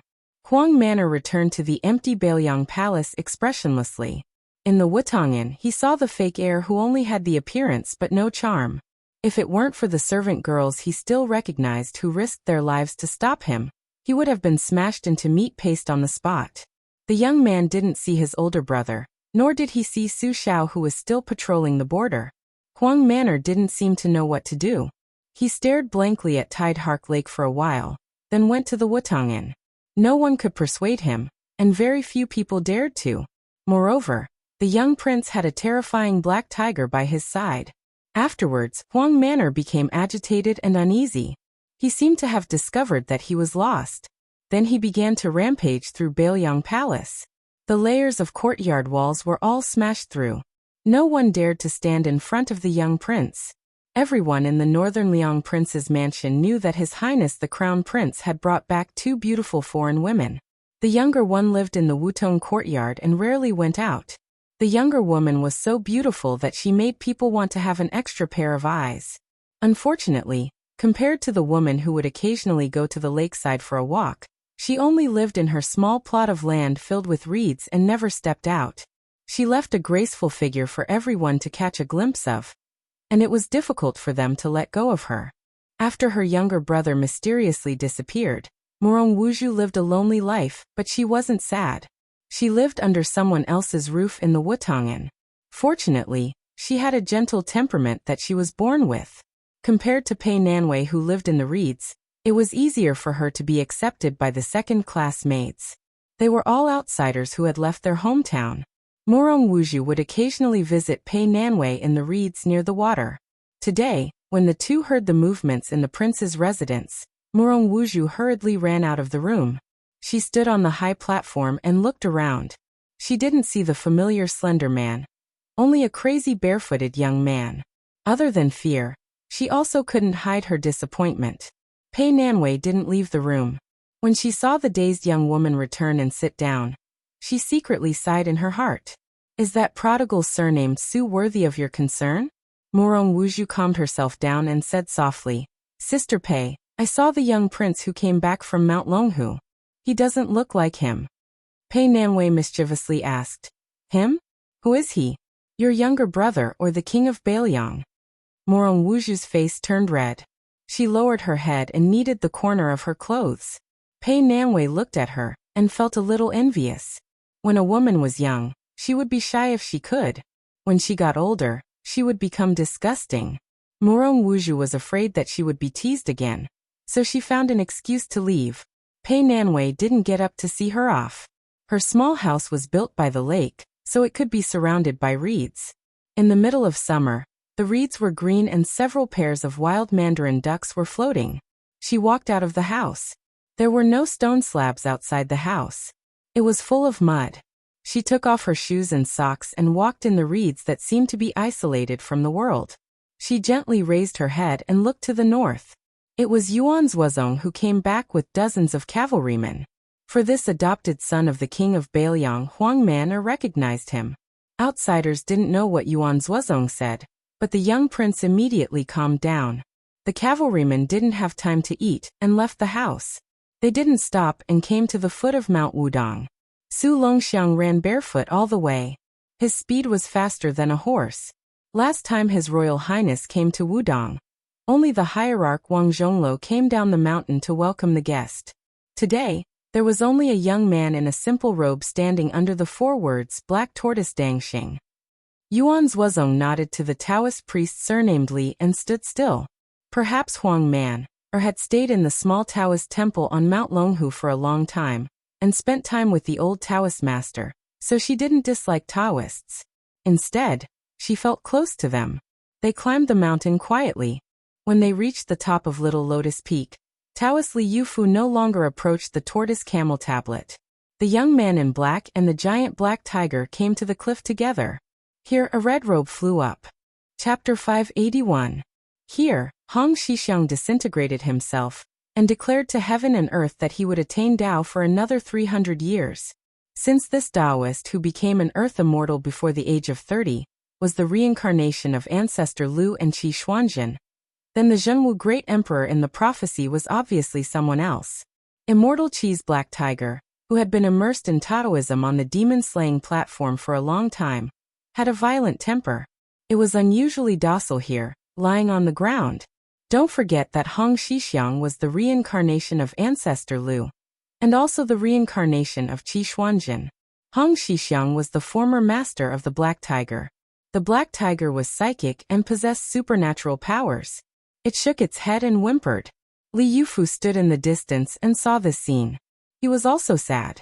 To him, youngest uncle master was a well-deserved celestial figure. Li Yufu respected his master, but worshipped youngest uncle master. If only sect master Hong did not ascend, and became a celestial couple with the woman in red and cultivated in the world. Suddenly, Su Longxiang clenched his fists and howled to the sky.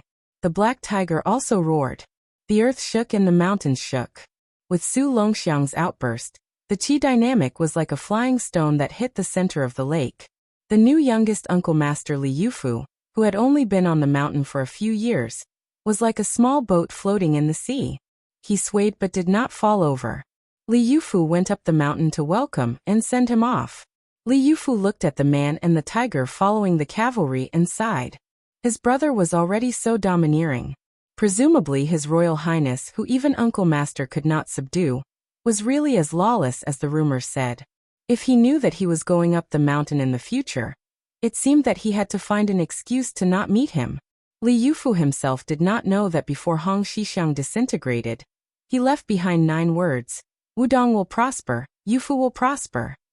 His master, Yu Xingrui, picked him as an orphan fisherman in Donghai. Although he entrusted him with a lot of things, he did not do anything stupid. Moreover, Wudong Mountain had been in the same vein for hundreds of years and liked nature the most. In recent years, Li Yufu had not only followed the uncle masters to practice Taoism, but also to lead the boxing in front of the main peak palace in the morning and evening. He was also responsible for feeding the green cattle and taking care of the vegetable garden near the waterfall. Uncle Master's best friend Qi Xianxia's secluded bamboo hut was also given to him to clean.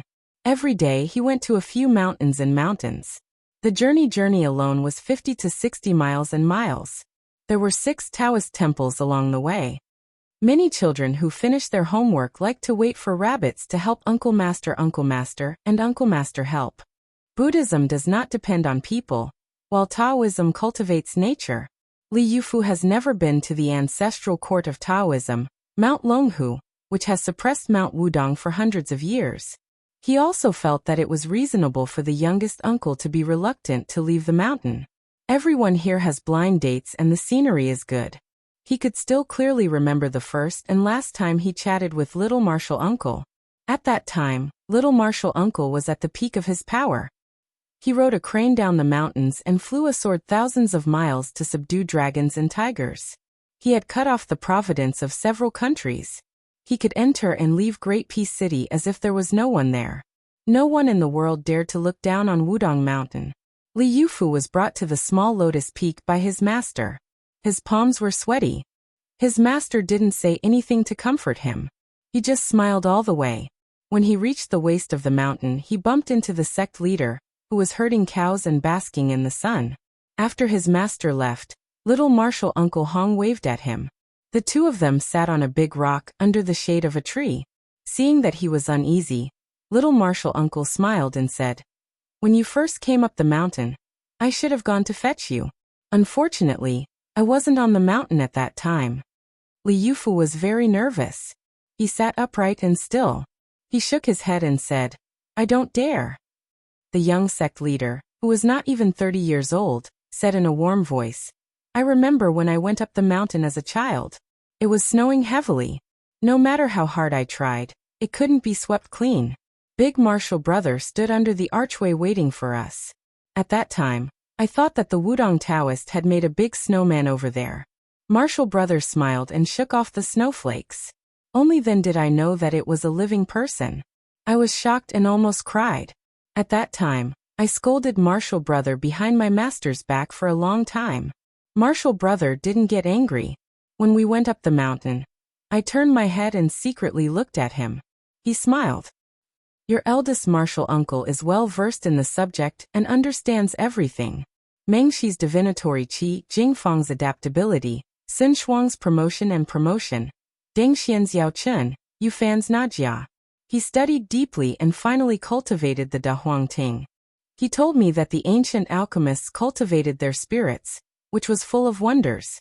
After that, they cultivated their qi, and then their essence. The more they wrote, the farther they were from the Tao. Cultivating one's life but not one's nature is the first disease of cultivation. He also said that the cultivation of Taoists was no different from that of martial artists. However, Big Martial Brother said a lot. I didn't really understand at that time. Fortunately, he didn't blame me. There are things that the sect leader doesn't understand. When you say that, haha, it sounds like me. In the future, when you see His Royal Highness, remember to say the same thing. That guy is easily swayed. Oh right, Jadeax, your name is not bad. Reporting to the sect leader, my master helped me to name it. Your master is knowledgeable and has a deep cultivation. He doesn't show off, you have to cherish him. Jadeax, do you want to cultivate immortality? Sect leader, I haven't thought about it. Don't rush to answer. I'm just asking casually. I'll come back and report to you when I figure it out. Just call me young martial uncle. Come, I'll teach you a set of fist and sword techniques. You can go down the mountain after you've mastered them. Young martial uncle, please speak. I'll listen attentively. Recalling the past, Li Yufu had nothing to do and felt a little sad. He walked leisurely and came to the main hall of the main peak. He saw the statue of Zhenwu the Great. Li Yufu looked at it many times and became absent-minded every time. This time was no exception. I look at Zhenwu, and Zhenwu looks at me. On the border of Beiliang, 10,000 dragon elephant cavalry were ready to go. Su Xiao, who was wearing an old armor, stood in front of the army. He pointed in the direction of Bei Meng to the young man in black beside him and said softly, "Go and pick up your brother." Huang Man, seemed to smile innocently, but there was a sense of bloody heroism in it. Su Xiao turned around and asked with a smile, "Long Xiang army, do you dare to march 1,000 miles straight?" The soldiers were excited. Fight to the death. The young man rode on the black tiger and took out a ribbon. He raised his hands and twirled it around his hair. His actions were exactly the same as his brother's. Chapter 582. 10,000 Long Xiang army hastily broke camp and marched hastily toward Bei Meng amidst the earth-shaking bugle horn. Let alone the ordinary Beiliang soldiers, even Wei Fuqing and Dian Xiongzhao. These generals with real power in their hands felt that it was inconceivable. Previously in the battle between Chen Jibao and Hong Jingyan, the chess and sword music school was holding a plate of bronze figurines and watching the battle from the side. The battle was full of ups and downs. After the battle, Chen Jibao went to the Green Pure Land mountain to avoid the heat and heal his wounds. Wei Fuqing controlled 1/3 of Beiliang's White Crossbow Feather Forest, while Dian Xiongzhao led 6,000 Iron Stupa heavy cavalry. All of them could be considered as Chen Jibao's trusted subordinates and direct subordinates. This time, not only these two met, but also several young and strong generals who rose to prominence on the Liang-Mang border by virtue of their military exploits also happened to meet together. Birds of a feather flock together. Qin Jibao's direct subordinates and forces were divided into two distinct groups. They did not merge into one group. The other group was made up of civil officials. All of them were scholars and aides, who emphasized strategy and were light cavalry and archery. Most of them came from superior family background. Both sides minded their own business and did not see eye to eye. The whole world knew that the great general Su Xiao doted on his children. In the Beiliang army, 3 elite brigades with nearly 10,000 men were named after his children. Only the eldest son of the first wife did not have this fortune. The Longxiang army, which had 10,000 men, was especially famous. It was a true cavalry that had been through hundreds of battles. Not to mention the position of the main general. Even the position of the deputy general was always empty. In these years, Yuan Zhuozongyao was in charge of the position of the deputy general, but he never interfered in the specific affairs. However, every time there were elite soldiers in the Beiliang army, more than half of them would be sent to the Longxiang army to train. This cavalry army, which was between heavy cavalry and light cavalry, could be said to be the darling of the Beiliang army. In the past 10 years, there had rarely been a battle at the border of Liang-Mang where more than 50 to 60,000 men were involved. However, as long as there was a battle and there was military merit to be gained, the Dragon Elephant cavalry would definitely be the first to rush to the battlefield. They fought bloody battles and fought to the death, and had never lost a battle. This also gave the Beiliang army an impression that in the future, when the hedonistic eldest son of the first wife became the king of Beiliang, he would definitely have to rely on his naturally strong younger brother to charge and break through the enemy lines in order to sit steadily. Otherwise, the 800 light cavalry of the Phoenix Battalion, no matter how valiant and good they were in battle, they would only have less than 1,000 men. Once the Liang-Mang army started an all-out war, there would be tens of thousands of troops on all fronts.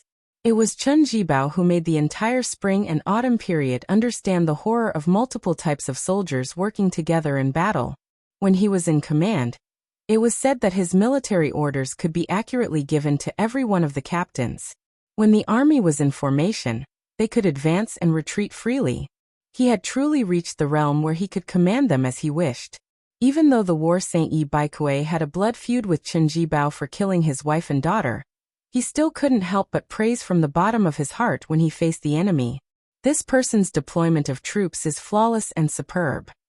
Yi Baikue remembered that the current emperor once stayed up late to read military books and forgot to eat and sleep. After the morning court session, he smiled and asked the court full of talented civil and military officials, "Dear officials, who can compare to Qin Jibao in the art of war?" At that time, the Beiliang army's reputation was at its peak. Naturally, the civil officials kept quiet and looked down. The generals frowned. Some of the generals who would become the backbone of the Gu party looked at each other, and then looked at General Gu Jiantang. The latter kept his eyes closed and rested. The Grand Preceptor of West Chu, Sun Shiji, answered expressionlessly, "No one can compare to him." There was a small village on Jingte Mountain that was planted with green willows. Until now, the village still didn't have a female owner. Over the years, no woman had caught Qin Jibao's eye.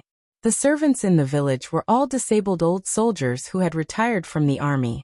Although they were servants in name, they lived a comfortable life. Some of them even got married and had children. These children, like their parents, didn't know that they were inferior. When they saw the general in white who didn't smile often, they weren't afraid at all. The women who slowly grew up in the village even had the mentality that there was no man in the world except for him. Outside, there were rumors that Qin Jibao had fought with Hong Jingyan, the fourth most powerful expert in the world, and had suffered a fatal injury. However, at this time, Qin Jibao was wearing a white robe and his face didn't look withered. He sat on a stone bench under a willow tree. The village didn't have an outer wall. At a glance, one could see thousands of miles of yellow sand. There were young girls carrying plates of cut watermelons, or a pot of ice plum soup. Qin Jibao didn't say anything. The young girls were used to it. They stole a few glances, and then turned to leave. They didn't want to disturb their master's quiet contemplation. Qin Jibao was known to be familiar with poetry and books. He was full of strategies. His attainments in zither, chess, calligraphy, and painting were not shallow. He was better than the scholars. However, it was rare to hear him speak in a scholarly manner. Even more so, it was rare to see him recite poetry with scholars. Most of the time in Bailiang's army, he had accumulated a lot of prestige. He was second only to one person, so he preferred to be alone. Very few people cared about what this white-clothed war immortal was thinking. Wei Dian and the others were used to following orders. They never doubted him. Perhaps even if Chen Jibao told them that he was tired of being a general and wanted to go to the capital to pull the emperor down from the dragon throne, they would only cheer. Chen Jibao suddenly laughed coldly, because he remembered a lot of interesting things. When the smoke of war subsided and the curtain of spring and autumn came to an end, it was a lot of bitterness, but also a lot of interesting things. For example, the Empress Dowager of the Southern Tang was fond of theater. She called herself the ancestor of the pear garden. She was so obsessed with theater that she couldn't extricate herself. She ignored the state affairs for 10 years, mingled with theater performers, and was muddle-headed. When her country was destroyed, she finally said something clear. She wore an unsightly theater costume and sat in the palace hall. Chen Jibao's eyes were cold. He chuckled softly and said, "Theater performers who can't get much money. Theater performers have no loyalty, but those who watch the show have feelings?" The Longxiang army raided Beimeng without warning. The second son, Su Longxiang, rode in the front, and Yuan Zuozong brought up the rear. Su Xiao returned to the military camp. An old scholar was concentrating on a game of chess. He was Su Weisheng's teacher, the Shangyin Academy's chancellor Mr. Wang. Back then, Su Fengnian had seen him play a game of chess with the lousy chess player Su Xiao outside the Red Crown Crane Tower on Mount Qingliang. He had seen the chancellor withdraw his moves more than 10 times. From then on, he had an indelible psychological shadow of the so-called national chess player. Mr. Wang boasted that he had never tasted defeat, but he was too much of a scoundrel in the marketplace. However, since Chancellor Wang could be Su Weisheng's teacher, he definitely wouldn't be careless about the art of war. After Su Xiao sat down, he wasn't in a hurry to urge Mr. Wang to play. He smiled and said, "On behalf of Huang Manor, I thank Mr. Wang for secretly training the Longxiang army all these years." Chapter 583. The Chancellor picked up a white chess piece and placed it down heavily. His face was full of confidence as he stroked his beard and smiled. "The game is set. General, you've lost again." Su Xiao didn't expose this mister's evil act of secretly changing the position of the black chess pieces. He pretended to admit defeat. "Losing to Mr. Su Xiao is honorable even though I've lost." The old mister, who had almost no chess ethics, didn't feel guilty at all. He was refreshed and said, "Playing chess with you is indeed a blessing in life." Su Xiao stood up and walked to the map of Beimeng. He slowly drew a route for the army with his finger. Mr. Wang stared at the map with narrowed eyes and didn't speak for a long time. Su Xiao also didn't change his expression. It was the Chancellor who couldn't hold it in anymore. He said softly, "Chaotic, very chaotic." Chao Chongqing added fuel to the fire in the southern court, and they're about to make a big fuss. The Empress of the North has always disliked Buddhism. She wanted to worship Taoism and destroy Buddhism. She wanted to unify the religion for her own use and create a second Jianghu under her skirt. In the end, no one expected the Dragon Tree monk to go to the Tao Te Ching sect alone. He didn't listen to reason and just sat there, enduring the rain of arrows and swords for a whole 10 minutes. "General, you mobilized the Longxiang army at this time. Aren't you afraid that the North Court and the South Court will work together to deal with your Bailiang cavalry?" Su Xiao's back was slightly hunched. He looked at the map and said calmly, "Beimeng is not as rich as the Central Plains. The imperial tent has been short of money for the past few years. Feeding the 12 generals and maintaining a standoff with the Bailiang army and Gu Jiantang on the eastern front is already the limit.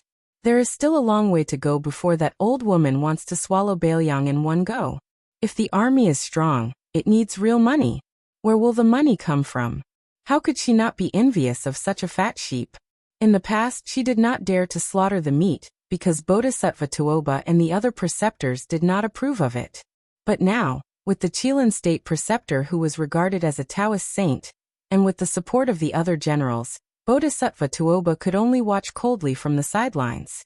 The annihilation of Buddhism was already set in stone.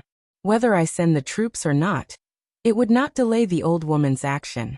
Not to mention the abbot of the 2 Zen temples, only the Buddha himself would be able to do it. She was indeed forced into a corner by our border policy in recent years. Zhang Jiulu and Gu Jiantang's alliance was very effective. These 2 bastards also forced Beimang to use all its national strength to fight with my Beiliang cavalry. The Beimang Empress wanted to eat up the financial resources of the Buddhism in the country, and then swallow Beiliang in one go. Only then would she be able to bypass the Eastern Front that was getting more and more stable. She would then be able to move south and occupy Shishu and Nanzhao. With food and soldiers, it would be time to fight with the Liang dynasty for the world. Those who were qualified to talk and fart were well aware of this intention. This was Zhang Jiulu's ability to scheme in the imperial court. Originally, if the Eastern Front was too weak, Beimang could have directly borrowed several great generals and hundreds of thousands of soldiers from the Western Front, and sent 400,000 cavalry to the Eastern Front. They would have crushed the Eastern Front into a sieve. First, they would have taken over Tai'an City and become the ruler of the world. Then they would have turned around and targeted Beiliang. This way, I would have lived longer than him and Gu Jiantang. I believe that in the whole world, only that coquettish woman who flirts with me every now and then would be happy to see me. Other than her, there is no one else. Sir Wang nodded in deep agreement. Green Eyes is like me. They both play a good game of chess. Su Xiao smiled. Originally, this was a game of chess that would have lasted for at least 20 or 30 years. However, both sides were impatient. Compared to Beimang, the Empress was even more impatient. This was because Zhang Jiulu controlled the military and politics of the Northern Front with one hand, and digested the power of the old 8 countries of spring and autumn in the south with the other. Most importantly, this Grand Secretary prevented the Emperor from trying to emphasize culture and suppress military force to a considerable extent. This made the tension of our dynasty far greater than that of the resource-poor Beimang. The longer we dragged it out, the greater our advantage. Our Liang, after unifying the spring and autumn, can be considered to have a truly large family and business. It can withstand the torment. In addition, we have a diligent mender like Zhang Jiulu. If I were the emperor of Beimang, I would feel uncomfortable all over. Who the hell would want to be neighbors with a well-off and well-educated man? Wouldn't that be like being bullied every day? The chancellor of the education palace laughed. Great general's words are coarse, but they are reasonable. The old man sighed with emotion. People who live high in the library say it's peaceful, but they always think that as long as they go out, they can manage the world and help the people. They can turn the tide in a desperate situation. They make it so that governing and pacifying the world is as easy as writing a few words at their fingertips. The danger is no less than that of a military town's separatist regime. These words were personally spoken by Green Eyes in front of the emperor. As a scholar who reached the Zhuangyuan rank, to be able to say such a thing, it can be seen that he is very suitable to be the Grand Secretary. No wonder Zhang Jiulu can be the great general's opponent. Hey, great general, we are thousands of li away from the topic. Su Xiao continued to point at the map. He said with a laugh, my thinking is different from teachers. This time the Longxiang army is going to the north. Not only they want to fight a battle, they want to fight a tough battle. Picking up soft persimmons to pinch is not our Beiliang army's temperament. Teacher is worried that if the Longxiang army wins the battle, those scholars of the southern dynasty, who have obtained riches and honor, will forget their ancestors and betray their ancestors, will hate the Beiliang even more. Actually, in my opinion, if the Beiliang cavalry does not teach them a lesson, those new nobles of the southern dynasty, who followed their fathers to flee to the north when they were young, will have their tails raised to the sky early on. They will have to be ruthlessly whipped before they know what is called fear. I want them to be afraid to the bone. These bastards are the same as those scholars of the spring and autumn period. They can't remember what's good for them. Therefore, this time the Longxiang army is going to fight to the death with the first military town in Longyao province, Tile City, which is ranked first in terms of military strength. The other military towns, Gentleman's Mansion, Ligu and Maolong, are all tough bones. They are not in the same line. The Longxiang army is going to take a detour and attack them one by one. The old teacher sighed with worry, but the Longxiang army only has 10,000. Not counting the troops and horses along the way, just the 5 towns alone have 60,000 elite armored soldiers. They still have to face the 2 Beimeng great generals face to face. Is that okay? 10,000 Longxiang army. How many people can they withdraw and come back? Su Xiao chuckled. I forgot to tell teacher, our Bailiang's Great Snow Dragon cavalry is also about to set out. The Bailiang cavalry is the best in the world. The Great Snow Dragon cavalry is the best in Bailiang. In this hot summer, the old teacher seemed to feel the chill. He pulled up his sleeve. He muttered to himself. But doesn't this mean that we are going to fight for real? It's not appropriate. It's really not appropriate. Su Xiao pressed his palm on the map and said, My son is there. Is this reason enough?